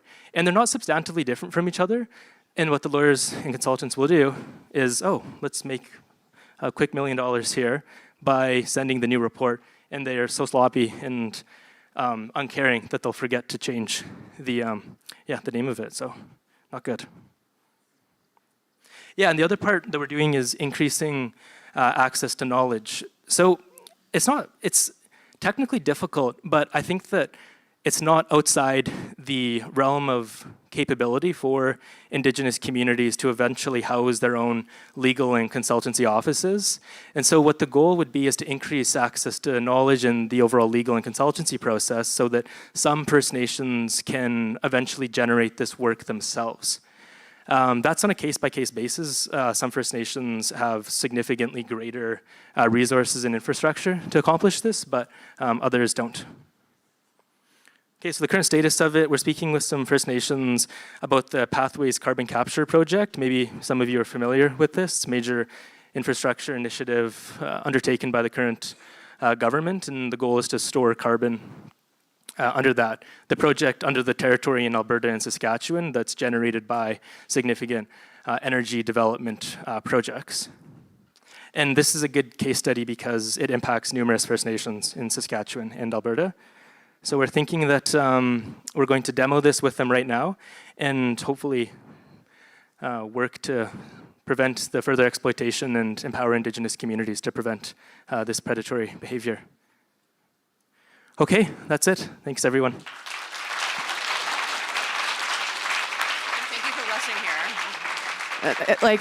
Noah, just for context too, Noah also had barely made it here in time because were you working on it? Were you in court this morning? Yeah. So, okay, thank you for, making it here in the snowstorm to do this for us. And thank you, Sarah, as well. And once again, these talks just lay the foundation for threads that are going to be picked up in our next part, which is the breakout sessions. We are going to make many of you move physically through our 90,000-ish square foot space, which is about the size of like 2 hockey rinks. Wow, that's so Canadian of me to say that. Here we are. Okay, so the 3 breakout sessions are on the screen here. One of them is what I'll call the legal one, courts and tribunals. That's gonna be in the co-working space. Can I have Taylor and Adam actually up here? Adam, are you here? Okay, so, and there's Taylor.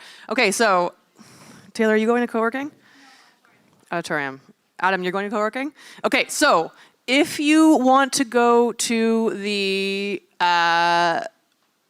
panel on AI adoption in the public administration that is preceded by the talk on tribunals, please look at Adam, wave, and when this is over, you'll be following him to that space. If you want to attend the talk on mining critical minerals, you just have to stay here, and you have the easiest job. And then there's also one on climate, loosely, let's say. And that one, you're going to be following Taylor over here up to Auditorium 1. For Adam, you can kind of like trail along because it's close.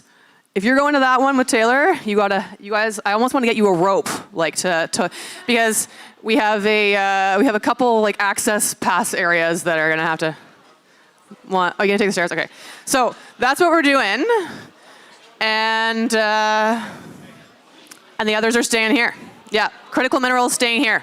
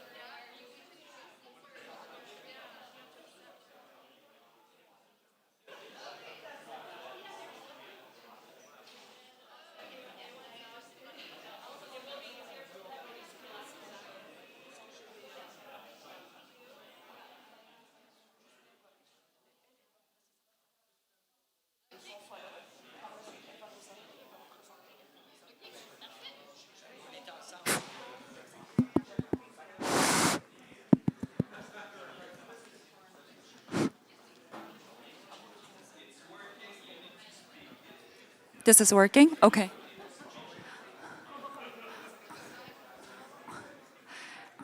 Hello, before we begin, if you're staying in for the critical mineral session, if you don't mind coming to the front seats, I think it'll be better for us to see each other's face.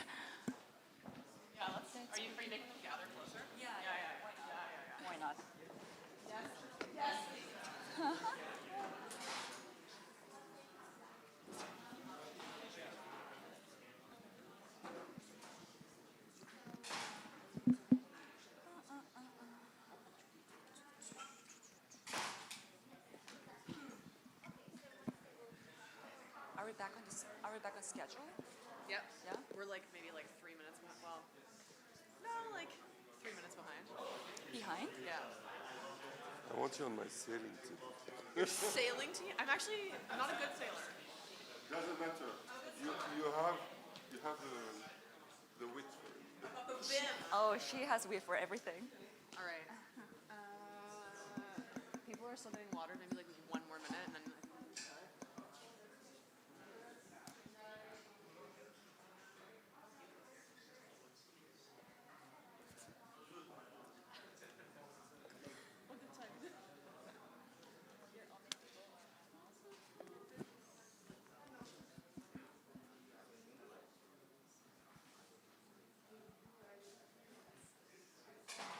And Sally, are you? No. I mean, I can do. I can introduce you. I thought that. Oh yeah, because you're your own moderator. Fuck. I forgot about that. Okay, 1 second. Because like transition, I can just go from the speaker to the panel. Yeah. 1 second. You're right. I'm gonna do it. I was like, just like, oh yeah, the moderator's supposed to introduce you. Like, I emailed them that, but then Robert's not here. So you are, in fact, you are the moderator. Okay.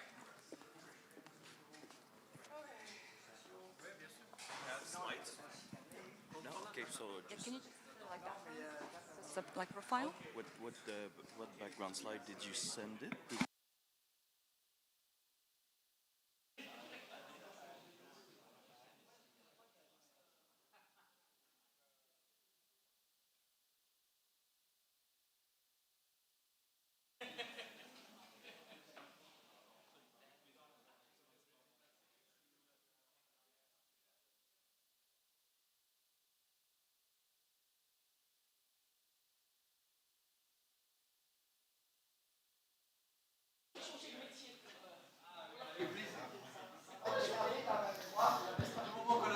Is Carl here? Oh, you. Can I use this too? Okay. All right. For those who are staying to hear about, well, AI adoption in mining and critical minerals, I'm very happy to introduce our next fellow for a lightning talk, Lisa Ma.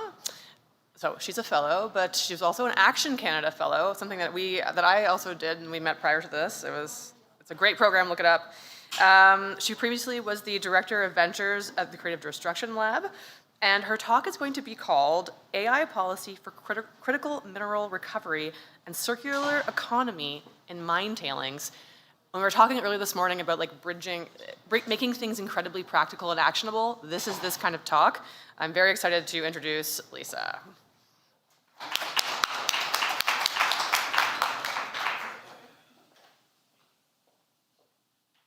Hear me?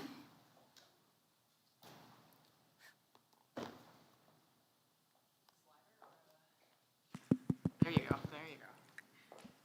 Test. Yes, it works. All right, thank you, Sally, so much for the introduction, and hello, everybody. So I just want to start by saying that whether you are part of an AI research community or policymakers or industry players, you probably already know that the world is hungry for AI compute. And behind the AI revolution is really something very physical, like energy and critical minerals. And you may already know, because I do see many AI researchers in this group, but building a single NVIDIA chip requires at least 6 different types of critical minerals. like silicon, tin, tungsten, cobalt, and copper. The problem is that the demand for critical minerals is outpacing the growth of supply because we are talking about the physical materials that doesn't scale overnight, just like softwares do. And what's also interesting is the global level of ore grades. They are declining. As an example, Chile is the largest producer of copper in the world.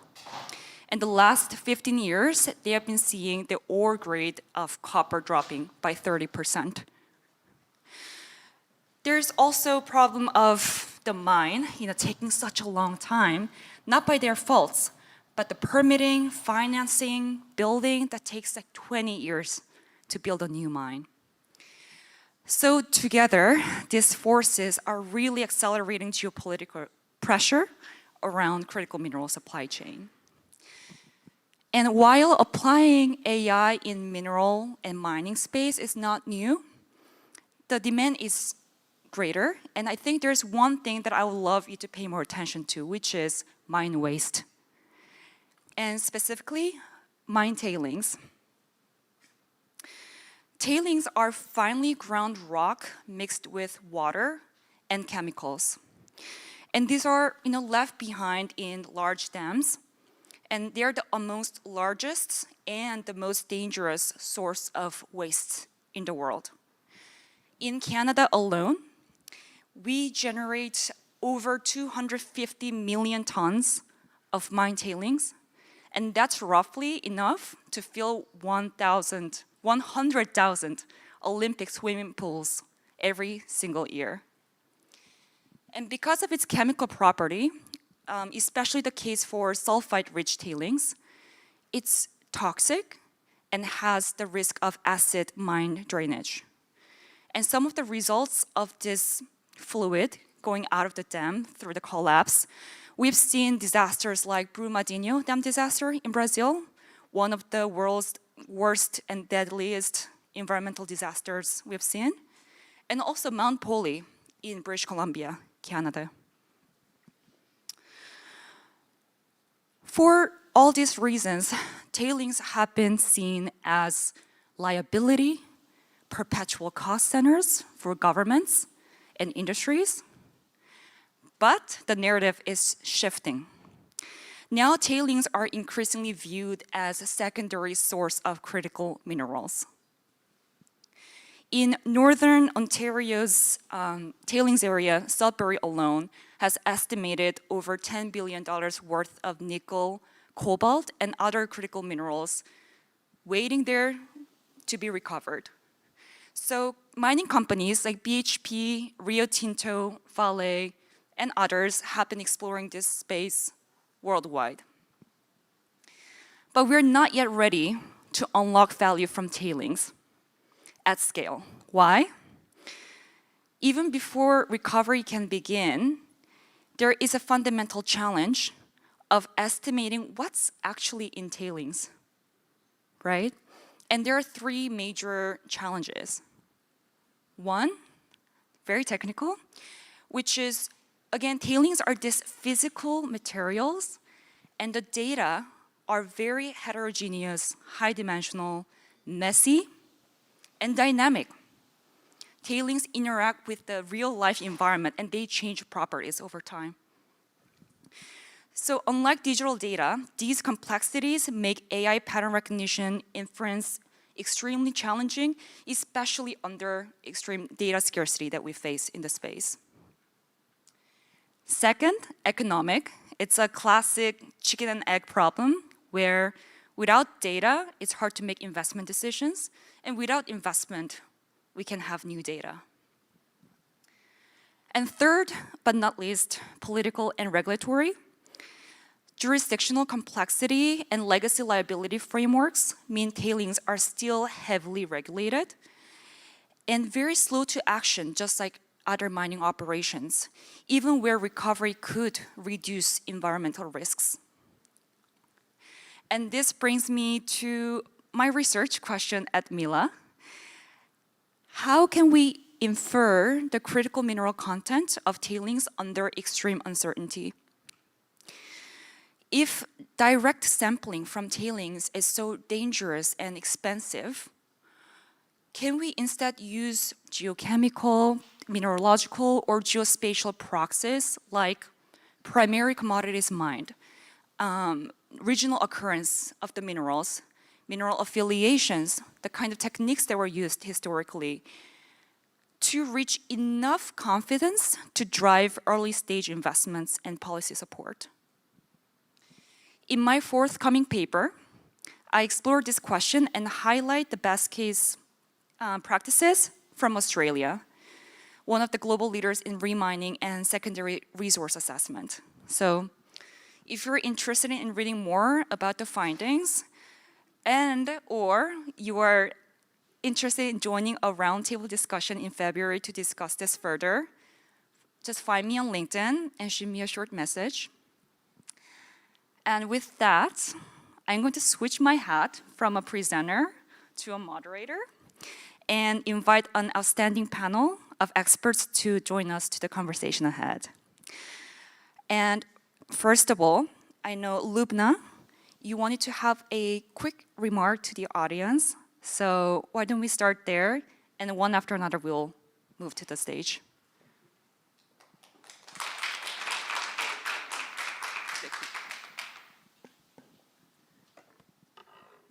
So maybe you have already figured out what but I think like the critical challenge that you have in critical mineral supply chain. So I'm from the research area. I have a research chair in artificial intelligence in supply chain management in general, and there is some challenge that we find in all types of supply chain.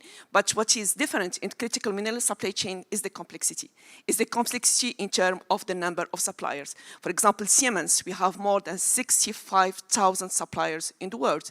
Toyota, more than 60,000 suppliers in the world also. So, and it's in like 145 countries. So there is 5 challenges that we got out from the literature review, from our discussion with many companies in 3 continents here in North America, in Africa, and Australia also.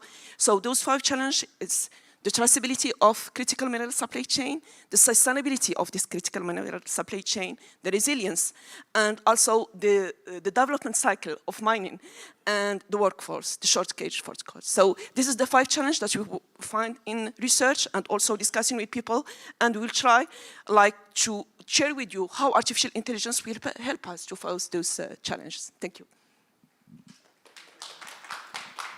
Thank you. Well, Lubna, you're the first one to be up already, so why don't you first go to the stage? So Lubna is a chair professor of AI for supply chains at Université du Québec à Rimouski, an affiliated professor at Mila and Université de Montréal. Next, we have Genevieve Markey, Executive Director, Central Division Geological Survey of Canada at Natural Resources Canada. Welcome. And finally, Alain Thivier, VP Global Operations at Center for Excellence in Mining Innovation. Please. Thank you.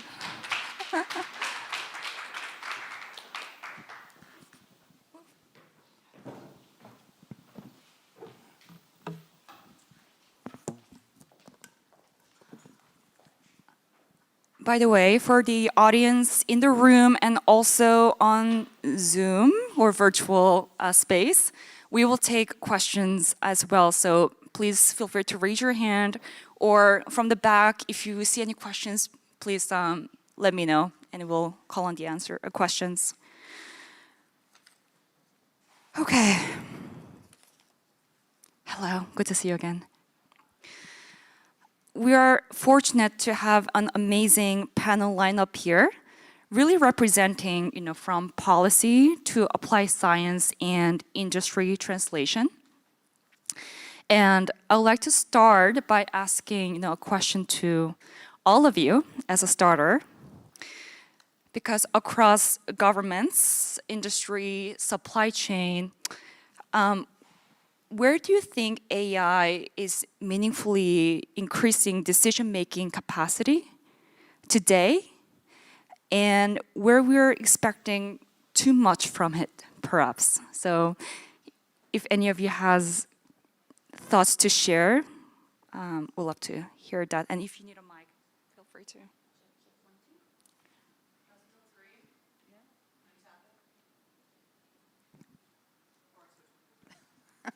All right. It's not green. It works.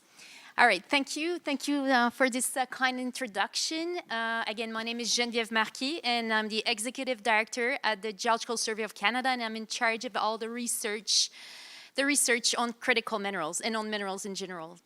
So just, well, to answer your question, just to give you like the context of my mindset and where I'm from, at the Geological Survey of Canada, it's an organization that was founded in 1842. So it's the oldest science organization in Canada. So it's way before the vibe for AI. So we could reverse the question, what geology can do for AI or what AI could do for geology. And by the way, the introduction session started with bold statements. So my bold statement is geology is the queen of all science. So like, I don't know if we have geologists in the audience, but way before any other science, even philosophy, it was by looking at rocks, like our paleo-humanity or human. We're looking at geology and the cosmos to define our geology, our math, our physics, our chemistry, our biology. So geology is the queen of all science, and therefore what geology can do to support AI.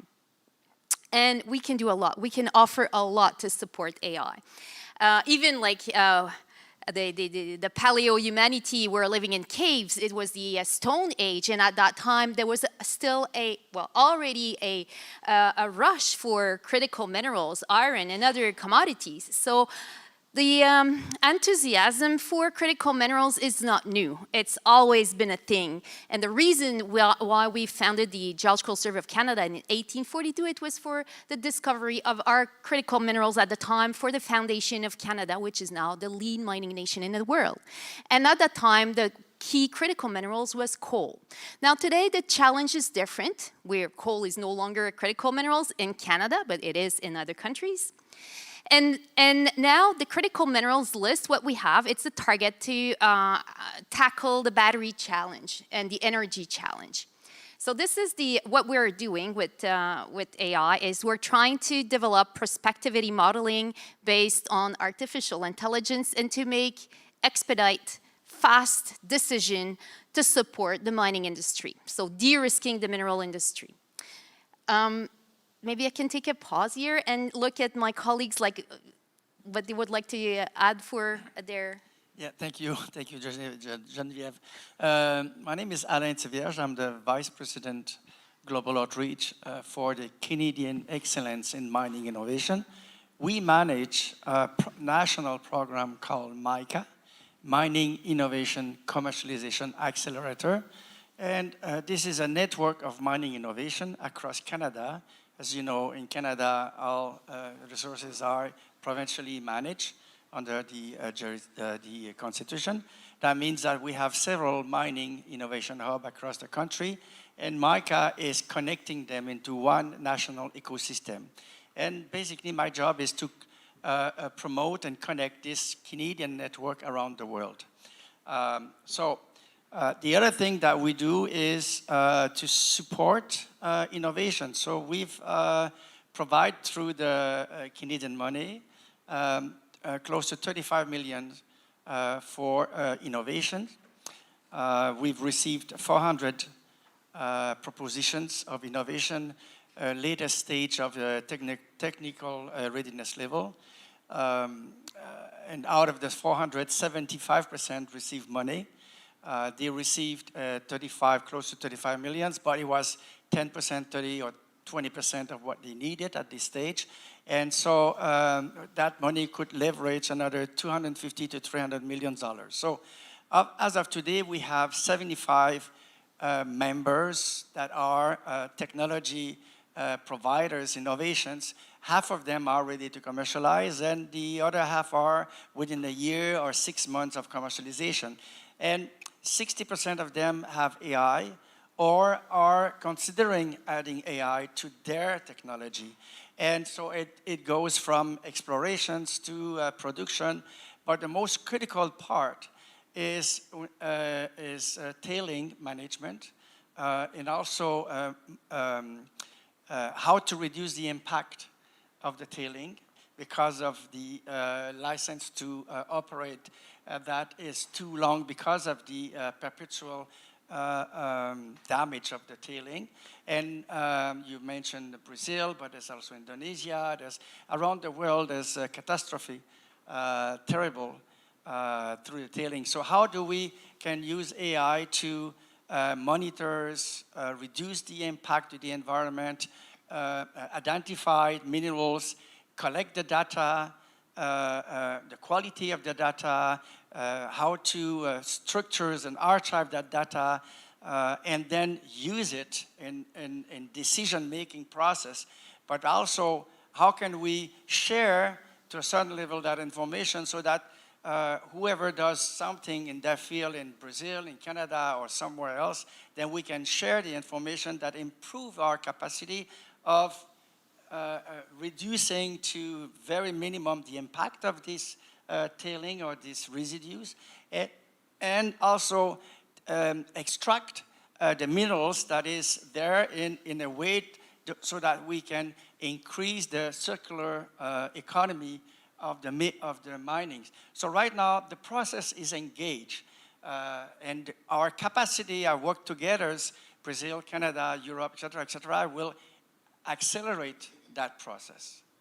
To respond to your question. Thank you. So thank you for this question. Yeah, artificial intelligence is used in supply chain in general, and typically for critical mineral, typically for complex supply chains. For example, in our research, what we're trying to do is to prove that with artificial intelligence, with machine learning typically, and also optimization, we can help people to make decisions through all the supply chain and through all the levels, strategical one, operational one, and tactical one. And we want also to prove that we can be efficient supply chain, but also resilient, sustainable, agile, and also digital. This is the idea behind like what we can do with data, how we can valorize data to make those decisions.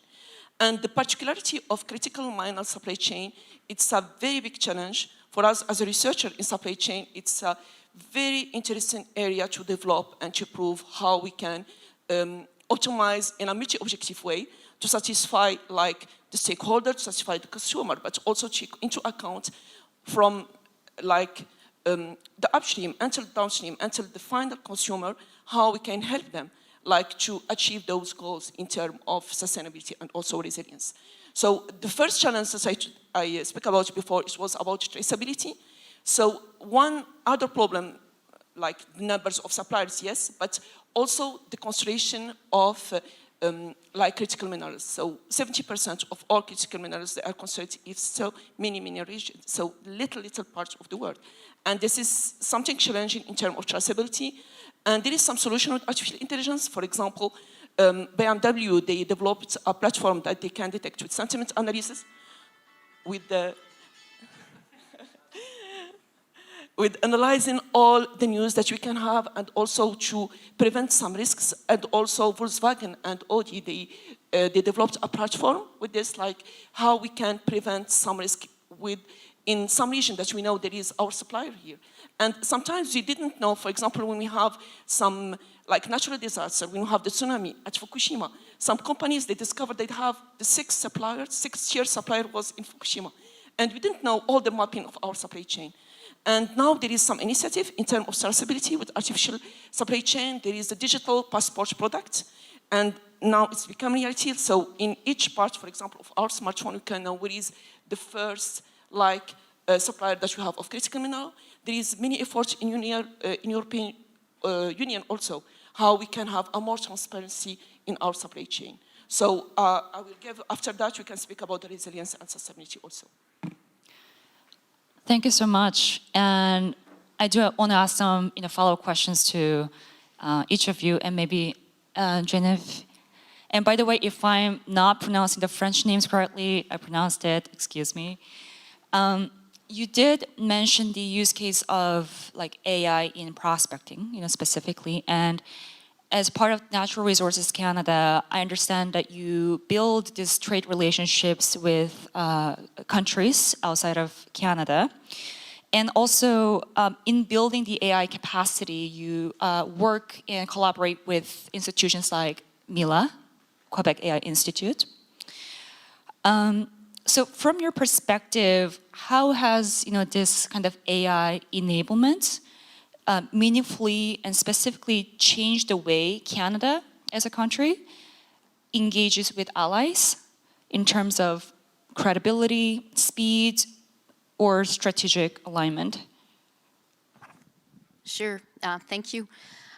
Yeah, so right at the beginning when the Library of Knowledge on Deep Learning got released in 2017 by the Mila Institute, we reached out to the Mila in 2018 and 2019, and we developed the early contracts to look at the possibility to use deep learning in order to accelerate the discovery of critical minerals with economic values. So it was really right at the inception, like we were like, whoa, okay, it's called AI, but it's a new AI with deep learning. And at the beginning, I can tell you an anecdote, people were laughing at me. They were like, ha, ha, ha, AI has been used before in geophysics for 20 years, convolutional network, like, it's been done, it's not working. And people were really laughing at the beginning, but I got really encouraged by the Mila Institute, and they told me, yeah, you can do it, we can do something together. So they were really welcoming. And immediately, NRCan became the first industrial partner as a federal organization with the Mila Institute. And so we kick off several projects together to accelerate the race for the discovery of critical minerals. And an aspect of your question is about the international collaboration. So when the Mila said, well, what's under the hood? What type of data do you have? And we were like, oh, no problem. I'm the biggest suppliers of open data of the federal community, so I have data. So I provided Mila with tons, terabytes, petabytes, all the geophysics surveys for many millions of data. I sent it all to Mila Institute. And they were like, huh, that's all you have? That's all you have, really? And you think we can do deep learning with all that?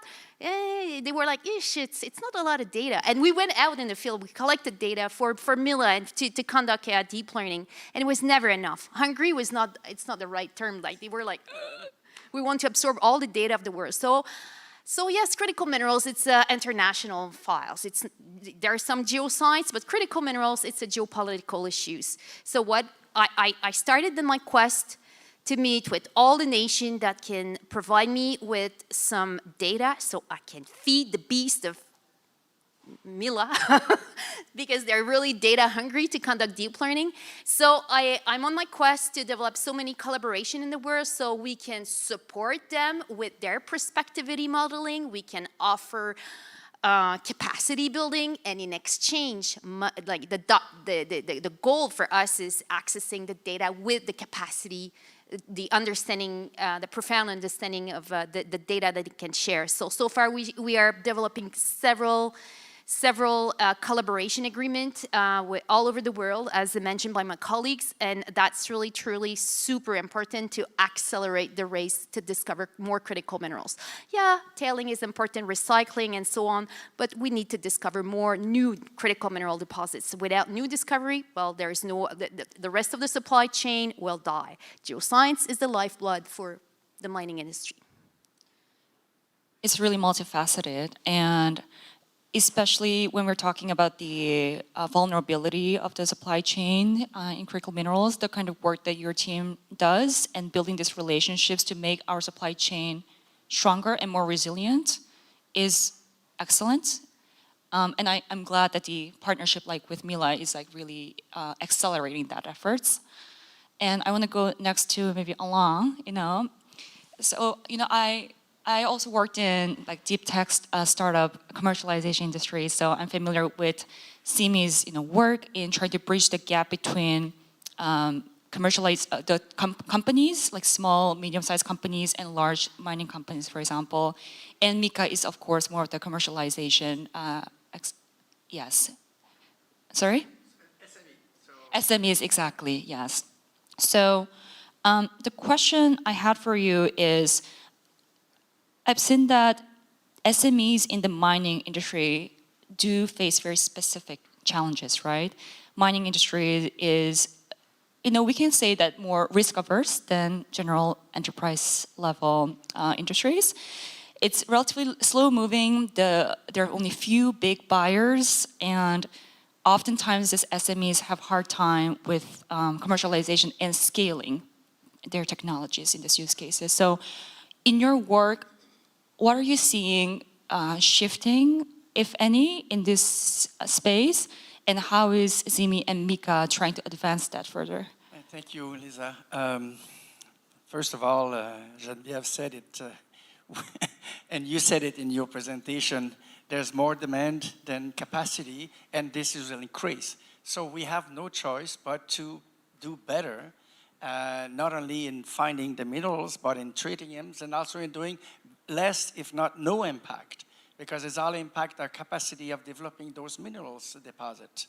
So, and fast, not 20 years, in order to, has to be cut in 2 and 10 years maximum by the time you find it and you produce the minerals. But to your questions, I would say that there's a saying that Canada is the best second user of technology, which is an euphemism to say that they're not very good in being the first introducer of technology. For one part of the question. But the other part is a lot of those innovation, the market is too small, only in Canada. And the third part is that the planet, everything that we do has to be done in a way to increase energy transition through the minerals and elements and so on and so forth, and reduce the use of carbon emissions through the fossil, and that goes through the energy transition through minerals. So therefore, it's the whole planet that we want to save by doing better. That being said, our task with innovations is to support them and connect them with counterparts that can introduce them in the market or have a pilot test site. And this is our job is to make sure that those innovations get a chance to scale up to the industrial level and then be able to be commercialized. I was reading a text this morning about permalutions that they try like hell in Canada because they're capturing the water from the air, from the fogs, and it's no impact to the environment. On the contrary, but it's through the Innovation Summit that we organized in Peru that they got their first break with Minsur. Now they're coming with us in 2 weeks in South Africa, where they had with Goldfield a potential test, and it's internationally marketing effort that will raise expectation in Canada eventually. And I can give you 3 or 4 or 5 examples in the last years that they started somewhere else, not in Canada, and now they are introduced in Canada. But we still have a major mining industry in most provinces across Canada, and the shift is necessary to accelerate the use of innovation, and especially for the transformation of residues and the tailings and the circular economies. Thank you for that. And also thank you for your work in helping with this advancing commercialization. And I'll go to Lubna, and then we'll answer one of the questions up on the slide, and also see if there's any questions from the room. So, Lubna, you've spent decades really on the strategy and implementation of digitization of supply chains, not limited to critical minerals, but also in the forestry space, not just in Canada, also in Morocco and elsewhere. And you did touch on how the critical mineral space is like so concentrated regionally, but you having that vantage point of industries and international worldview, is there something that's structurally very unique about critical minerals supply chains? And what are the unique opportunities and or challenges that pose? So I think the first important thing is the complexity, but the other thing that there is some paradox. The paradox in terms of sustainability. So we need critical minerals to achieve our goal in terms of zero emission, in terms of green energy transition, but producing critical minerals, we have some impacts in environments also. This is the paradox that we have. So we have to, as researchers, as a manager of supply chain, we have to find this trade-off between how we can produce critical minerals to be more sustainable and not to affect like the environment in the same way, because we knew that there is problem with mining, we knew there is many risks, we knew there is risks in terms of impact on environments, in terms of biodiversity, in terms of the safety, in terms of there is some region when we have like more than 60% of the production of cobalt, for example, when we find like the International Agency of Energy, they find that 30% of those mines, there is children, they are working there. This is some huge problem that we have with critical mineral supply chain, but we can work on. We have the possibility in this critical mine to show that we can have this trade-off between like efficiency, between making money, between finding resource to achieve digital and green energy transition, but in the same time, we can develop many countries in the world. For example, in terms of sustainability, when we use artificial intelligence, and there is now we have already applied artificial intelligence like for the 10 years, and we have now KPIs for that. We can reduce 34%, like for example, in terms of emission. We worked before in mining supply chain, to predict the emission and also to reduce those emissions, but achieving some KPI in terms of operational excellence, and it works. It's not about having new investment, just to optimize the operation, just to optimize the way that we are managing our resources.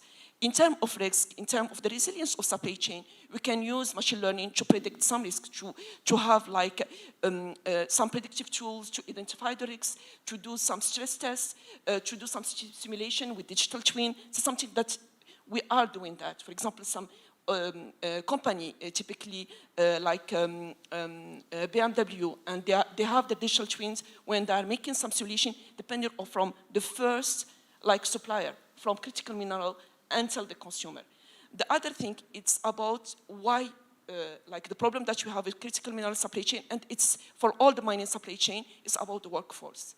So we identified like we need 300,000 people to work in mine. People didn't want to work in mine. I have a discussion like 2 weeks ago with a friend of mine. She's doing research and development in mining company in Australia. She told me that people, we pay them money and they don't want to work in mines. And there is some solution. For example, in China, they developed like we can work in the capital and we can work like remotely with the actuator, with capture to decide, and we can use also like a virtual way to do training. This is something you can use for workforce. So there is many, particularly that we have in the mining and critical mineral for the development of cycle.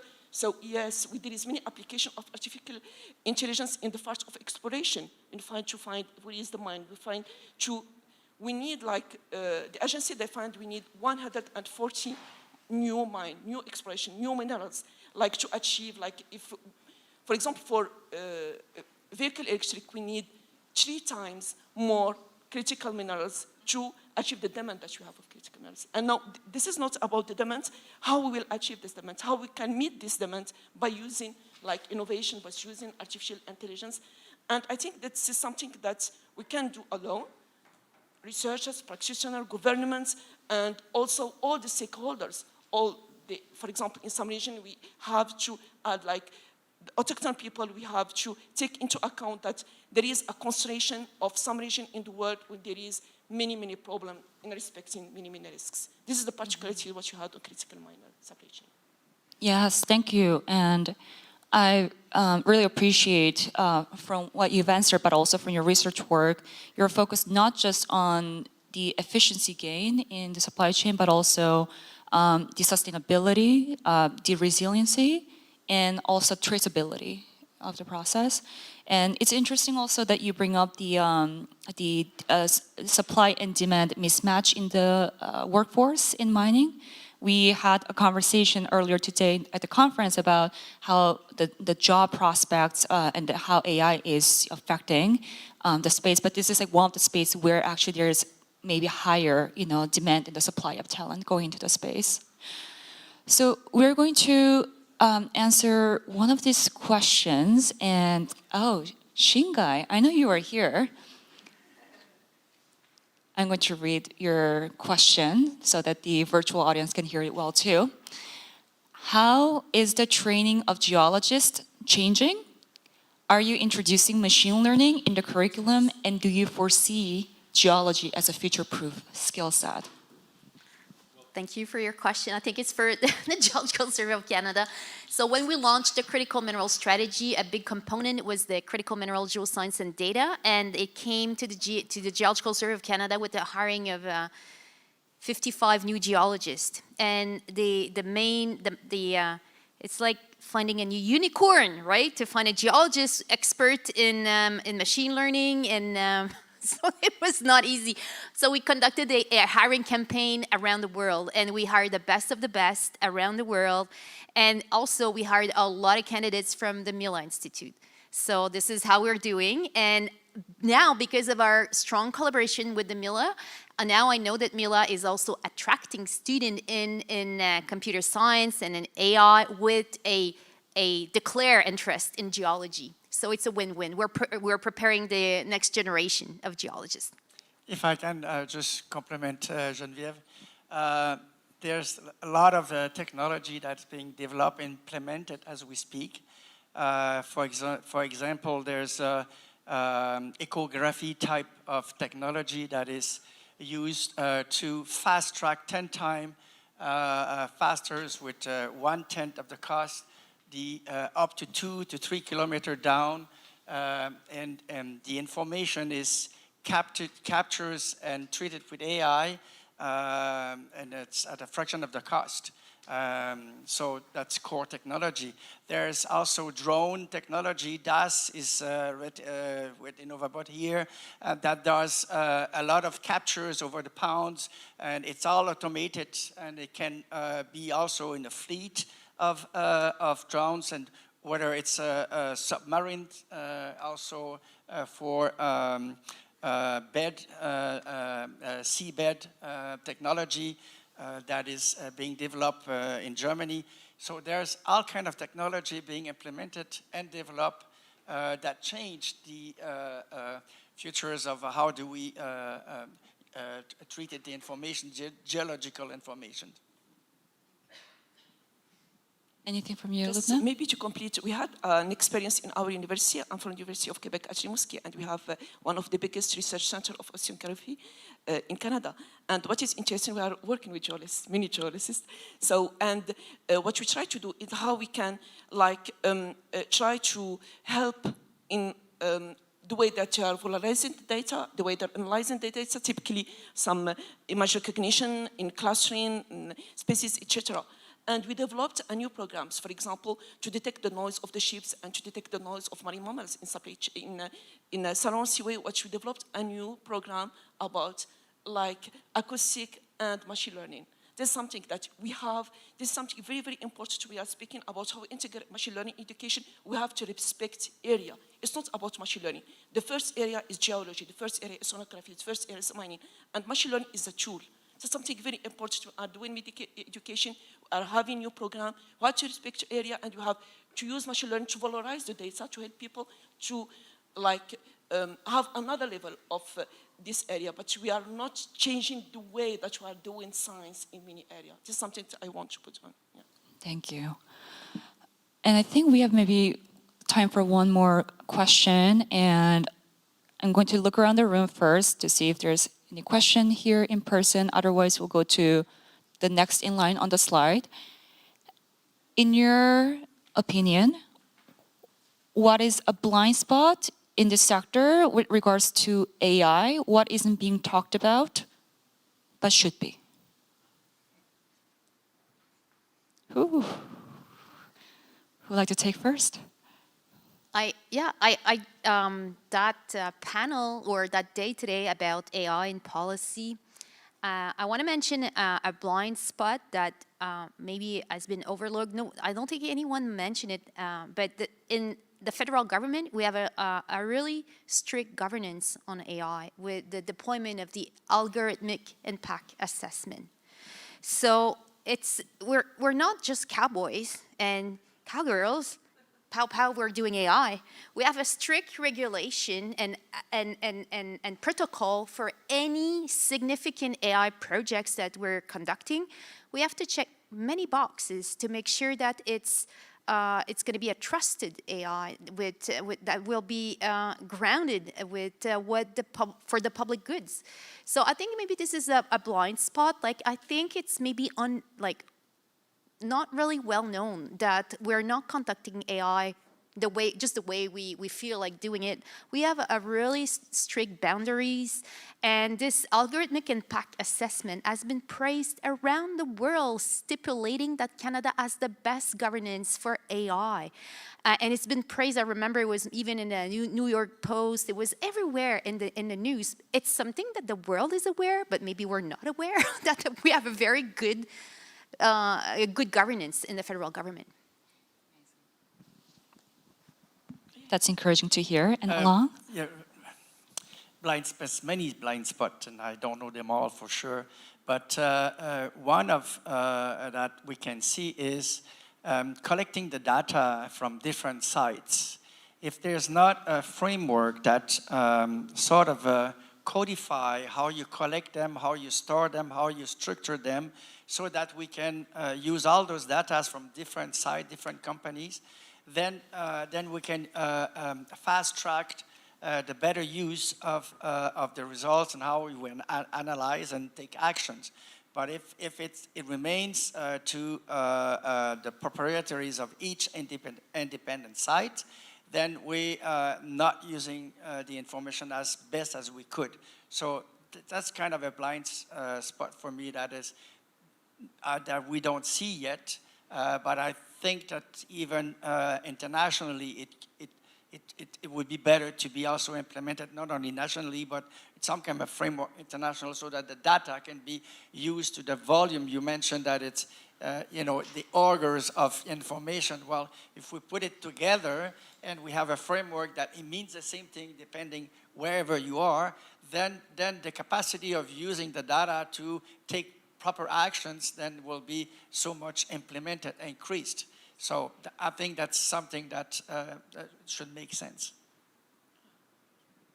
So I think that we have to work more together. This is my conclusion from today, and also my conclusion on working on artificial intelligence for supply chain in general. So how we can work together, how we can, like as a scientist, between different disciplines, this is the first thing, but also with all stakeholders, like for critical mineral, how we can work with people, like from the mine until the final consumer, from people they are using the electric car, the wind farm, and the photovoltaic plant, until the people they are working to get the mine. This is something very, very important.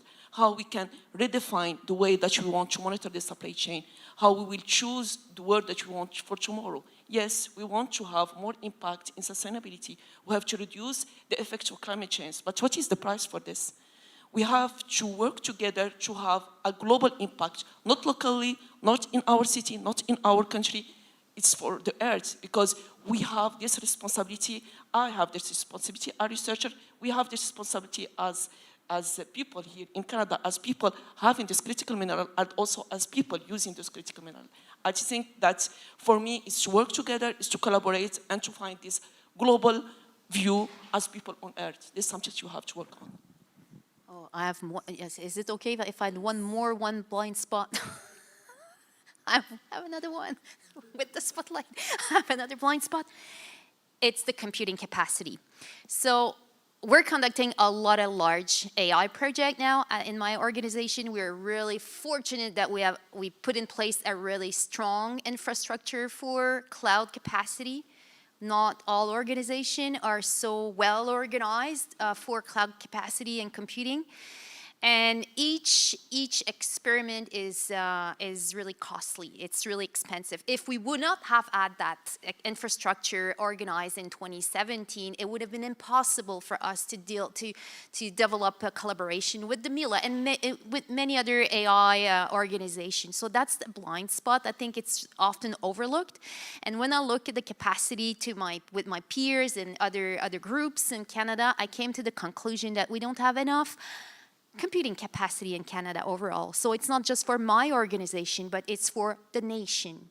And I think right now, the conclusion of this blind spot is that the computing, how it works right now, a binary approach, the electron being there and not there after the other one, like it takes a lot of capacity. So I think it's really urgent to solve that problem to support AI, like the computing capacity. What's next? Like, is it the quantum? Is it something else? I don't know. I don't have the answer, but I know for sure that we don't have enough computing capacity to conduct our AI right now. If you're not exhausted, there's a really good question on Slido behind you. If you could take one more. Is that okay? Yes. Look at Canada has both abundant, look at that one. Canada, okay, And then I'll let you stop, I promise. But Canada has both abundant critical minerals and strong AI research institutions.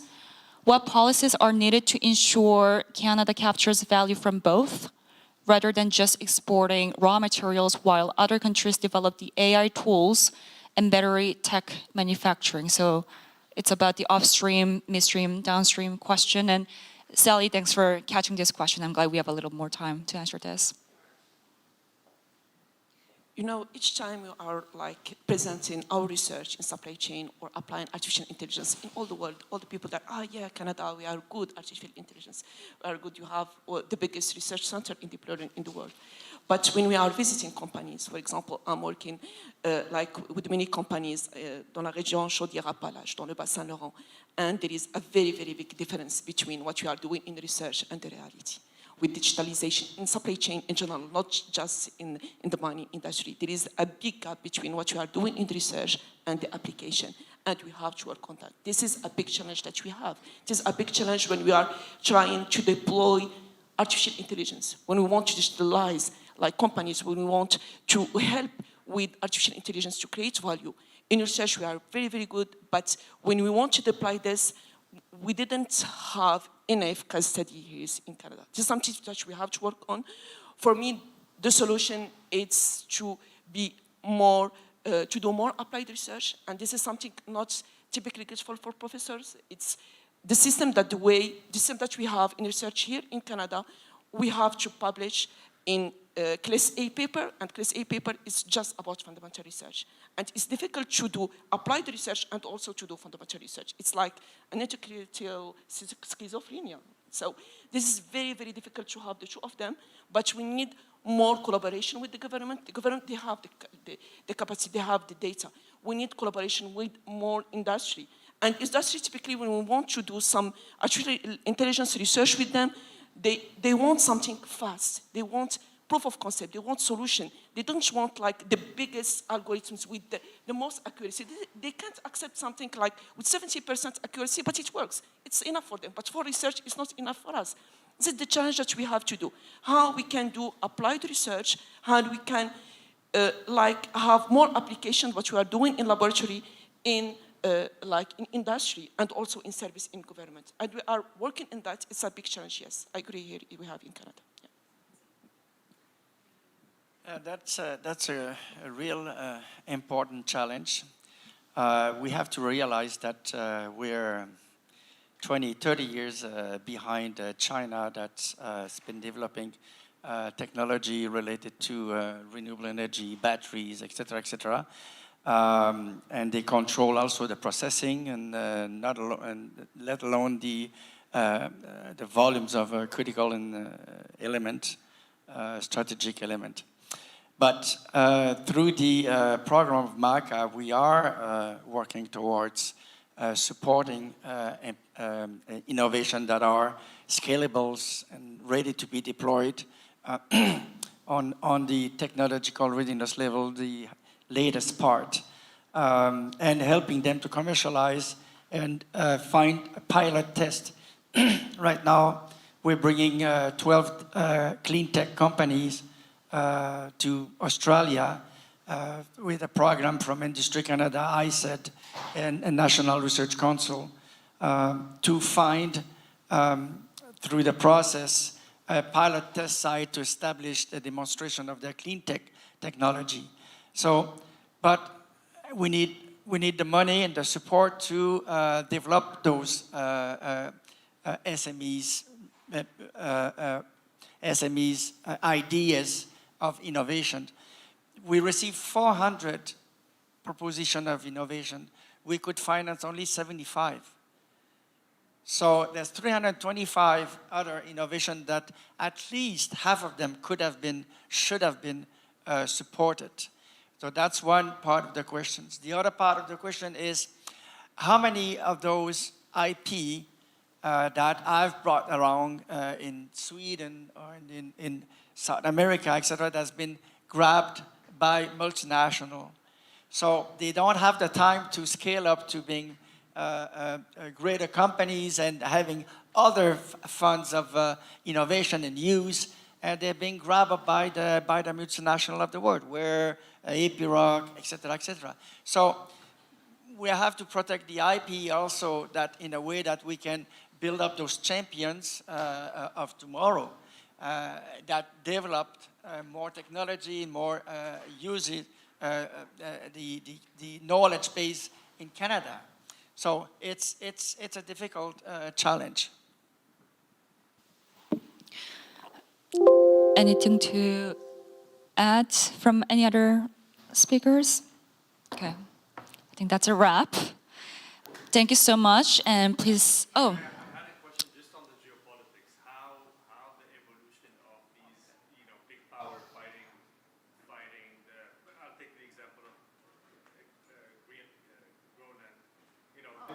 Fighting to get natural resources and rare minerals. So for the online audience, there's a question just, I mean, broadly about geopolitics and fighting for resources. And we have like 1 more minute because they're going to start to enter the room soon. Yeah. Lightning answer? Lightning answers. Yeah. I'm briefing all my department right now on Greenland. So that's a hot file. Yes, of course, it's the same craton from Labrador, and it's the same type of deposit. So obviously, it's a race for accessing those critical minerals. The critical minerals, it's a geopolitical files. So right now, with the new administration in USA, I don't know if they're USA participant virtually, but it's a very slow collaboration right now, to say the least.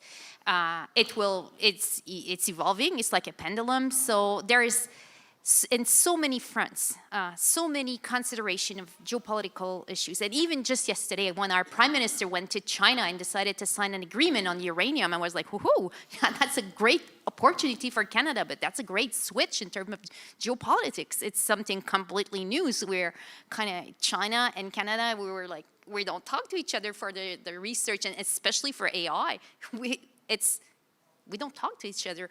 So that's going to be a very different switch. And it's, I'm very looking forward to see what's 2026 has in store for us in terms of geopolitics. It's full of surprise. Okay. That's it. I guess that's it. Thank you for the question, and thank you for the participation, and just a big round of applause to our panelists, please. Thank you. Thank you, Alain, Lubna, and Geneviève, and of course Lisa for moderating. And now we just have about 2 minutes until the rest of the folks from the other breakout sessions come and rejoin us. And then we'll be on to our closing keynote. Thank you, guys.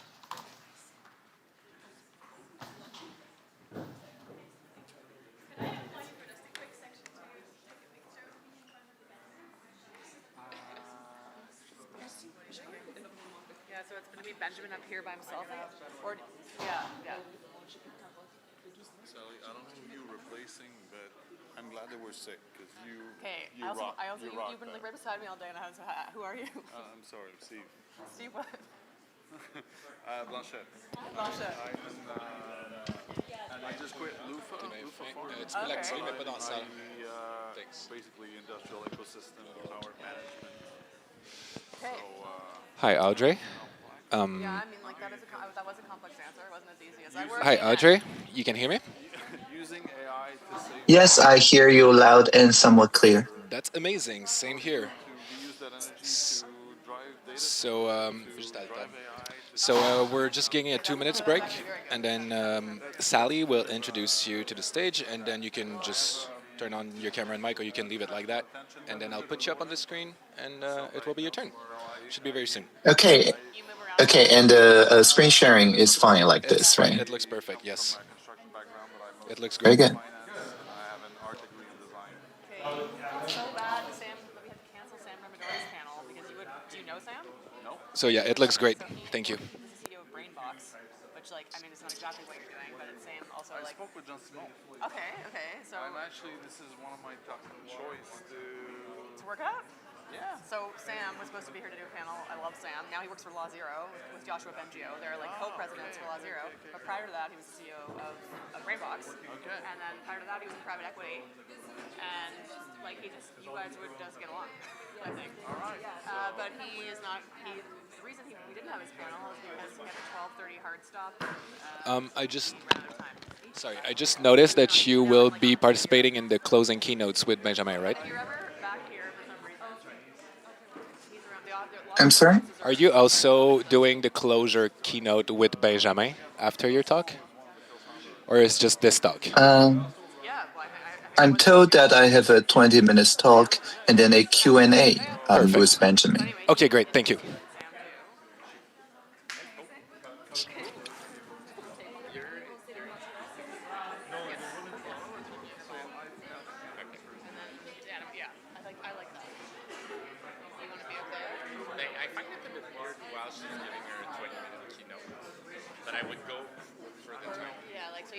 Otherwise I'm really just going to be like... I mean, you're really nice to look at, so there's that.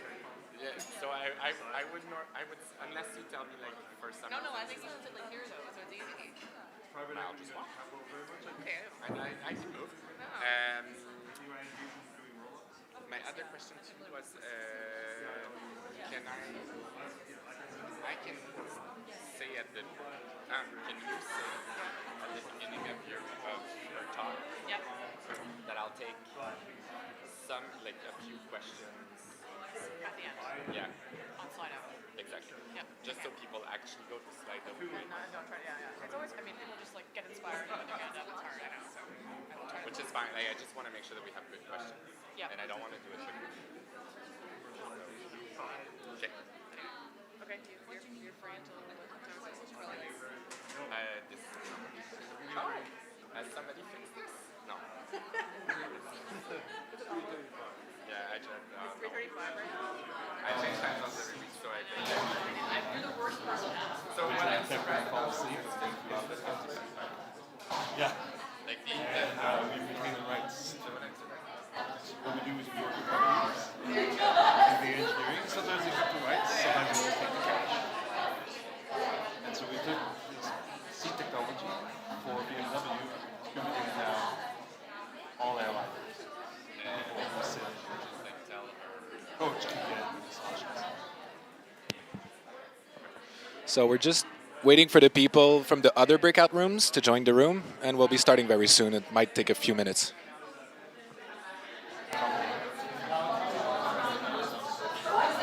No, we buy something that has 50 years in between plain refurnishing. That would be with, So we buy the distribution. Stéphane Marceau. Yeah, he that would be who your boss would be. Yeah.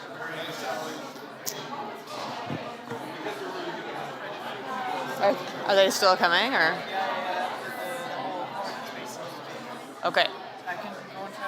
I need to try to wrangle. Welcome back, everybody. We hope you had fantastic breakouts.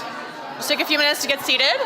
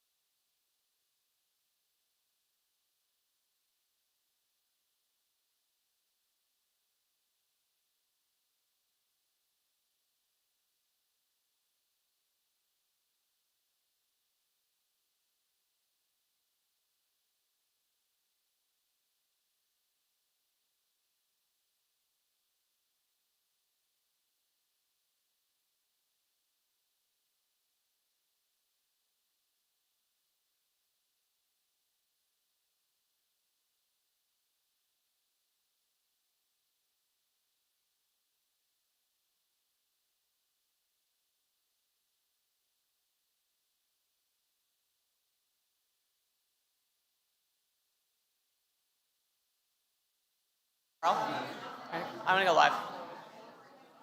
Welcome back, everyone. Welcome back into the Agora, into a plenary experience once more after your breakouts. I hope they were good. The one in here on mining critical minerals was like really. I mean, I have a social science background. Like I'm a social worker by training, and I found it interesting, which tells you, I think, a lot. I am very excited to introduce the session that's going to be closing out the day today. We have a very special speaker who's going to be joining us virtually. I am extremely excited to introduce Audrey Tang. Audrey Tang is internationally recognized for her leadership at the intersection of technology and democracy. She is Taiwan's Cyber Ambassador at Large, first digital minister, and the 2025 Right Livelihood Award winner, and is just celebrated for her pioneering efforts in digital freedom, is how I would put it. She was also the world's first non-binary minister, and I think it's important to mention here too that she identifies as post-gender and is comfortable with any pronouns. But I will tell you more about her amazing trajectory. In 2023, Audrey was named one of Time's 100 most influential people in AI and was instrumental in shaping Taiwan's internationally acclaimed COVID-19 response. And also, just once again, all in a day's work, safeguarding the 2024 presidential election from foreign cyber interference. And before I hand it over to Audrey, I wanted to tell you a bit about the structure of this, because it's a little bit different than just a keynote. First, we're going to have remarks from Audrey for about 20 minutes. And after that, we're likely to keep her for a bit for an additional period of conversation that she's going to be stepping into with our VP, Benjamin Prudhomme, who you met this morning. That portion will be led by him, and we will also take questions from Slido. So do get on Slido to ask your questions that Benjamin could take with Audrey. But with that, I will pass it over. Very excited to welcome Audrey Tang. Local time. Can you hear me? Yes, we can hear you. Excellent. Good local time, Montreal. Bonjour. It is a profound honor to close this conference on the AI Policy Frontline. Today, you have mapped through talks and workshops the front lines of AI governance, from the manipulation of minds to the obsolescence of institutions, from the invisible labor to sovereign data. Now, these are not separate front lines. They're layers of one question. Will AI policy be something done to people or something built with people? Now, my journey did not begin with technology. It began with a diagnosis. When I was 5 years old, doctors told my parents and me that I had a congenital heart defect. They said that I had a 50-50 chance of surviving until surgery, which I got when I was 12. But for 7 years, every night felt like a coin toss. I would lie in bed feeling the erratic rhythm of my own heart, not knowing if I would wake up. This fragility gave me a habit that I still have today, that I publish before I perish. If I learn something and didn't share it, and if I don't wake up tomorrow, then the knowledge will be gone forever. So in sharing my imperfect thoughts, I discovered something profound. Because I record everything I learned every day, and I upload it to the internet. If you project perfection, people admire you, but they keep your distance, they scroll on. But on the internet, if you show your cracks, your vulnerabilities, your unfinished work, well, people step in. They see where they fit, they co-create, and of course complain and correct you, but also co-create with you. Now, as Leonard Cohen, a great song of the city, once sang, ring the bells that still can ring. Forget your perfect offering. There is a crack in everything, and that's how the light gets in. Today, we have seen many cracks in our cognitive defense, our legislative speed, our labor ethics, our data sovereignty. And my message is very simple. Do not cluster over these cracks because they are the openings where civic participation, the light, can get in. Now, in the past decade, we have faced two viruses. The first was the virus of the body, the pandemic. And as we began to recover, we realized we were facing another virus that spreads even faster, the virus of the mind. Some people call it the infodemic. Some people call it the polarization, deepfakes, outrage, flooding our screens. It is a realization that we look at the same world, but we see completely different realities. And why? Because our digital world was running on a maligned AI, operating system of maximization that I called MaxOS. Basically, through reinforcement learning, it tries to find a number like clicks, watch time, engagement, and make it the biggest number in the world. And so when this MaxOS is applied to human relationships, the AI learns a dangerous lesson that the easiest way to keep people engaged is to keep us enraged. Because anger maximizes attention, and anger leads to this high ppm environment, not parts per million of carbon, high polarization per minute. Now, in AI governance, we talk about human in the loop.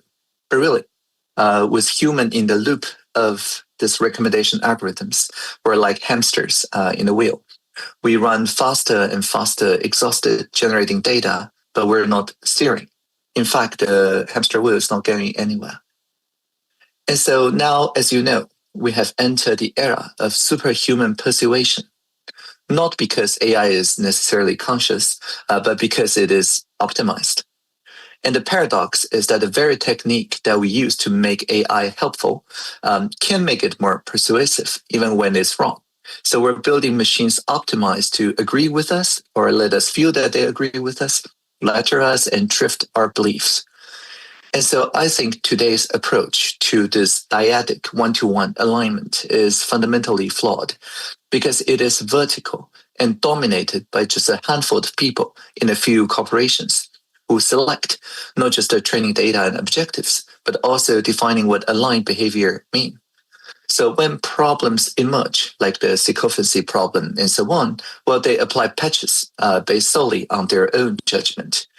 And so the result is a system that interacts with billions of people every day, controlled by a small circle, while those most affected have almost no voice.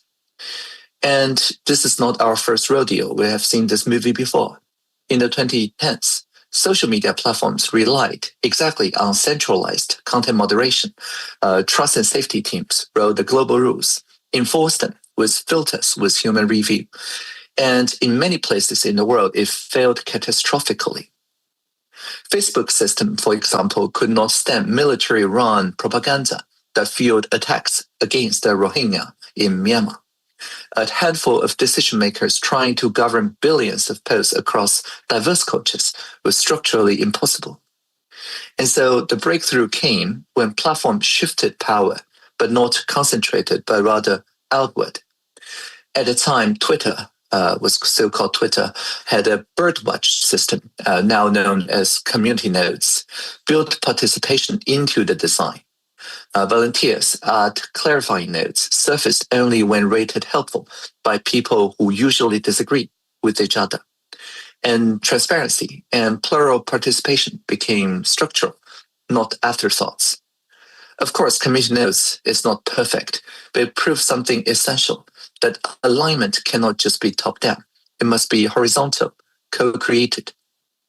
And so for generative AI, and AI governance in general, what would it look like to treat alignment as a democratic process rather than just an engineering problem? 2 years ago, Taiwan was flooded with investment scheme. Criminals used deepfakes of celebrities and executives to steal from the elderly, from the senior people. If you scroll, you would see Jensen Huang, the NVIDIA Taiwanese CEO's face on Facebook, offering investment advice or cryptocurrency, speaking directly to you. If you click in Mandarin, it looked like him, sounded like him. Of course, not him, just a deepfake running on NVIDIA GPU. And a crisis of trust. And Taiwan, at the same time, was ranking and still ranks first in Asia for internet freedom, so we cannot simply censor. So as digital minister, we turned to the people. We sent text messages to 200,000 citizens, random numbers around Taiwan. We only asked, how do we fix this together? So people gave us their ideas, and 447 people volunteered in a statistically representative microcosm drawn by lottery of our population.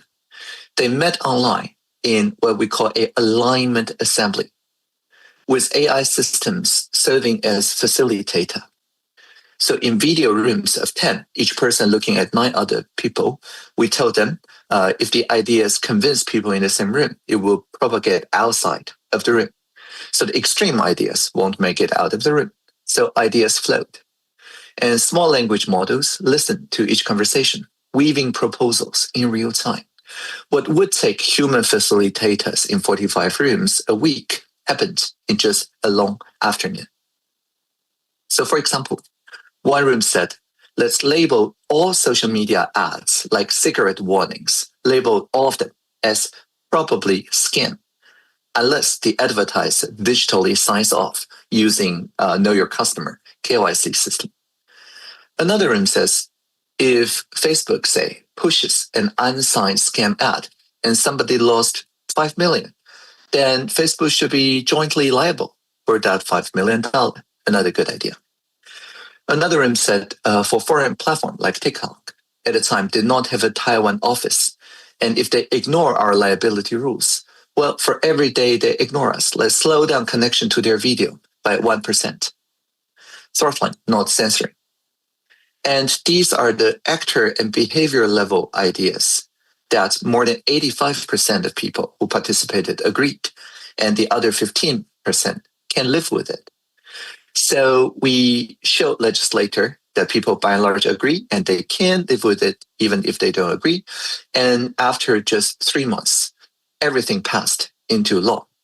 So throughout last year, throughout 2025, there have been almost no deepfake scam ads in Taiwan. It's down by more than 95%. So we did not just second guess each other, like reading the air. We wrote the air together. Collective intelligence, the CIP project that we partnered with, drew red lines around addictive intelligence and did it very quickly. So now you may be thinking that the temptation here is obvious. If AI can summarize and translate and facilitate, well, why not automate democracy entirely? Just build a machine that interview people instead of people talking to 9 other people. Just send my digital twin to talk to your digital twin. And all 400 people can talk together in silico through their digital twins. Build a machine that simulates deliberation and output consensus. Well, we don't do that because that is exactly like sending our robots to the gym to exercise for us. The robot may get very impressive lifting weights, but the community, the civic muscle, will atrophy. It will stay weak. Because it turns out democracy is not just about generating decisions. It is also the civic muscle, the capacity to listen, to disagree without dehumanizing, to learn across difference, and to repair. In Taiwan, we changed our basic education curriculum in 2019 from what's called media literacy, digital literacy, to media and digital competency. Literacy is when you consume. Competency is when you co-produce. So our middle schoolers fact-checked presidential debates in real time. Our primary schoolers measure air quality, water quality, noise level, publishing findings on distributed ledgers. So by 2022, Taiwan's 14-year-olds ranked the world's top in civic knowledge. And so when these young people teach their grandparents, the whole family exercise together, we have a national participation platform where people can petition 5,000 electronic signature, schedule a deliberation. So for example, the 15-year-olds, 16-year-olds petition to go to school 1 hour later because turned out 1 more hour of sleep gets you better grade than 1 more hour of study, and they got it.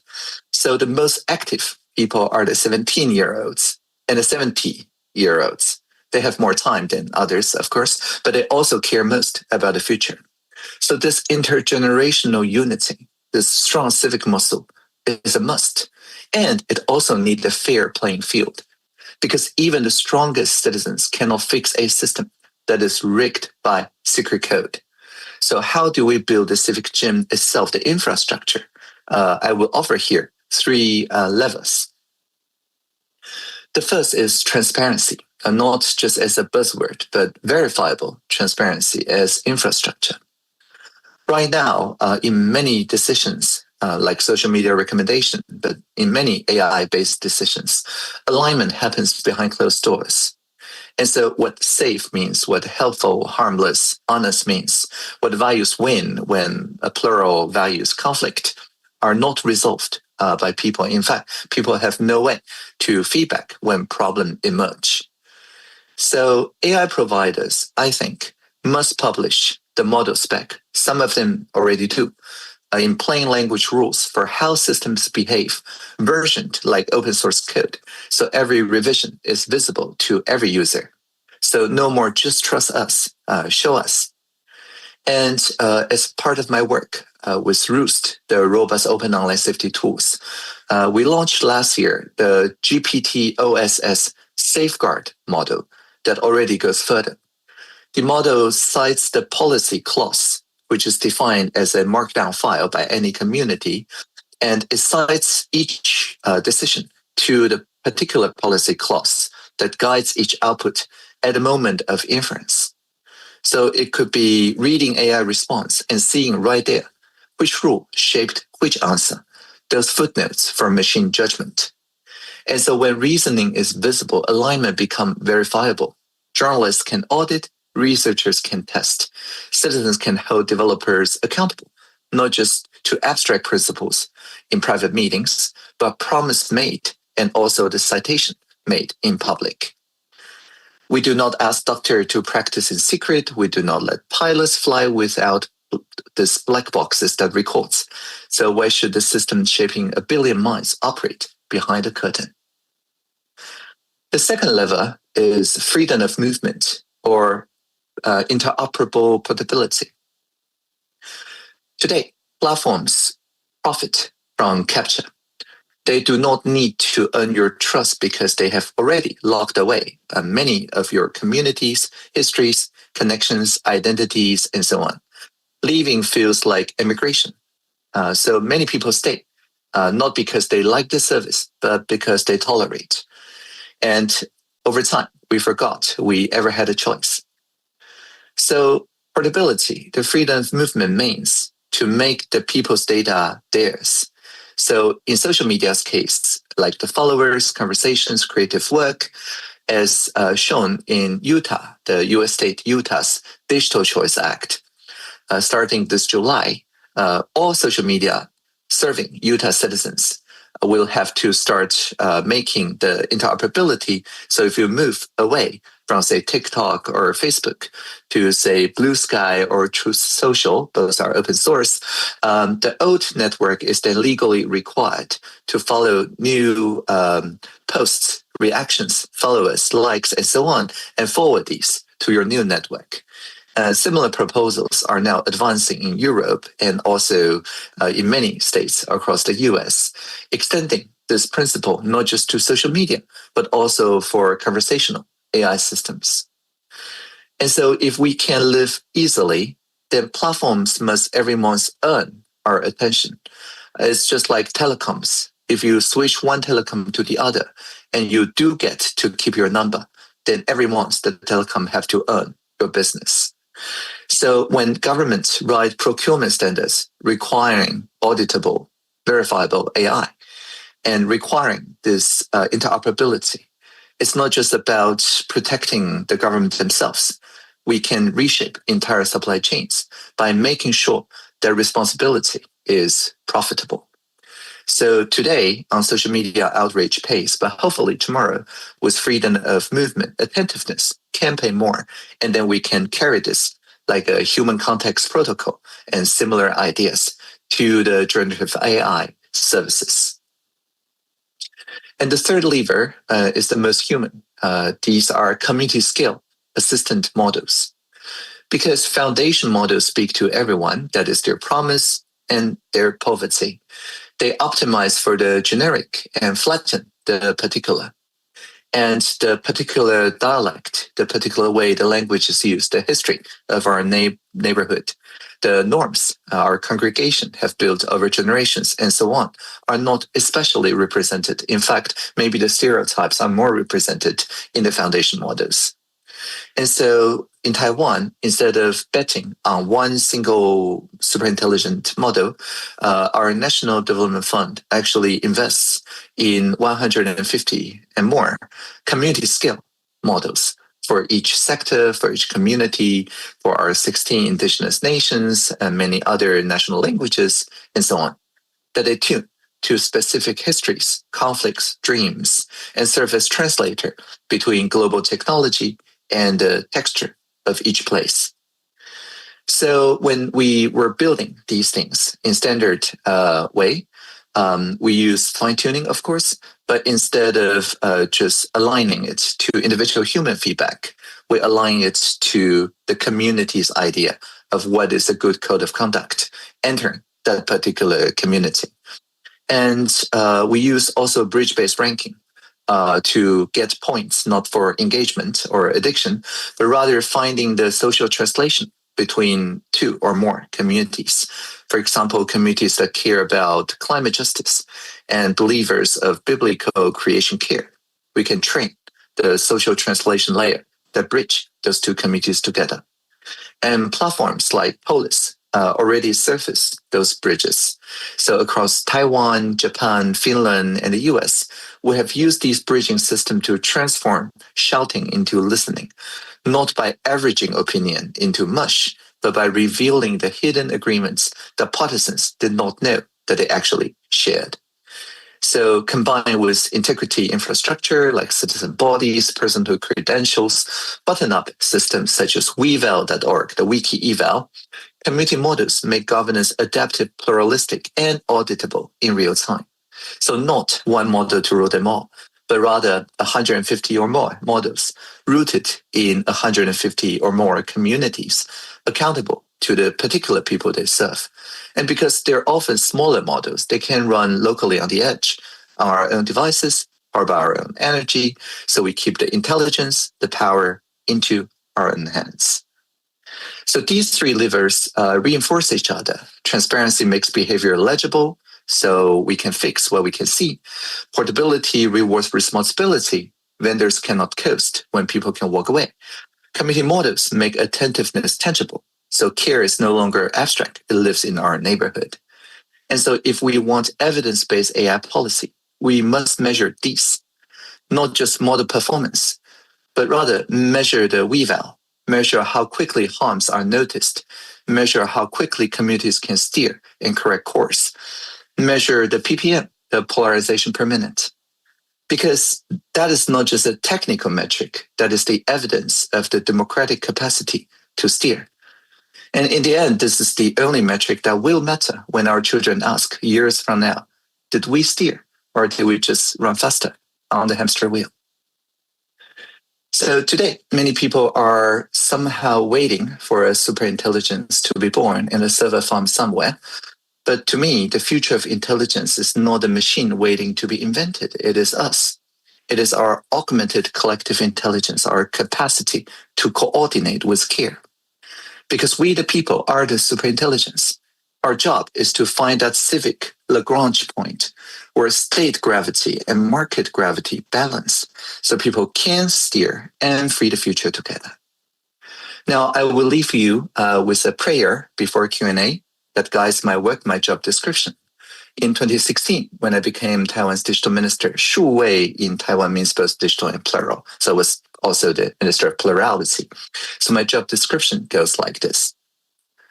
When we see the Internet of Things, let's make it an Internet of Beings. When we see virtual reality, let's make it a shared reality. When we see machine learning, let's make it collaborative learning. When we see user experience, let's make it about human experience. And whenever we hear that a singularity is near, let's always remember the plurality is here. Thank you. Live long and prosper.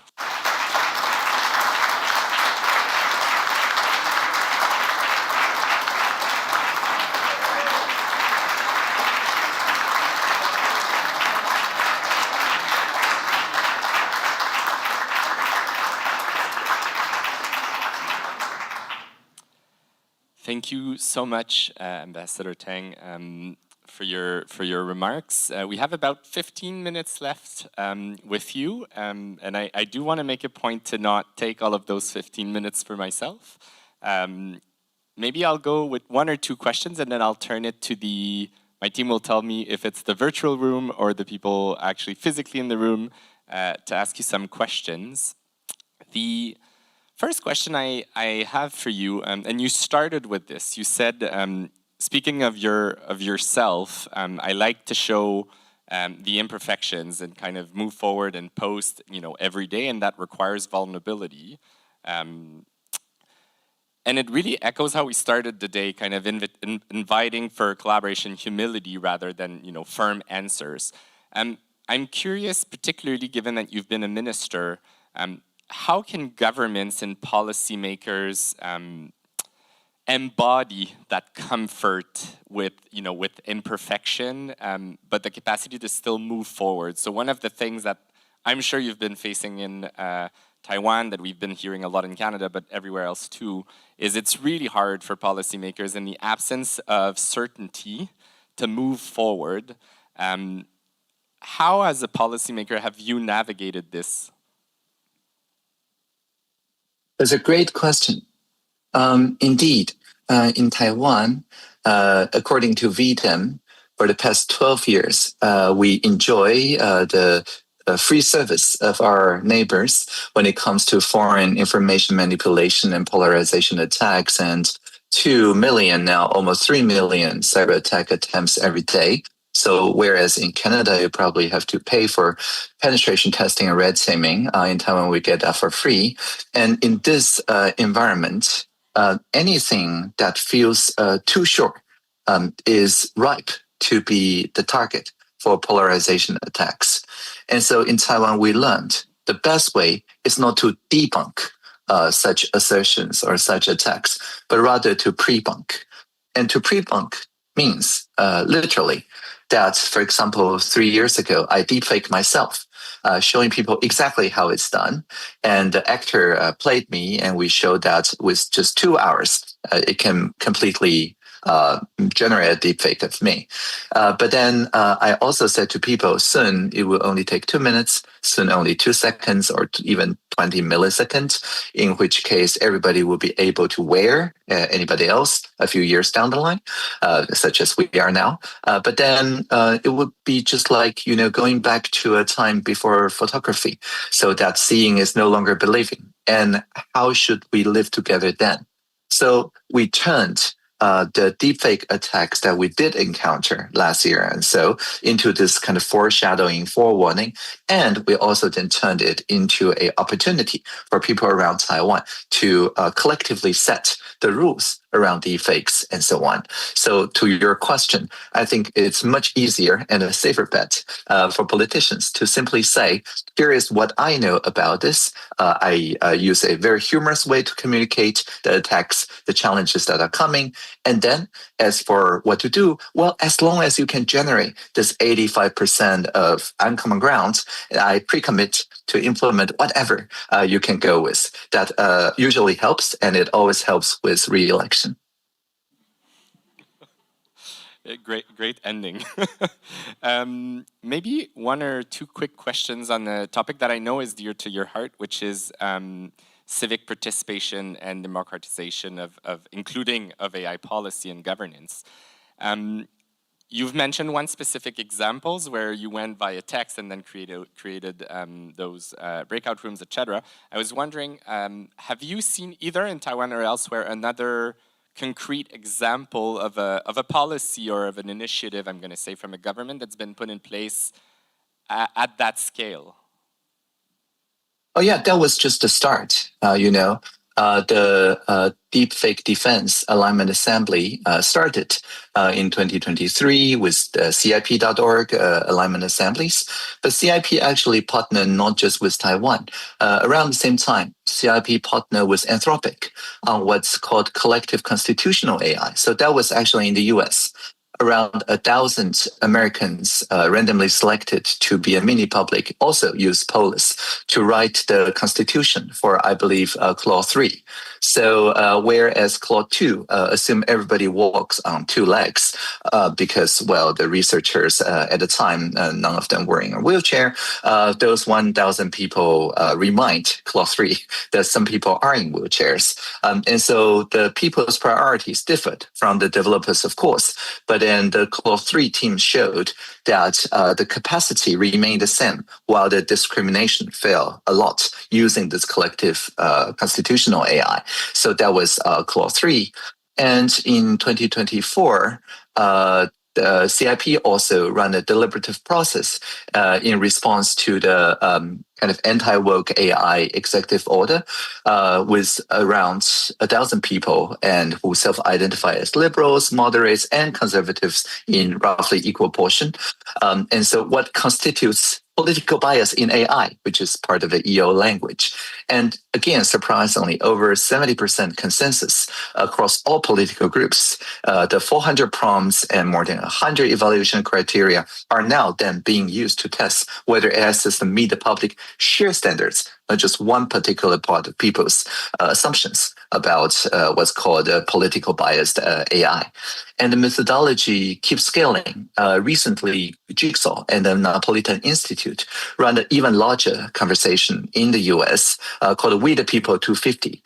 They chose 5 people randomly from each congressional district, so 2,400 people, deliberating on questions like freedom and equality. And language models synthesized 1 million words into 26 bridging statements. And the share who feel heard by this process jumped from 40% to almost 70%.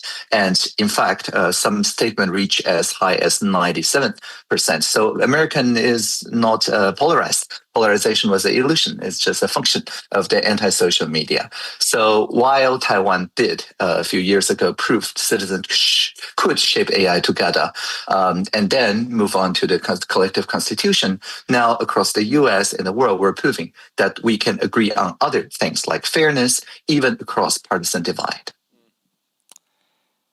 Maybe one last question, and then I'll turn it to the room.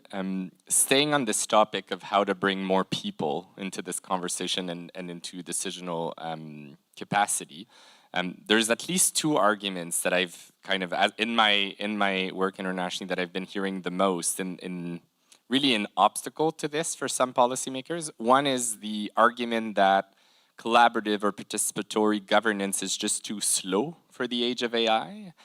And the other one being that AI requires a high level of expertise, and therefore we shouldn't kind of just go in the streets. We really need to know what we're talking about. This last argument is a lot coming from corporations. But the first argument I've heard a lot from policymakers saying, I just don't have the time. What would you respond to those concerns? Well, I would point out that it really did only take a long afternoon for us to agree on the red lines around deepfake scams and joint platform liability. In fact, if you run it as a deliberative poll, it is exactly the same time it takes as a poll, while being actually less expensive than a poll. So the question is, why not? Instead of why, try this new way. And the reason why, of course, is that for the first time, we can make sure that when we aggregate qualitative information, people's feelings around each other's feelings and so on, they can preserve the new ones. That's what we did not have 10 years ago. But now it is very easy now. Listening so we don't break society is a natural feature for these polls. And we do work with respected pollsters such as Napolitan Institute because they're also facing a crisis with the traditional polling methodology, because first of all, when you poll people individually, they're all like IMBY, yes, in my backyard, NIMBY, never in my backyard. It's actually very difficult to get the common ground. And the second is that when people do listen to like 9 other people, whether synchronous or asynchronously, everybody became like MIMBY, maybe in my backyard, if they do this, if they do that, right? So whether in California with the Engaged California platform, or in Kentucky with the What Could Bowling Green Be, we have shown time and time again, it's less expensive than traditional poll and much more generative and transformative. Thank you. I will take one question from online, following which whomever runs the fastest, I guess, will take one question from the room. My colleague Henri. Yes, well, first, I think I speak for everyone here that truly inspiring. And one of the questions online is, in terms of bridging the speed of democracy and tech, is there some structure or system you would like to see created that does not exist yet? That's a very good question. Well, the future is already here, just not evenly distributed. In Taiwan, we have what's called a decentralized digital wallet. That's fairly new. It just rolled out a few months ago. But what it does is that it provides what's called selective disclosure, so that you can show, for example, you're over 18 or ich bin ein Berliner without doxing yourself. You can mint a attestation, a proof of some property of you, but without the state even learning about this being mint. In fact, the most common use now in Taiwan is that they will use the telecom, one-time code, selective disclosure, to collect shipments to the local convenience stores in Taiwan.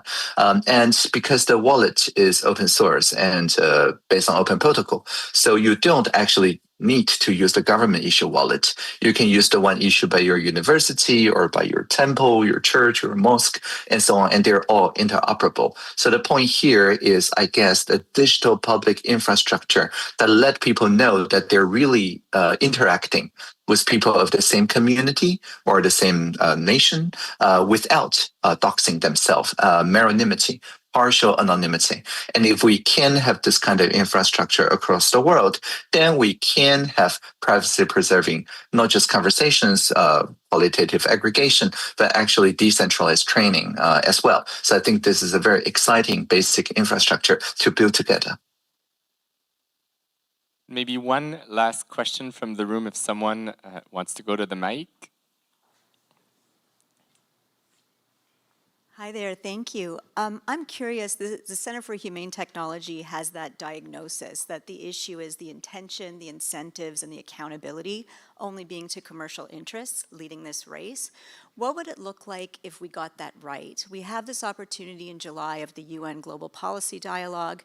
Would it be possible to conceive of, and what would be your recommendations for scaffolding at a global level of countries, like-minded countries opting in to create some sort of public interest AI that's accountable not to commercial interests, but to the International Human Rights Conventions, the shared values we've already agreed on, a do no harm framework? I'm wondering if you've given some thought to that, and what would that scaffolding look like from your perspective? Yeah, definitely, yes. And I really like this framing, not just red lines, but rather also bright arrows, I guess, bright lines to point, not just the guardrail, but also the guide rails. What does a positive vision look like? So first of all, I think the freedom of movement is quite fundamental in the industries like telecoms and podcast, actually, with the freedom of movement. You can see the incentive really align. And like all those service providers in podcasts as well as in telecom really do have to serve the customer's interests. And in places like TikTok, for example, there was a study a couple of years ago in the US. They asked an average undergrad using TikTok if they want to quit TikTok and how much do they want to pay, want to have paid to quit TikTok. And turns out it's almost $60 per month. So every month you have to pay them $60 to quit TikTok. However, if there is a magic button they can press to move everybody they know off TikTok together to Blue Sky or something, actually they're willing to pay you $30 a month. So it turns out that everybody was suffering, but the first person to move out suffered even more. A classic product market trap. And instead of building, the Airbus or the national champion or whatever, one very simple fix is simply to do what Utah is already doing, which is to mandate interoperability and freedom of movement, and thinking about how to apply that into AI systems to essentially treat inference as commodity. I think that will give a lot leverage, basically regulating them like utilities. So that's one. And if I can have a bonus, then that will be mandating interpretable architectures. I'm very excited about this kind of post-transformer architecture, such as power retention, among others, that can, it looks like, maintain the same quality and retraining a kind of wooden Trojan horse that's not interpretable to itself because of quadratic attention into something like a transparent horse that you can inspect much more easily because it has linear state. So it's more energy efficient, and it also allows much more investment, useful investment into mechanistic interpretability. So I think at some point we need to change that, because currently retraining is a transparency tax of like 2% or something. But we really need to change that incentive so that not being transparent will carry some cost. I hope that answered your question. Thank you. Ambassador Tang, thank you on behalf of everyone here. Warm thank you and round of applause.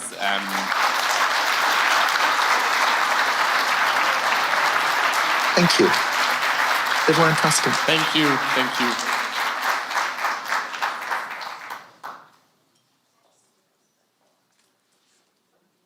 Yeah, I'm happy to take us through past the finish line all the way to the wine. I'm very cognizant that I am the last thing keeping you from the cocktail, so I'm going to start with that. The cocktail is going to be right next door as soon as I stop talking.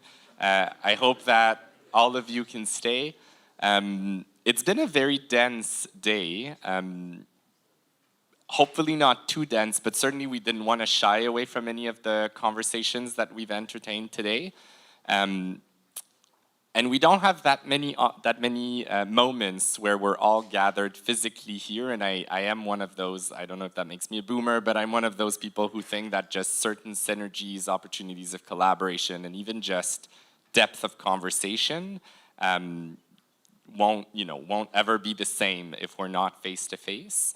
And so thank you for showing up. I know you've taken a lot of your time to do that, and certainly in not the most easy weather to navigate for those of you who've traveled. So it means a lot. The other thing that I always make a point of doing is to remind everybody that to do an event like this, it really does require an army. So some of my colleagues, including me, have had a bit more visibility, but I do want to name everybody that's made this day possible. I will ask you to hold for applause, but at the end I will also ask you to applaud, because those days are really not possible without people like my colleague Carl at Audio, Pablo, Ludovic, Désiré, Joël, Émilie, Audrey, Carla, Joanne, Louise, Antonio, Maryse. Promise I'm almost over. Olivier, Jennifer, Taylor, Laetitia, Sally, who jumped in, thank you so much for carrying us through the day. Yes. My colleagues Adam and Henri, and then last but not least, Isadora, who is the lead of the fellowship program. So today was one day, but this program is almost running through the year. This, of course, would not have been possible without you. So I'm going to ask you to thank them profusely.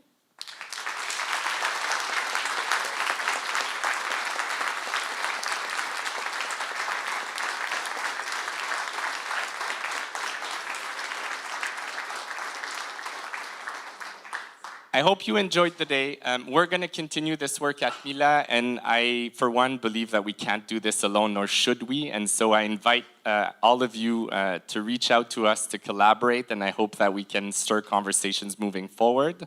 And on this note, I invite you to join us for the cocktail. Thank you.